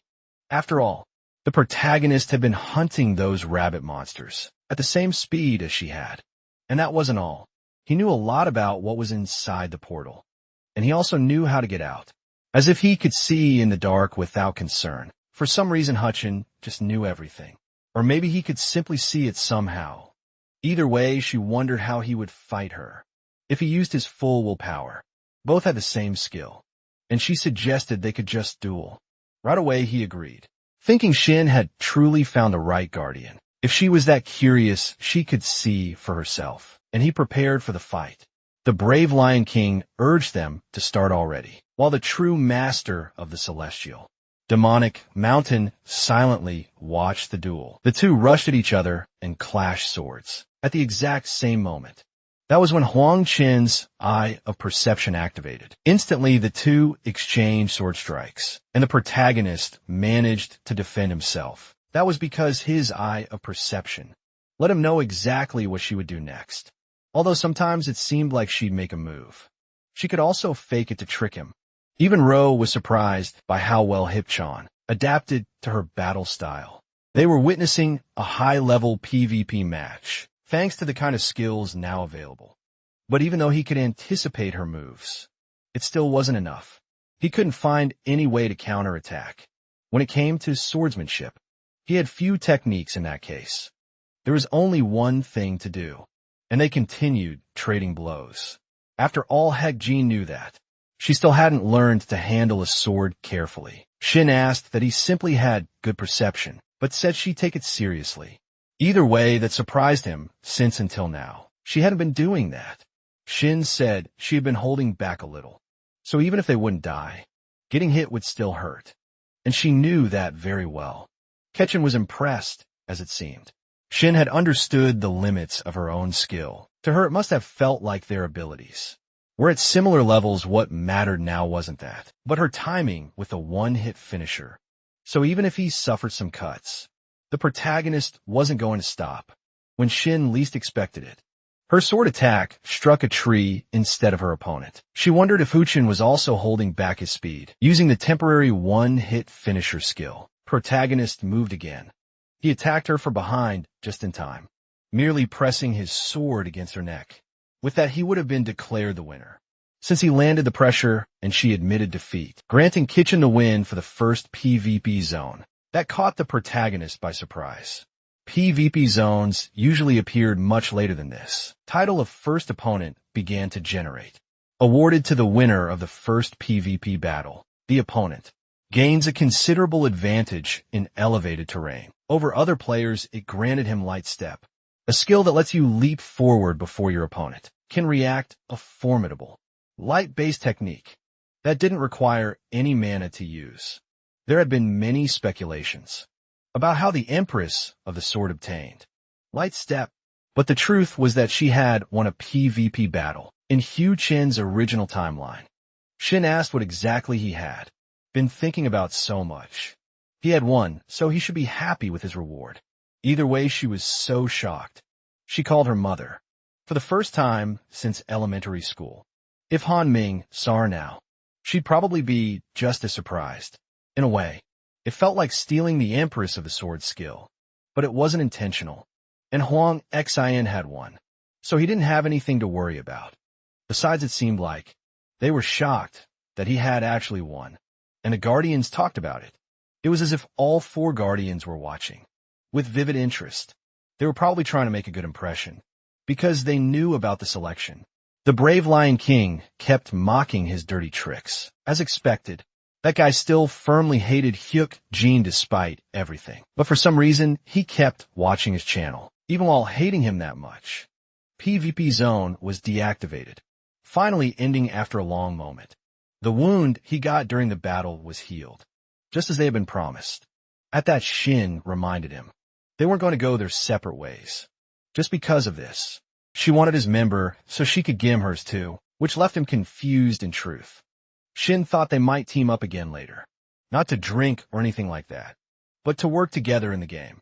And after everything, she had ended up liking the kind of person Huchin was. She was really straightforward, so he couldn't do anything but accept it. The protagonist added his number. Right when his eye of perception detected danger, he couldn't dodge it. Maybe he should just accept it. So he took the hit to the back.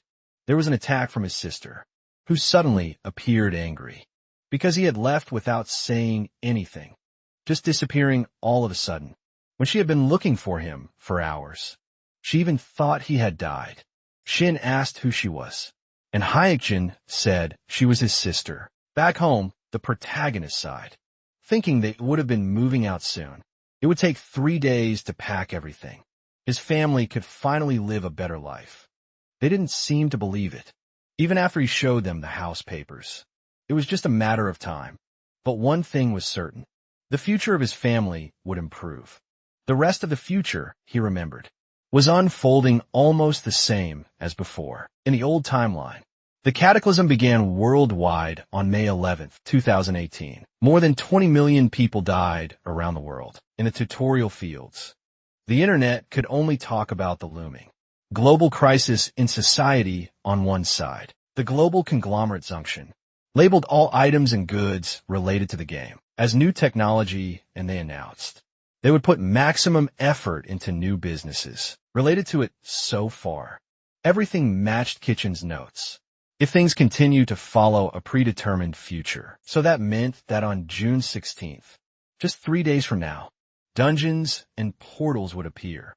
All across the country, he could know the future, but he couldn't solve all the problems that would come. And he wasn't a hero, much less a true saint. If there was one thing a mere player like him could do, was simply to play every single day. On June 16th, the EU Yon murder would take place, and 6 people would die along the mountain road. Even so, the one who killed them was unknown. McKechnie knew what he had to do. That day, he went to the mountains with someone, saying they were out hunting some monsters. It should be around here.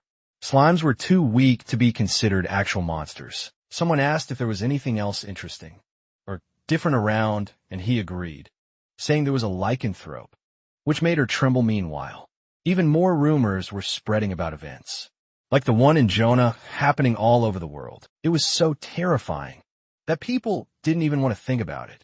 They didn't even know what was going on. They heard that those monsters, classified as intermediate administrators, were killing people whether for good or bad. But unfortunately, no one could do anything about things like that. Bullets didn't work on those administrators, and soon they also ran into another monster. Apparently, those squishy things didn't seem dangerous. They thought they could catch the slimes and sell them, but they decided to give up on it. If it were really that easy, Sanction wouldn't be paying other players like them, or whatever they were being called. This new technology had a reason for being priced so high, even after living for 50 years. It was the first time they'd seen the world change so drastically on the way. Someone saw something that had just passed right over them. but the others didn't see anything, which scared the women could be a monster. It was Hutchin who appeared, encountering the 350-year-old women. They were halfway up the mountain. They had to be the victims of the incident. That's when one of the women froze. As she reached for her phone, frightened by Hutchin, he asked them to stay still, because it would be dangerous if they started screaming. Any noise could provoke it, so they had to calm down a bit. But two of them screamed anyway, calling for the police. They wanted to run away right now. That's when the level 24 lycanthrope appeared, in response to the screams. The two women who screamed ran off, without even knowing what it was. As the two ran, the one left behind fell to the ground in fear. But Cookin stepped in front of her to protect her. He had followed the bloodlust ever since. Entering the mountain, as expected, he managed to find that monster. After some persistence, this would be the first time he fought it without using tricks. But the bloodlust was coming from more than one source. It seemed like something even more sophisticated than the lycanthrope was lurking around while worrying about finding it. He turned just in time to face an attack from behind. The protagonist dodged the strike, ready to kill it immediately. The first opponent title was taking effect, and he used his light steps ability. Hugh Chun approached the enemy, while the system asked if he wanted to change the first opponent title to Excellent Player using the Excellent Player title. He increased his damage and speed. Then, using the Excellent Strike skill, Hugh Chun attacked the other monster. That creature was a level 27 six-tailed fox, caught it by surprise. It was strange for a six-tailed fox to show up. Now six-tailed foxes were difficult. Monsters that fell under the spirit-type category, skilled in stealth and ambushes. These tricky enemies could use a bit of spiritual magic. It wasn't that. He didn't know what kind of monster it was, but he wondered why it was here. However, one of the women ended up seriously injured because of it, while the lycanthrope remained ready to attack her. Again, Sumo came to the rescue. Using her taunt skill, she drew its attention to herself. This wasn't Sumo's first time facing a monster. Last time Hutchin had handled everything alone. So this time, she tried to think about what she could do if she were in his place. The lycanthrope's howl caused physical effects, and Suinhua remembered suffering from it last time. Her whole body was shaking so much. She couldn't do anything, but now it was different. The status anomaly didn't affect her at all. This time she'd be the one to hunt it, and she wouldn't give into its attacks. She defended herself using the Platinum Darkness skill, but was fine someone would endure until the end. After all, heck, Jean knew how to handle its attacks, so she had to as well. What he had to do now was hold on to that guy until the end. So someone wasn't going to let go anytime soon, to keep him from attacking the civilian again. That's when Hugh Chin appeared, to attack the lycanthrope and save someone's life. Then, the girl finished it by landing a massive punch on him, sending him flying away, and just like that, the lycanthrope was successfully defeated, granting experience and coins. The predator of the tutorial field, Hidden Peace and the King of Wolves. That was the lycanthrope. It was easier to kill him than expected at first. It hadn't been for the six-tailed fox. A job would have been done already. That's when the two other women on the ground backed away in fear, calling a monster. It looked like there had been a casualty because of the unexpected appearance of a six-tailed fox. Unfortunately, one of the women ended up in an irreversible state. Ketchin intended to let her rest in peace and remember the murder case on Mountain Wong. What the government had announced in the past was that they'd successfully taken care of a lycanthrope, but they had failed to find a real predator, the six-tailed fox, and so they failed to take its life. During the entire mountain incident, a spirit-type monster was hard to kill with the current level of technology. So they announced the success to the public prematurely. The six-tailed fox was a cunning and sly type, skilled at fleeing, but it was injured, so it shouldn't have escaped far. Meanwhile, the women were still looking at the fox and screaming for help. Kirkland decided to approach, since he knew it wasn't too far away. It needed to eat human flesh to regenerate the wound it had received, especially the entrails of its targets, which were its main focus. Before the fox could attack the human, Hyuk-jin stepped in front to save her. That must be why it attacked the fleeing woman, instead of focusing on the players. It was obvious from the wounds on its stomach that it was trying to get to the organs. But it didn't have enough time to do something like that. Or at least, that was probably what it wanted them to think. What stood in front of them now was a doppelganger. It had created if it had been the real body. It would have eaten quickly. At this point, the protagonist wanted to know where the real body was. When he used his detection ability, he saw the body at the top of a tree, at the 11 o'clock position. It was hiding with camouflage and looking in their direction. It shouldn't have had any idea that. He knew its location thanks to the eye of perception. If it had noticed, it would have relocated to another blind spot to hide, again to catch its real body. He needed to act like he didn't know. So Kekshin told someone to immediately provoke their opponent. But even with her using her skill, it seemed like the fox wasn't fully provoked. Katayan said it was fine. They could continue just like that. He wouldn't stop until they had fully captured its attention. Once they were done, he would bring it down. So she just needed to trust him and keep provoking it. So someone did that and insisted on using her skill to provoke the target. The fox finally lunged at her. This clone wasn't an illusion. It was a physical duplicate of the real body, which meant their stats were split between the two. The awakened clone of the six-tailed fox couldn't break through someone's defense. Killing that clone would end things. Now he would have done it immediately, but it would be useless because the real body could sense the danger and flee. Then the system suggested buying the starter dagger for 260 coins. That was the only solution he had to go after his opponent. He kept his eyes on the real body of the six-tailed fox and attacked it directly with a thrown dagger. The brave Lion King showed interest in Huichen's throwing skill. The nameless observer got fixated on him, and the true master of the celestial, demonic mountain mocked him. At that moment, some were frozen, surprised when the six-tailed fox disappeared. That was because he had thrown the dagger and hit the real body dead on.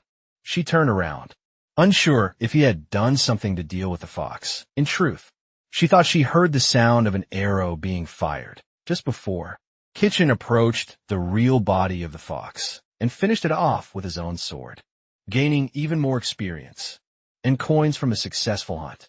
The brave Lion King was very pleased with his dagger-throwing skill. The true master of the celestial, demonic mountain, was stunned. At last he acquired the item known as the foxtail. He thought he might have a chance, considering it was a six-tailed fox. But that item really did appear. He should make good use of it in the dungeon that would soon show up. He received congratulations because his level had increased, reaching level 26 when Kitchen turned around. He heard the sound of what seemed like a helicopter approaching.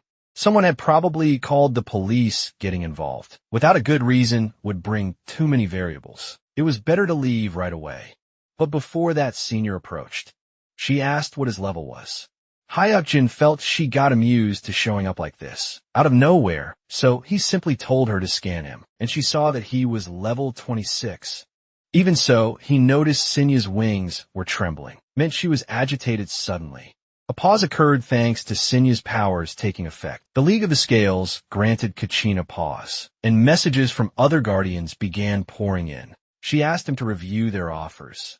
The alerts kept arriving non-stop through the system. The brave Lion King evaluated him and became more friendly toward him, showing great interest in his hidden courage and spirit. He wanted to give him a tier 3 elixir of great strength. First, the messages from the brave Lion King made Huichun wonder why the idiot liked him. Then the Lady of the Scales and the Whispering Demon spoke up. Those two guardians with completely different natures ended up offering other things. The starting equipment of Jo Sung-yeon, the Typhoon, a rare grade weapon. It was something rarely obtainable in the early days of the game. A Sword of Aiden, and a consumable that boosted player growth, in exchange for shifting their alignment to evil. That was the demonic fruit. Either item could turn any player into a ranker if you picked up those items. Now that's exactly what would happen lastly. There was the tempting offer from the true master of the celestial demonic mountain. Fiction hadn't expected He'd offer to pass down the celestial demonic art. His gift idea was insane in the end. There was nothing from the nameless observer. He was just contemplating Hilton's concentration and posture watching him the entire time. Aside from watching since the tutorial, he had made a single move.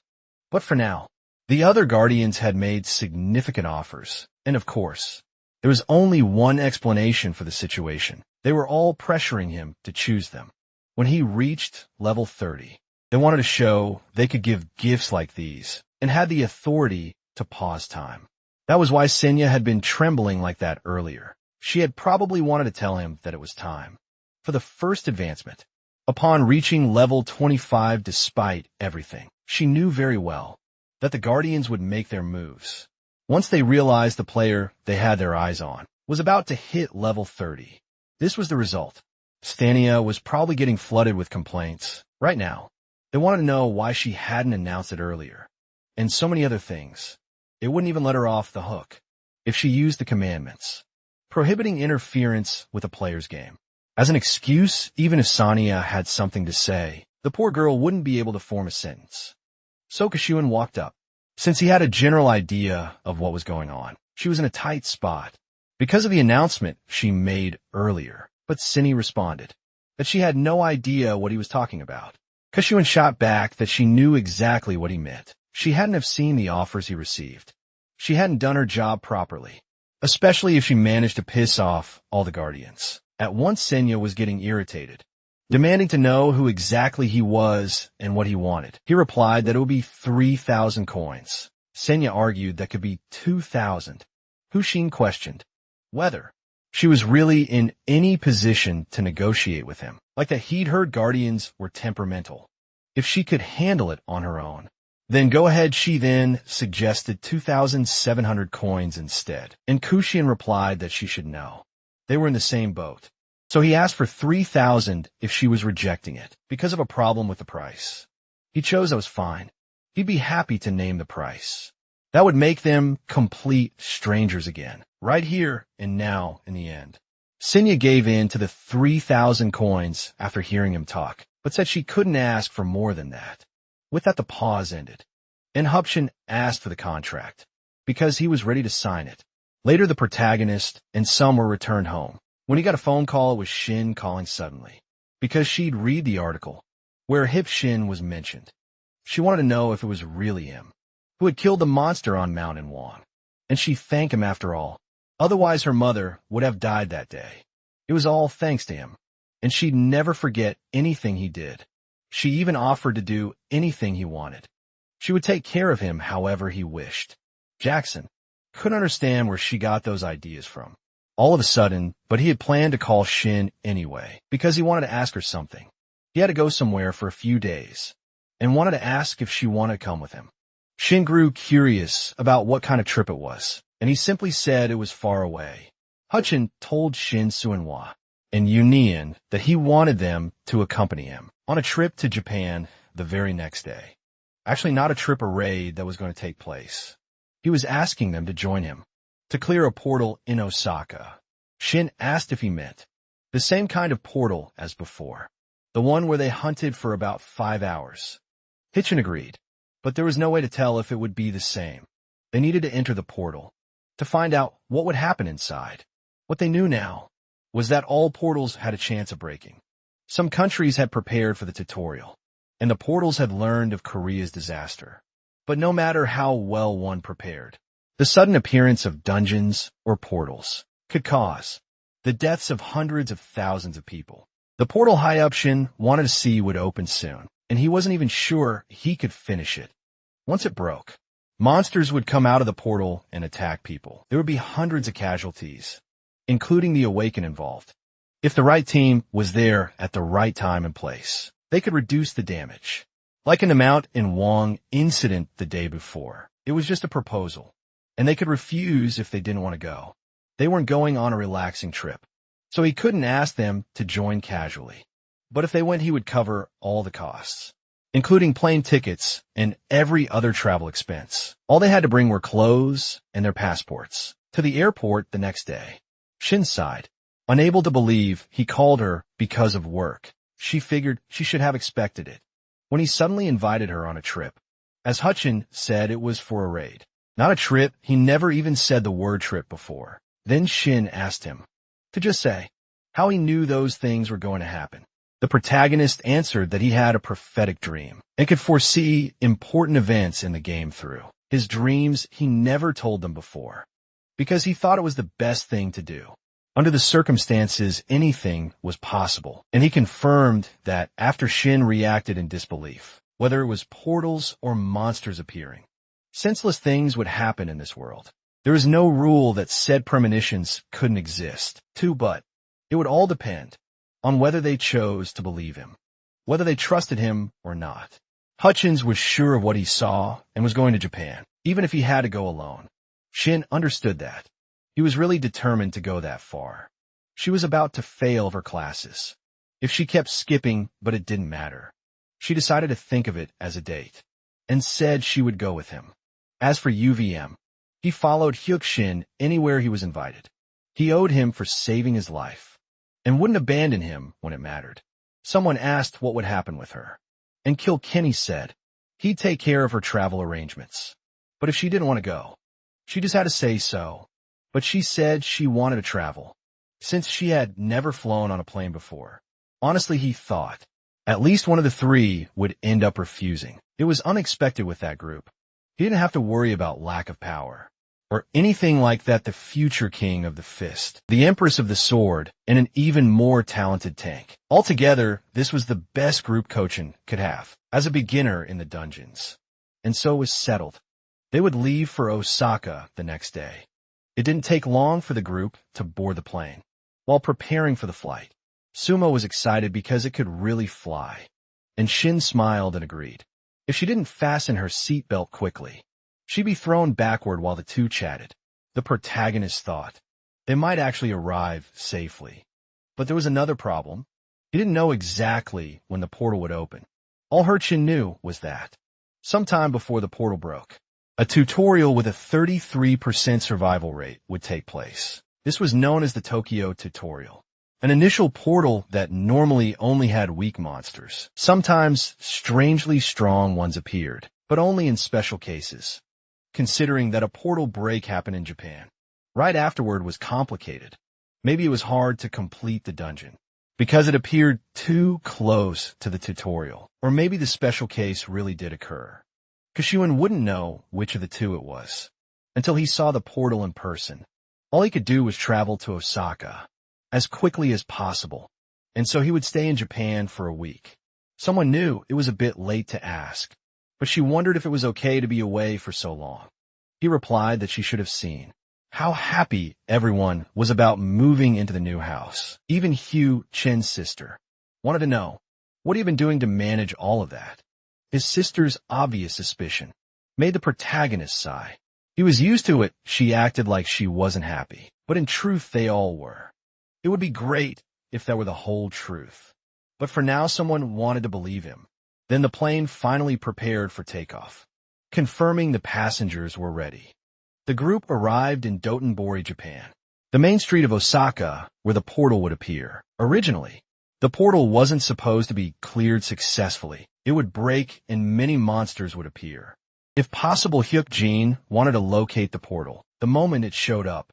But even if they failed to find it, they would kill the monsters that emerged. Even if they came pouring out, they would minimize the damage as quickly as possible. He was eager to take care of it, but there was no way to know how long it would take.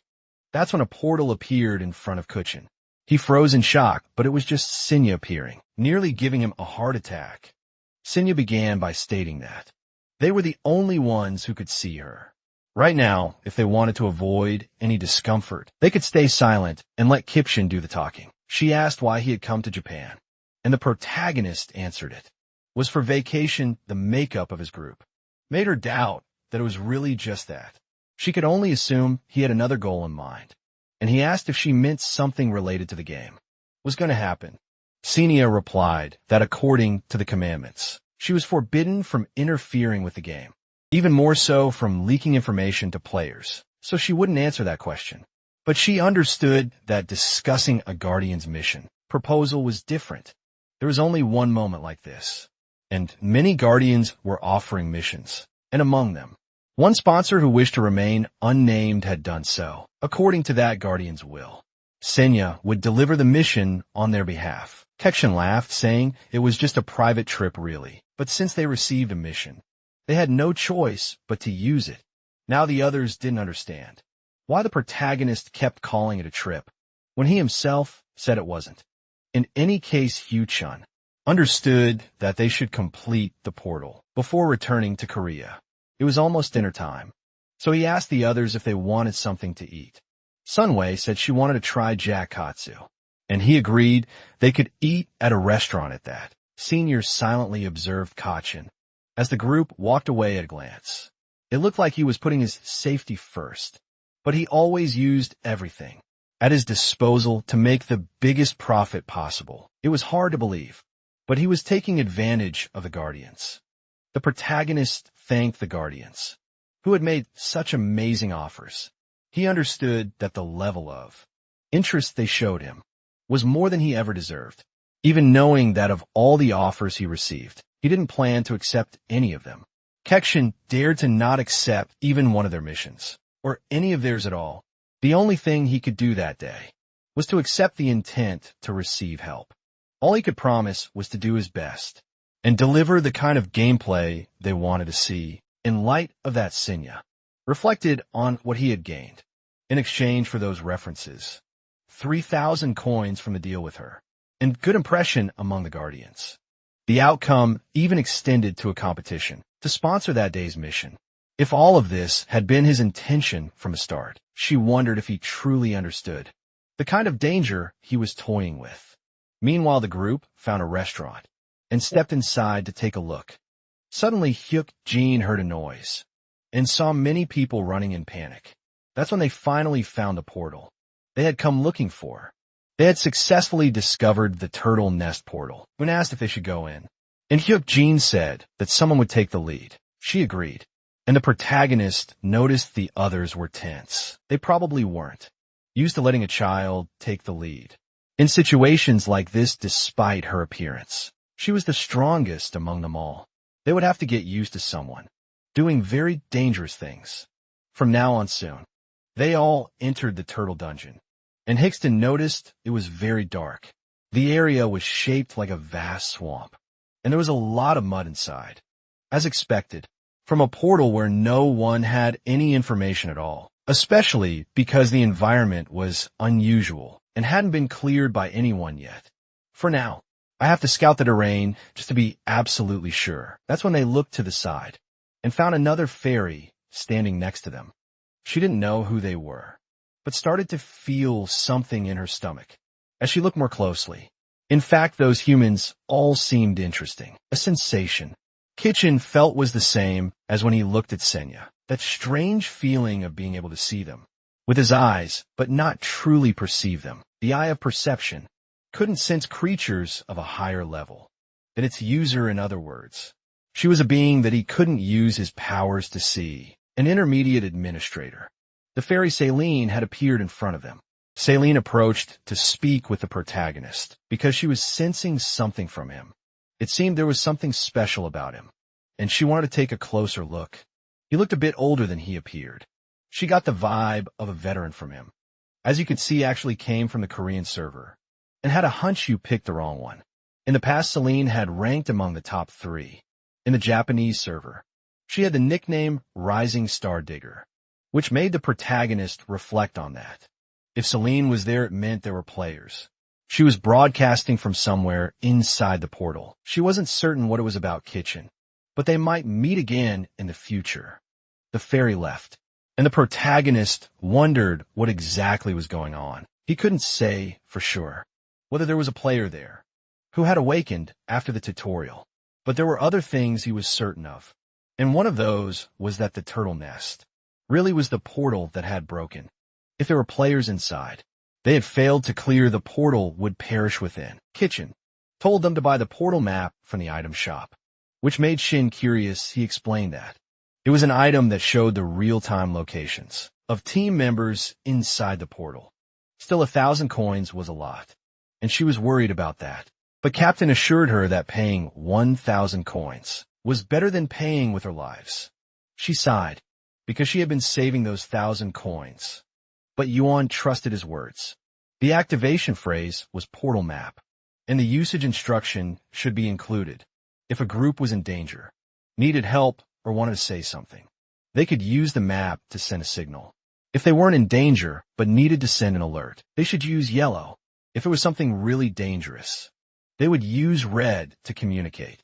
Kirchen warned everyone to keep an eye on a map at all times during the portal, and to be careful not to make too much noise, as it could attract an unexpected attack. Shin agreed too, saying it wasn't even that big of an explanation, and so he decided to move forward with the plan. They would split into pairs and search for any kind of clues inside you, and would go with Shin, and Hekshin would go with Sunwood to walk the other direction. If anything happened, they could notify each other through the portal map, and regroup. Most important of all is to always pay attention to their positions. It was common for those swamps to have some dangerous marshes. Then Shin laughed, patting Yin on the arm and calling him muscular. He complained that she didn't even start by calling him by name. She kept teasing that he could push himself further, along with those incredible muscles. Meanwhile, the administrator, broadcasting the feed, was caught off guard, because several guardians left and suddenly stopped watching his stream. He didn't understand anything. His channel featured Yin, the finisher. On top of that, they even brought Shin, the person who caught the interest of the true master of the celestial demonic mountain. When you looked, all the guardians had switched to the broadcast, being run by Senya. He completely lost the content competition and couldn't figure out how many were now watching. That human, a guy progressing through unknown means and knowledge, but he could still make use of another kind of resource to win that competition. The fact that no one knew anything about him because of his exclusive contract, and the administrator spoke to high-ranking guardians because it was truly strange. He was obviously talking about the player kitchen and about Sonya. Even before that, there was the fact that he knew other things within the Korean server, and all of that before anyone else. Now he was explaining how to use the portal map. It really was curious, and they should want to know the big truth behind all of it. They should want to know whether they were using illegal means. Shin warned them to watch where they were stepping, and Yang agreed, but reminded them to be careful, because Huichin had also warned them to avoid talking so much. They just had to stay quiet. Then they saw what looked like monster shell fragments. It was a level 11 golden turtle, and Shin asked if they should kill it. But Yuan refused. They would send a yellow signal to let Kachin know. First, however, the turtle suddenly hid, surprising both of them. Then Shin pointed at something else she saw. It was a man carrying a huge sack. They wondered if that guy was also a player, or something. The two approached him and asked if he was Japanese, and if he was a player, maybe he was out hunting. A man denied it. He was actually carrying a monster, a turtle with incredibly high defense. Shin asked if it was true. He had managed to communicate or not, and Yuan said that apparently the player had caught them, but couldn't kill them. That was because their defense was too high. He figured that's why the man was collecting them. He assumed the man would drag the golden turtles to the water and deal with them there. Shin was surprised that he had figured all that out. With so few words, even so, she asked what they should do now. Maybe they could send the signal to Kitchen. But he said they didn't know what the key was, so they'd hold off for now. Suddenly, there was a disturbance in the water, and the Japanese man let out a huge scream. When they looked, the man was shouting for help. There was a monster behind him. The two saw something strange happening in the swamp. The man kept yelling that he didn't want to die while being dragged into the water. Shin couldn't understand what was happening. He had monstrous strength. He grabbed her leg while begging for help, and then she finally saw it. A huge monster was emerging from the water. Even Yuan was surprised suddenly. The swamp had expanded, and they didn't even know what to do now. If the player kept clinging to Shin, she would be dragged into the water too. But she didn't want to abandon him either. When suddenly Cookin appeared, he simply snapped the man's arm and told her to pull herself together immediately. That was a monster known as the swamp alligator, a monster around level 17. Its stats weren't particularly strong, but in a swamp, its strength matched that of a level 25 monster. Trying to kill one in the swamp was far too difficult because the swamp functioned as a shield. For the alligator, it was impossible to hunt without high penetration. Attack section told someone he'd go ahead, and she could follow at her own pace. He used his light step to reach where his friends were. Unfortunately, Hu Qin was still being grabbed while they were in the swamp. For some reason, the future Sword Empress hesitated to free herself from that hand. The nameless observer just kept watching, and the whispering demon was pleased. The true master of the celestial, demonic mountain applauded, and the Lady of the Scales simply remained silent. That's when Hu Qin arrived, and asked if she planned to just stand there forever. If he had pulled her, she would have been done for. No doubt even so, Xin hesitated, because her mind had gone completely blank. She wasn't scared, but she didn't know what to do in that moment of panic. If Hutchin hadn't taken the man's hand away, she probably would have gotten hurt too. He said there was no need to worry, but she should be more careful, because next time she might not be so lucky to have someone there to save her. You even asked what Hutchin planned to do now. About the alligator monster. The protagonist replied that it had just eaten. It would get sleepy and return to land. Someone asked if that monster would really just take a nap, and Hurchin answered that he had seen something like that in a premonitory dream. For now, they could just sit and watch his behavior. Celine observed this and wondered if it was really possible to have dreams like that. Even if Huang Chun had a prophetic dream, it was like he hadn't predicted the player's death, even incomplete. That level of foresight was already more than enough. If someone had to sign an exclusive contract at the beginner stage, it better be with someone like him. Then, they saw the alligator finally emerge from the water, and Move on a Land Yun was ready to beat it down. And Kipchen noticed he could channel mana into his fists. The King of Fists truly lived up to the name. Normally, you only saw that after the early stage, but Xin refused, because she wanted to be the one to kill it herself. She was in a state of rage, and Hyuk Shin realized she had leveled up again, furious and filled with murderous intent. She lost a good part of her humanity. After what happened, he said, there was no need to do that. Usually the weak point of monsters was the head. So she charged at the monster with her sword, striking it in the head. Becoming one with the sword was what she did, defeating the monster. To think she had reached that level, even without using light step, Shin might end up growing even faster than the Shin he had known. That's when she saw she had acquired the quest item. The alligator claw, the claw of a swamp alligator, could be shown to an administrator to receive a quest. Senya said that a quest was issued for the player, who presented the item. In other words, Forkekshin Shin had offered the item to the protagonist. After obtaining it, there was no way she could know what would be gained by completing it. It was a quest to kill 5 of those alligators. They had to take down 4 more. Someone didn't think they'd managed. Considering the environment, fighting in the swamp was asking to die. They had to lure the alligators onto land to kill them, like before the nameless observer. And 4 other guardians were eager to watch. That animal had come out of the water, just to try to eat a nearby player. In that case, Hutchin bought a long spear, so he could attack from a distance. Then he noticed that Shin was scared. For some reason, she seemed to think he would use her as one of the sacrifices, to lure the monsters or something like that. He placed a piece of lean, black yak meat on the tip of the spear.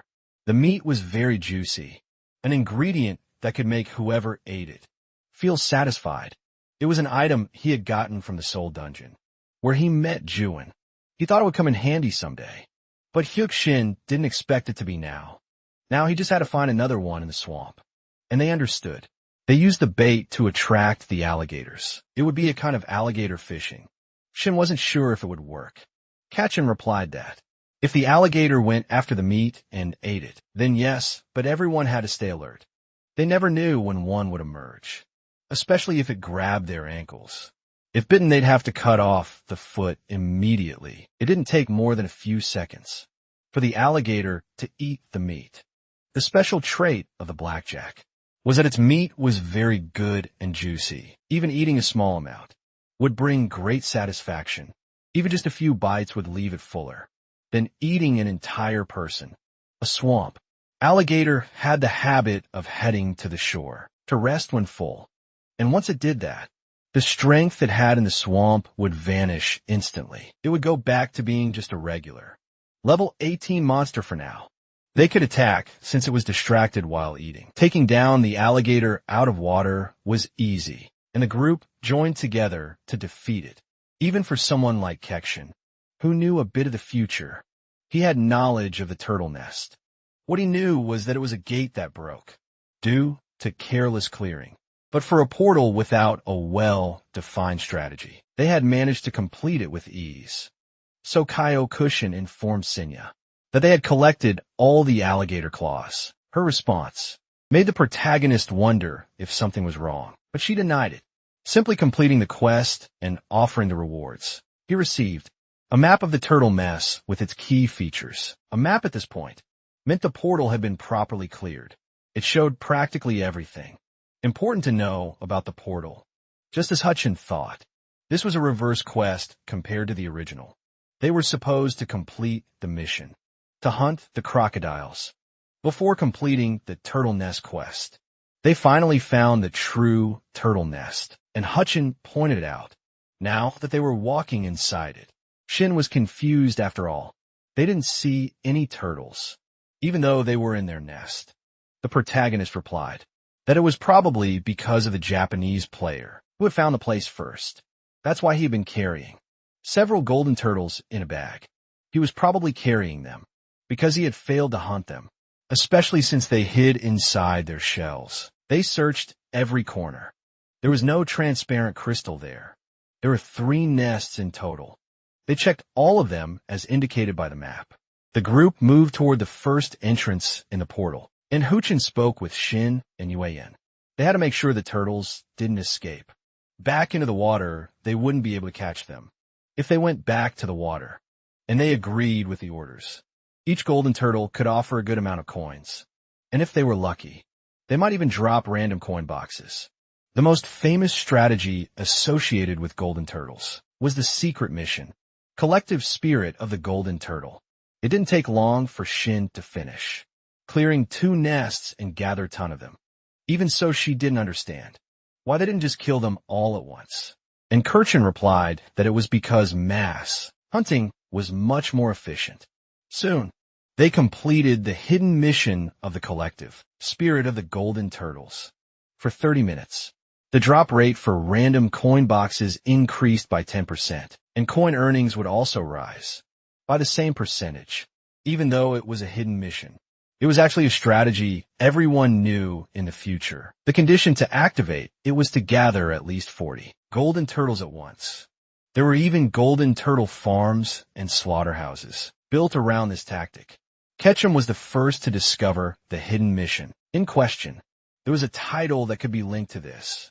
First discovery of a hidden mission. The title was called First Pioneer, and it could connect to the mission. He chose to first view the detailed option, explaining what the connection was for. If a player with the First Pioneer title was the first to discover a hidden mission, they could trigger a link scenario. Link scenarios could be triggered up to 3 times. In total, if he did that, it would unlock the hidden boss spawn scenario, the Venomous Golden Turtle. The Venomous Golden Turtle, an intermediate monster around level 30. If Kitchen received a boss monster boost on top of that, it would be as strong as a level 35 monster. It wasn't exactly a monster you could hunt, unless you had a player with high poison resistance. The protagonist still had his mandrake gloves, which were resistant to poison, but he couldn't take the risk, so he decided to pass up the opportunity. Didn't understand what he was doing, and he asked her to wait a moment. She also received a notification about a drop rate increase in coin gain. She was quite satisfied with the experience. She got their shoot and be greedy. If the others wanted, they could just split the tasks among themselves.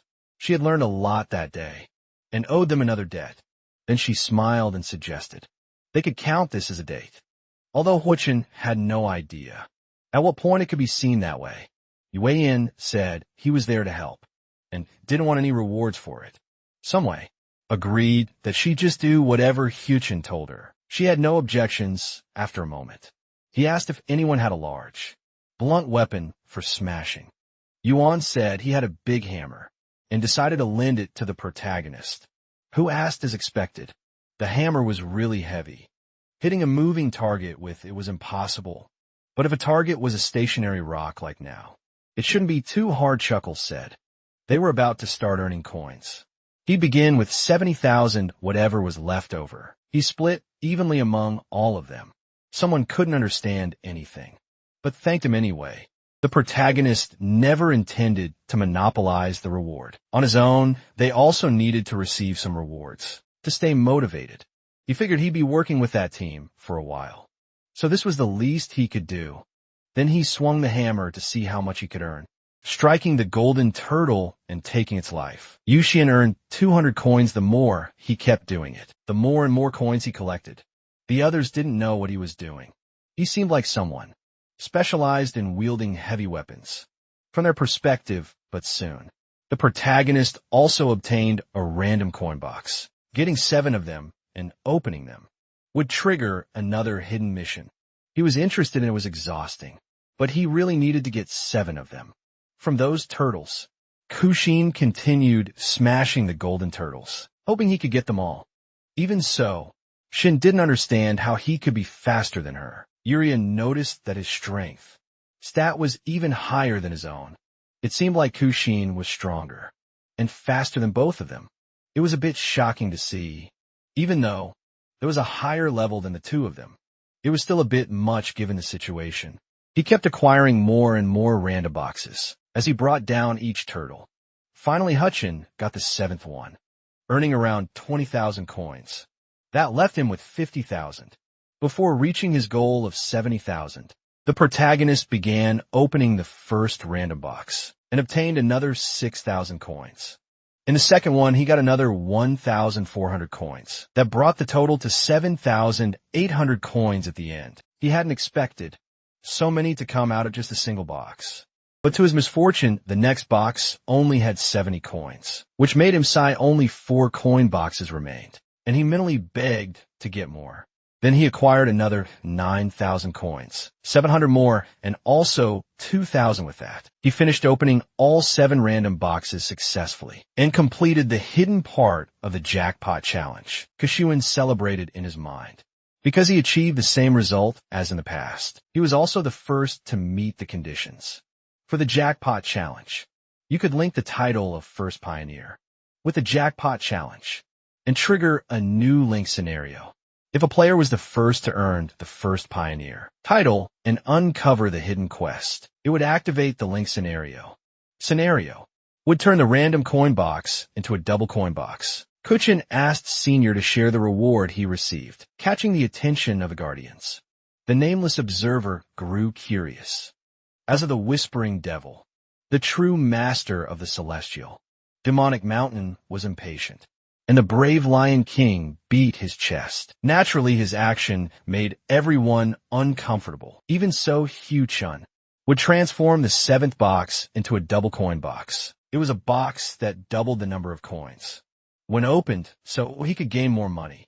If he opened it while holding a large amount of coins, the coins gained through trading wouldn't count. This was a place they and all worked hard together to clear. They were all members of a team that had fought side by side. That's why Hutchin thought of buying the box and giving at least 3,000 coins to each of them. That was a fair way to distribute the rewards, which made Yuji unemotional. But Shin felt uneasy and anxious. Hyuk-shin couldn't blame her for that. 3,000 coins was an enormous amount for a beginner. Senior told the protagonist that connecting the first opponent title to a secret mission could only be done 3 times. But the protagonist replied that it was fair to share things, even if it cost in one of those chances. In truth, that wasn't exactly the reason.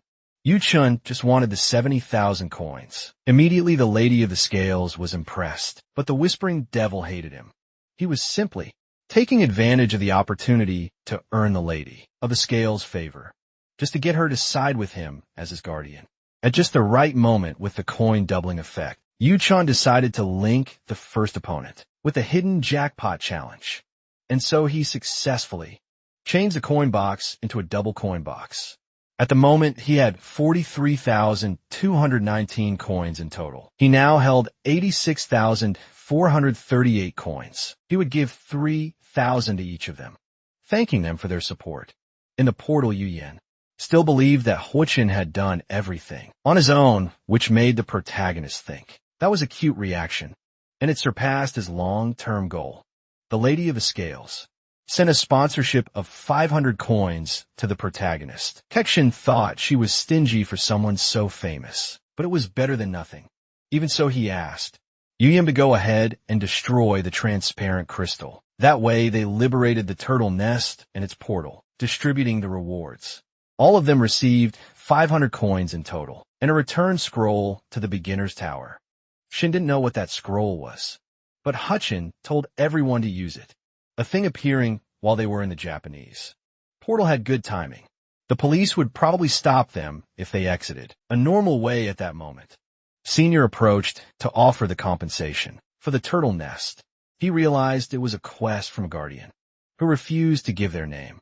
He received 7,000 coins, and the two of them stared at each other silently. For going through a mere beginner portal like that, he had earned an enormous amount. A guardian had intervened directly through. Senior still tried to remain hidden. If it had been the Lady of the Scales, she would have issued the quest herself. So it wasn't her. The Shepherd of Las Vegas didn't seem likely either, since he was in the U.S. server. Kexin didn't know who sent it. There was no way to find out now. Either way, he decided they should return now and use the return scroll. At Had, Sinian decided to stream again from the Korean server, the beginner's tower, when they used the scroll. They returned to Korea, which left them confused. After all, they couldn't even see the rest of the people who were supposed to be there. The people there weren't real, but just characters, NPCs. They were like bots that only existed in specific places, like the beginner's tower. She noticed that this must have been Tower D. She never expected it to change so much. Yuan wondered if it was really okay, in terms of legal entry and kitchen replies, that they could do whatever they want, thanking them for their efforts. Then, he remembers that Yuan and Shin would clear the Seoul Station dungeon 25 times as quickly as possible. The two are confused by what they hear, and the protagonist agrees. He knew they could do even more than that. They should stay at that pace. That was one of the conditions of being an early riser. After all, Shin agrees because they understood the strategy, so it would be quite easy. Yugen also agrees, saying they'd wrap it up in a blink. Someway asks what she should do since she was a tanker. He asked her to go home, because he would arrive later than that still. Huichin noticed she had a bit of a brother complex, which was weird. Even so, he asked her to go home, because he would bring ice cream when he returned. That convinced her, enough for them to make it back in time.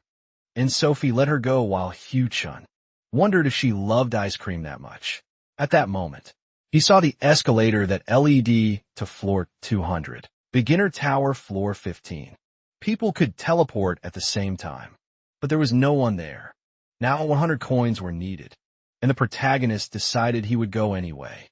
As he climbed the staircase, the protagonist knew that. Sinya thought he was wasting his money, and she agrees, since spending money to go up wouldn't achieve anything. There was nothing up there. Himself knew that. There was nothing on the second floor at the moment, but it didn't matter. What mattered was that it was open for Huichin to see. Originally, the second floor of the beginner tower wasn't something that opened automatically, which meant it had been opened by someone again. Also by the Demon King, a player whose identity remained a mystery. Until 10 years ago, the leader of the Demon King's army. Known as the Nightmare, he was always behind the scenes, in every historic disaster. After the Cataclysm, if there was one thing known about his actions, it's that he was the first to walk up to the second floor of the beginner tower and receive the bonus from it. It didn't matter that he was the first. The other bonus was given to the first few people. The Demon King could be up there now. It was likely he was the one who opened the second floor.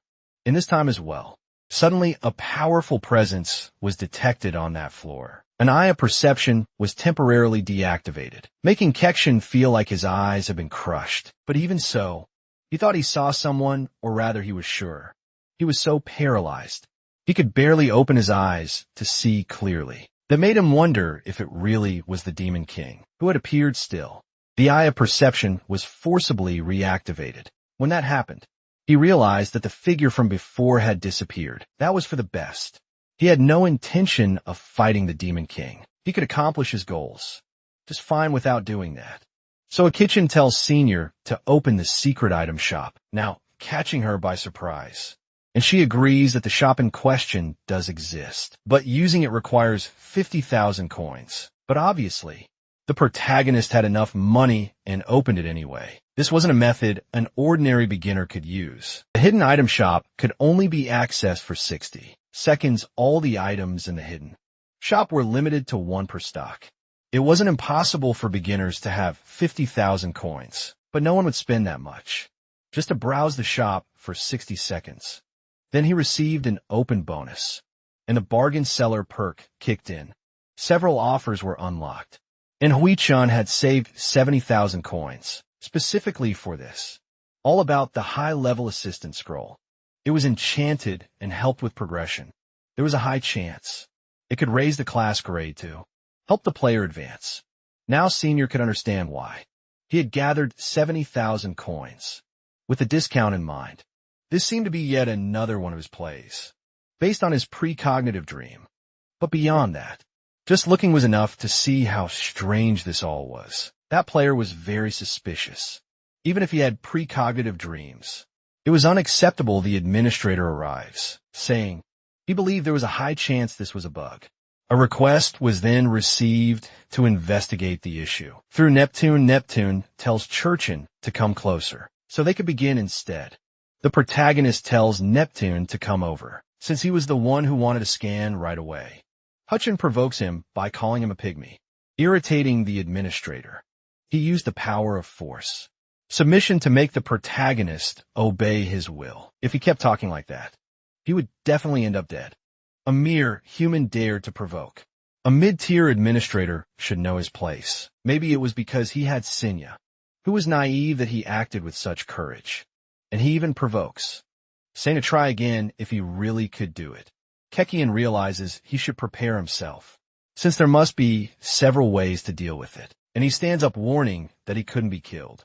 Even with Neptune finding him bold, the protagonist knew the administrator, thought he would do whatever he was ordered to, but he was just playing dirty, because Neptune had done it first, and he only resisted, because Neptune had made threats first, without any proof. He only called him a pygmy, because, after all, that was the name of his race. Still, he didn't understand what he did. To be treated so rudely, Neptune tells him to shut up, because he was acting innocent. Even though he wasn't, all he could do was wait, and see what punishment would be given to him. For a guy like him, who had crossed the line, it was clear he needed a lesson.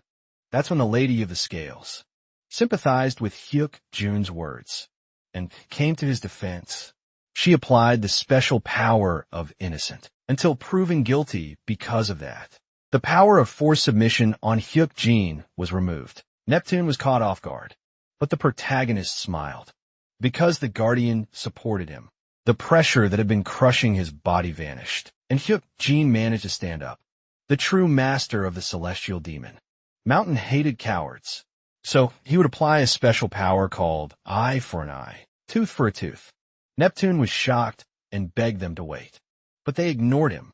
No matter how many viewers he lost to Senya, he still managed to surpass her.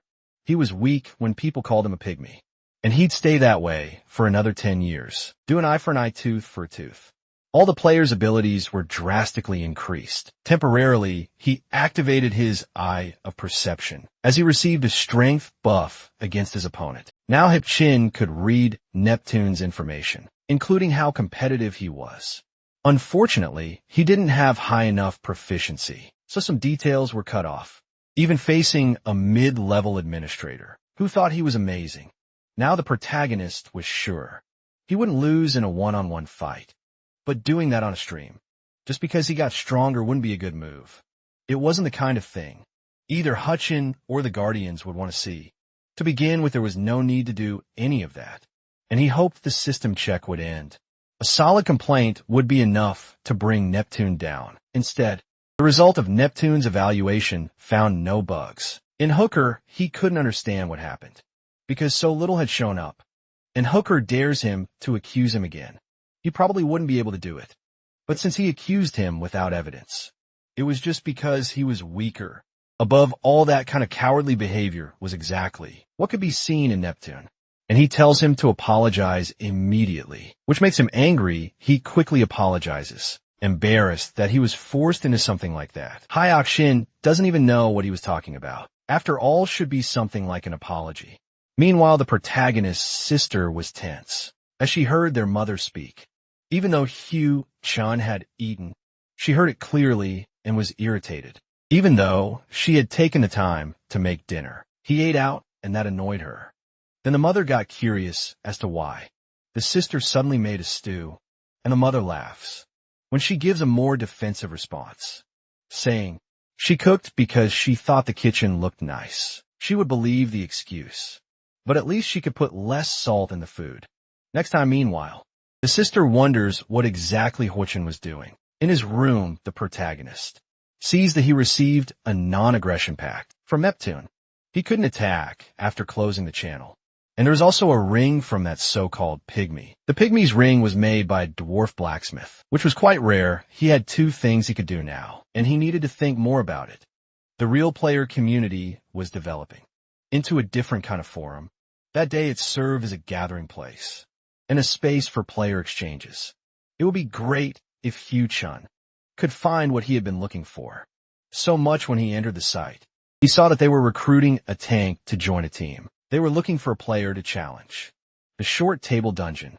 The nickname was pretty embarrassing, but that person would receive nothing but great things. 10 years from now, that was Lord Flame, Choi Sung-gu, and taking that into account, the dungeon was in the post. That would be the short table dungeon. His first dungeon. Different from other dungeons like the Soul Station, this one had a special highlight. It was possible to earn rewards by clearing it. Multiple times in a row, the short table dungeon was a dungeon that appeared when there was an event and disappeared once completed. Even now, there were players losing their lives while challenging dungeons.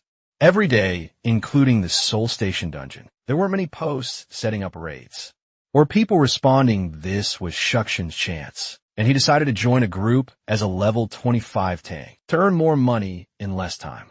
He needed to go to a dungeon that would bring profit, even if that meant putting himself at risk.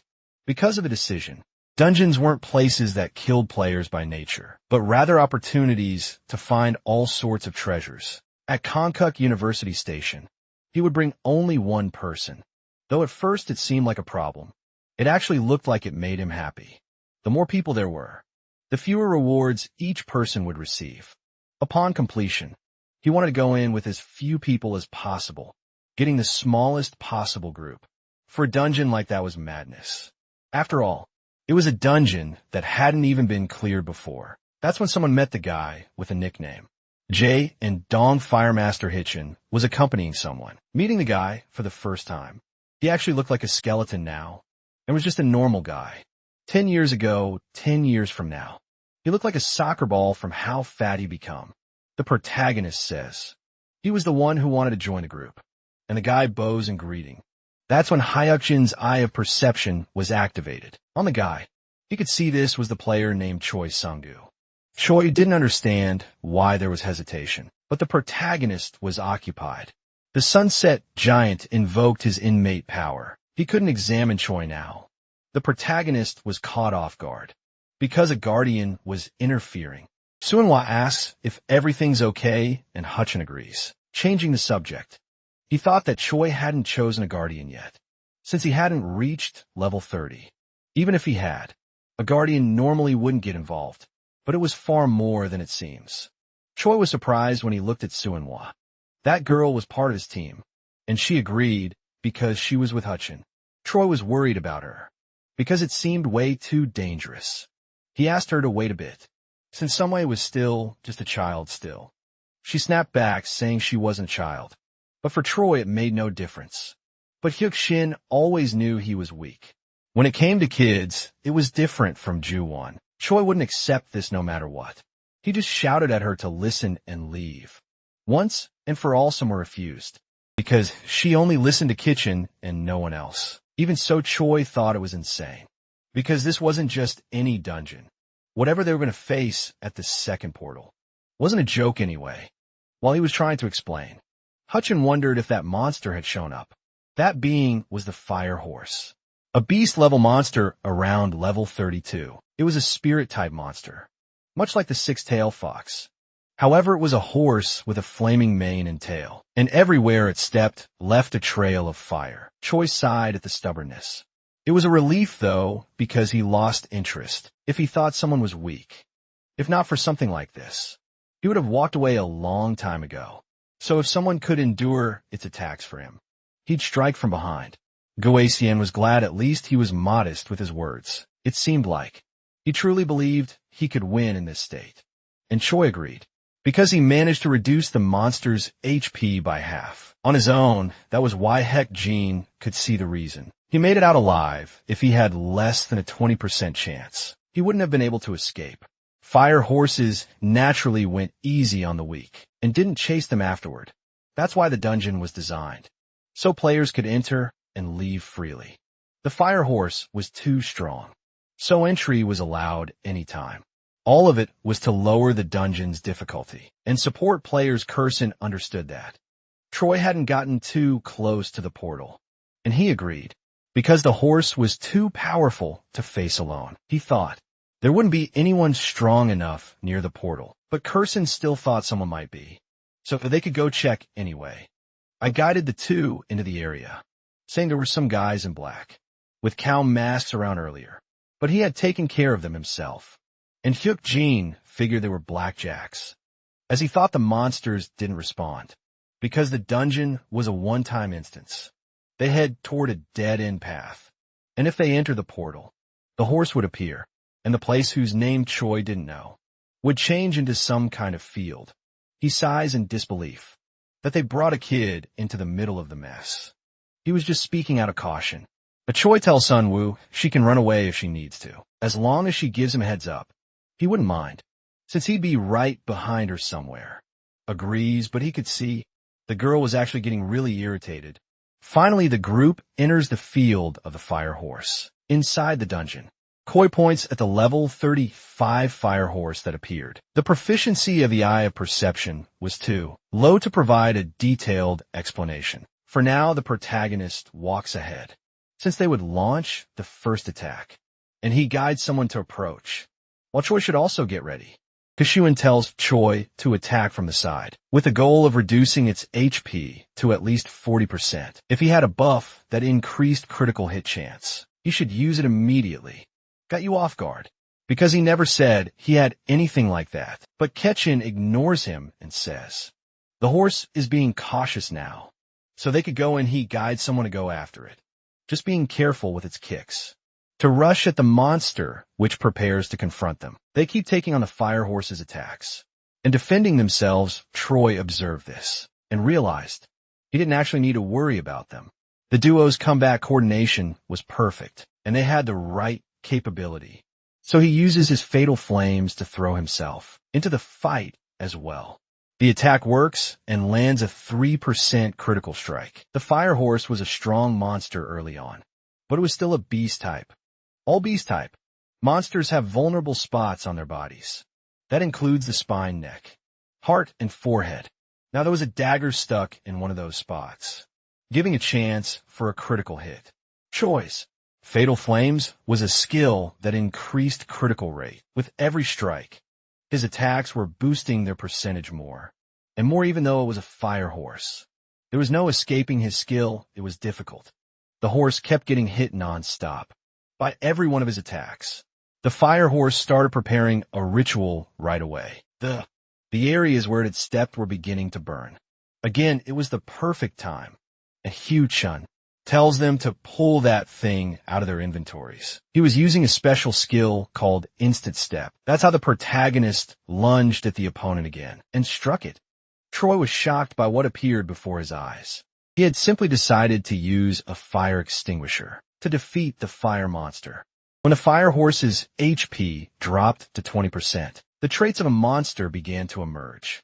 This was a ritual to summon its master, so they had to extinguish the flames completely. To stop it, Kexen shouts to Choi, telling him to attack with everything he's got, and finish it. Even Choi was surprised, because he ended up being left out of the fun. But he finally uses his fatal flames again to attack the horse.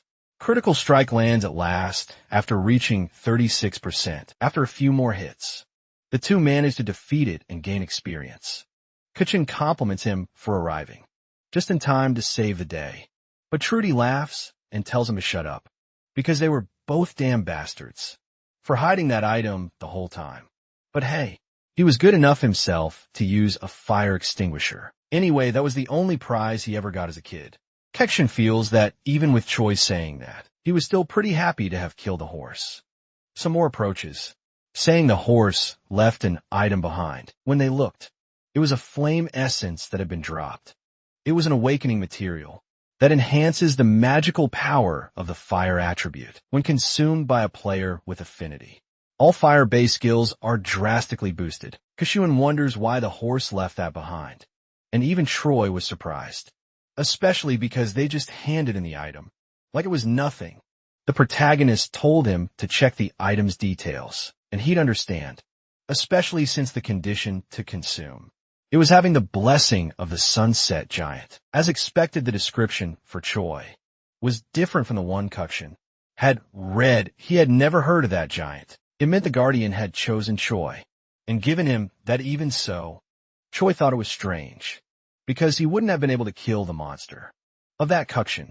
And since it was him who did most of the work, receiving a reward felt like too much. The protagonist tells him not to stress over something like that, but he felt bad about it. They could negotiate another way to calm things down. They would get priority on the next rewards. To make up for it, it didn't mean they would take everything, but they could discuss it. Choi agrees, since I would make him feel a little less neglected. With that, Kachin got an ironclad justification and smiled when Choi drank the item. The dungeon's identity became clear as day. The dungeon was a training ground, created by the Sunset Giant himself to awaken Choi. They must have spent a lot of money to make this work, but since Choi has already yielded to them, the Whispering Devil enjoyed the joke. Now he wonders what kind of item might be hidden on the other side. Passing through the second portal of the short table dungeon, they head toward the third, and so they arrived at the Ravine of Fire and had to meet the conditions to enter. Otherwise, they wouldn't be able to leave the Ravine of Fire.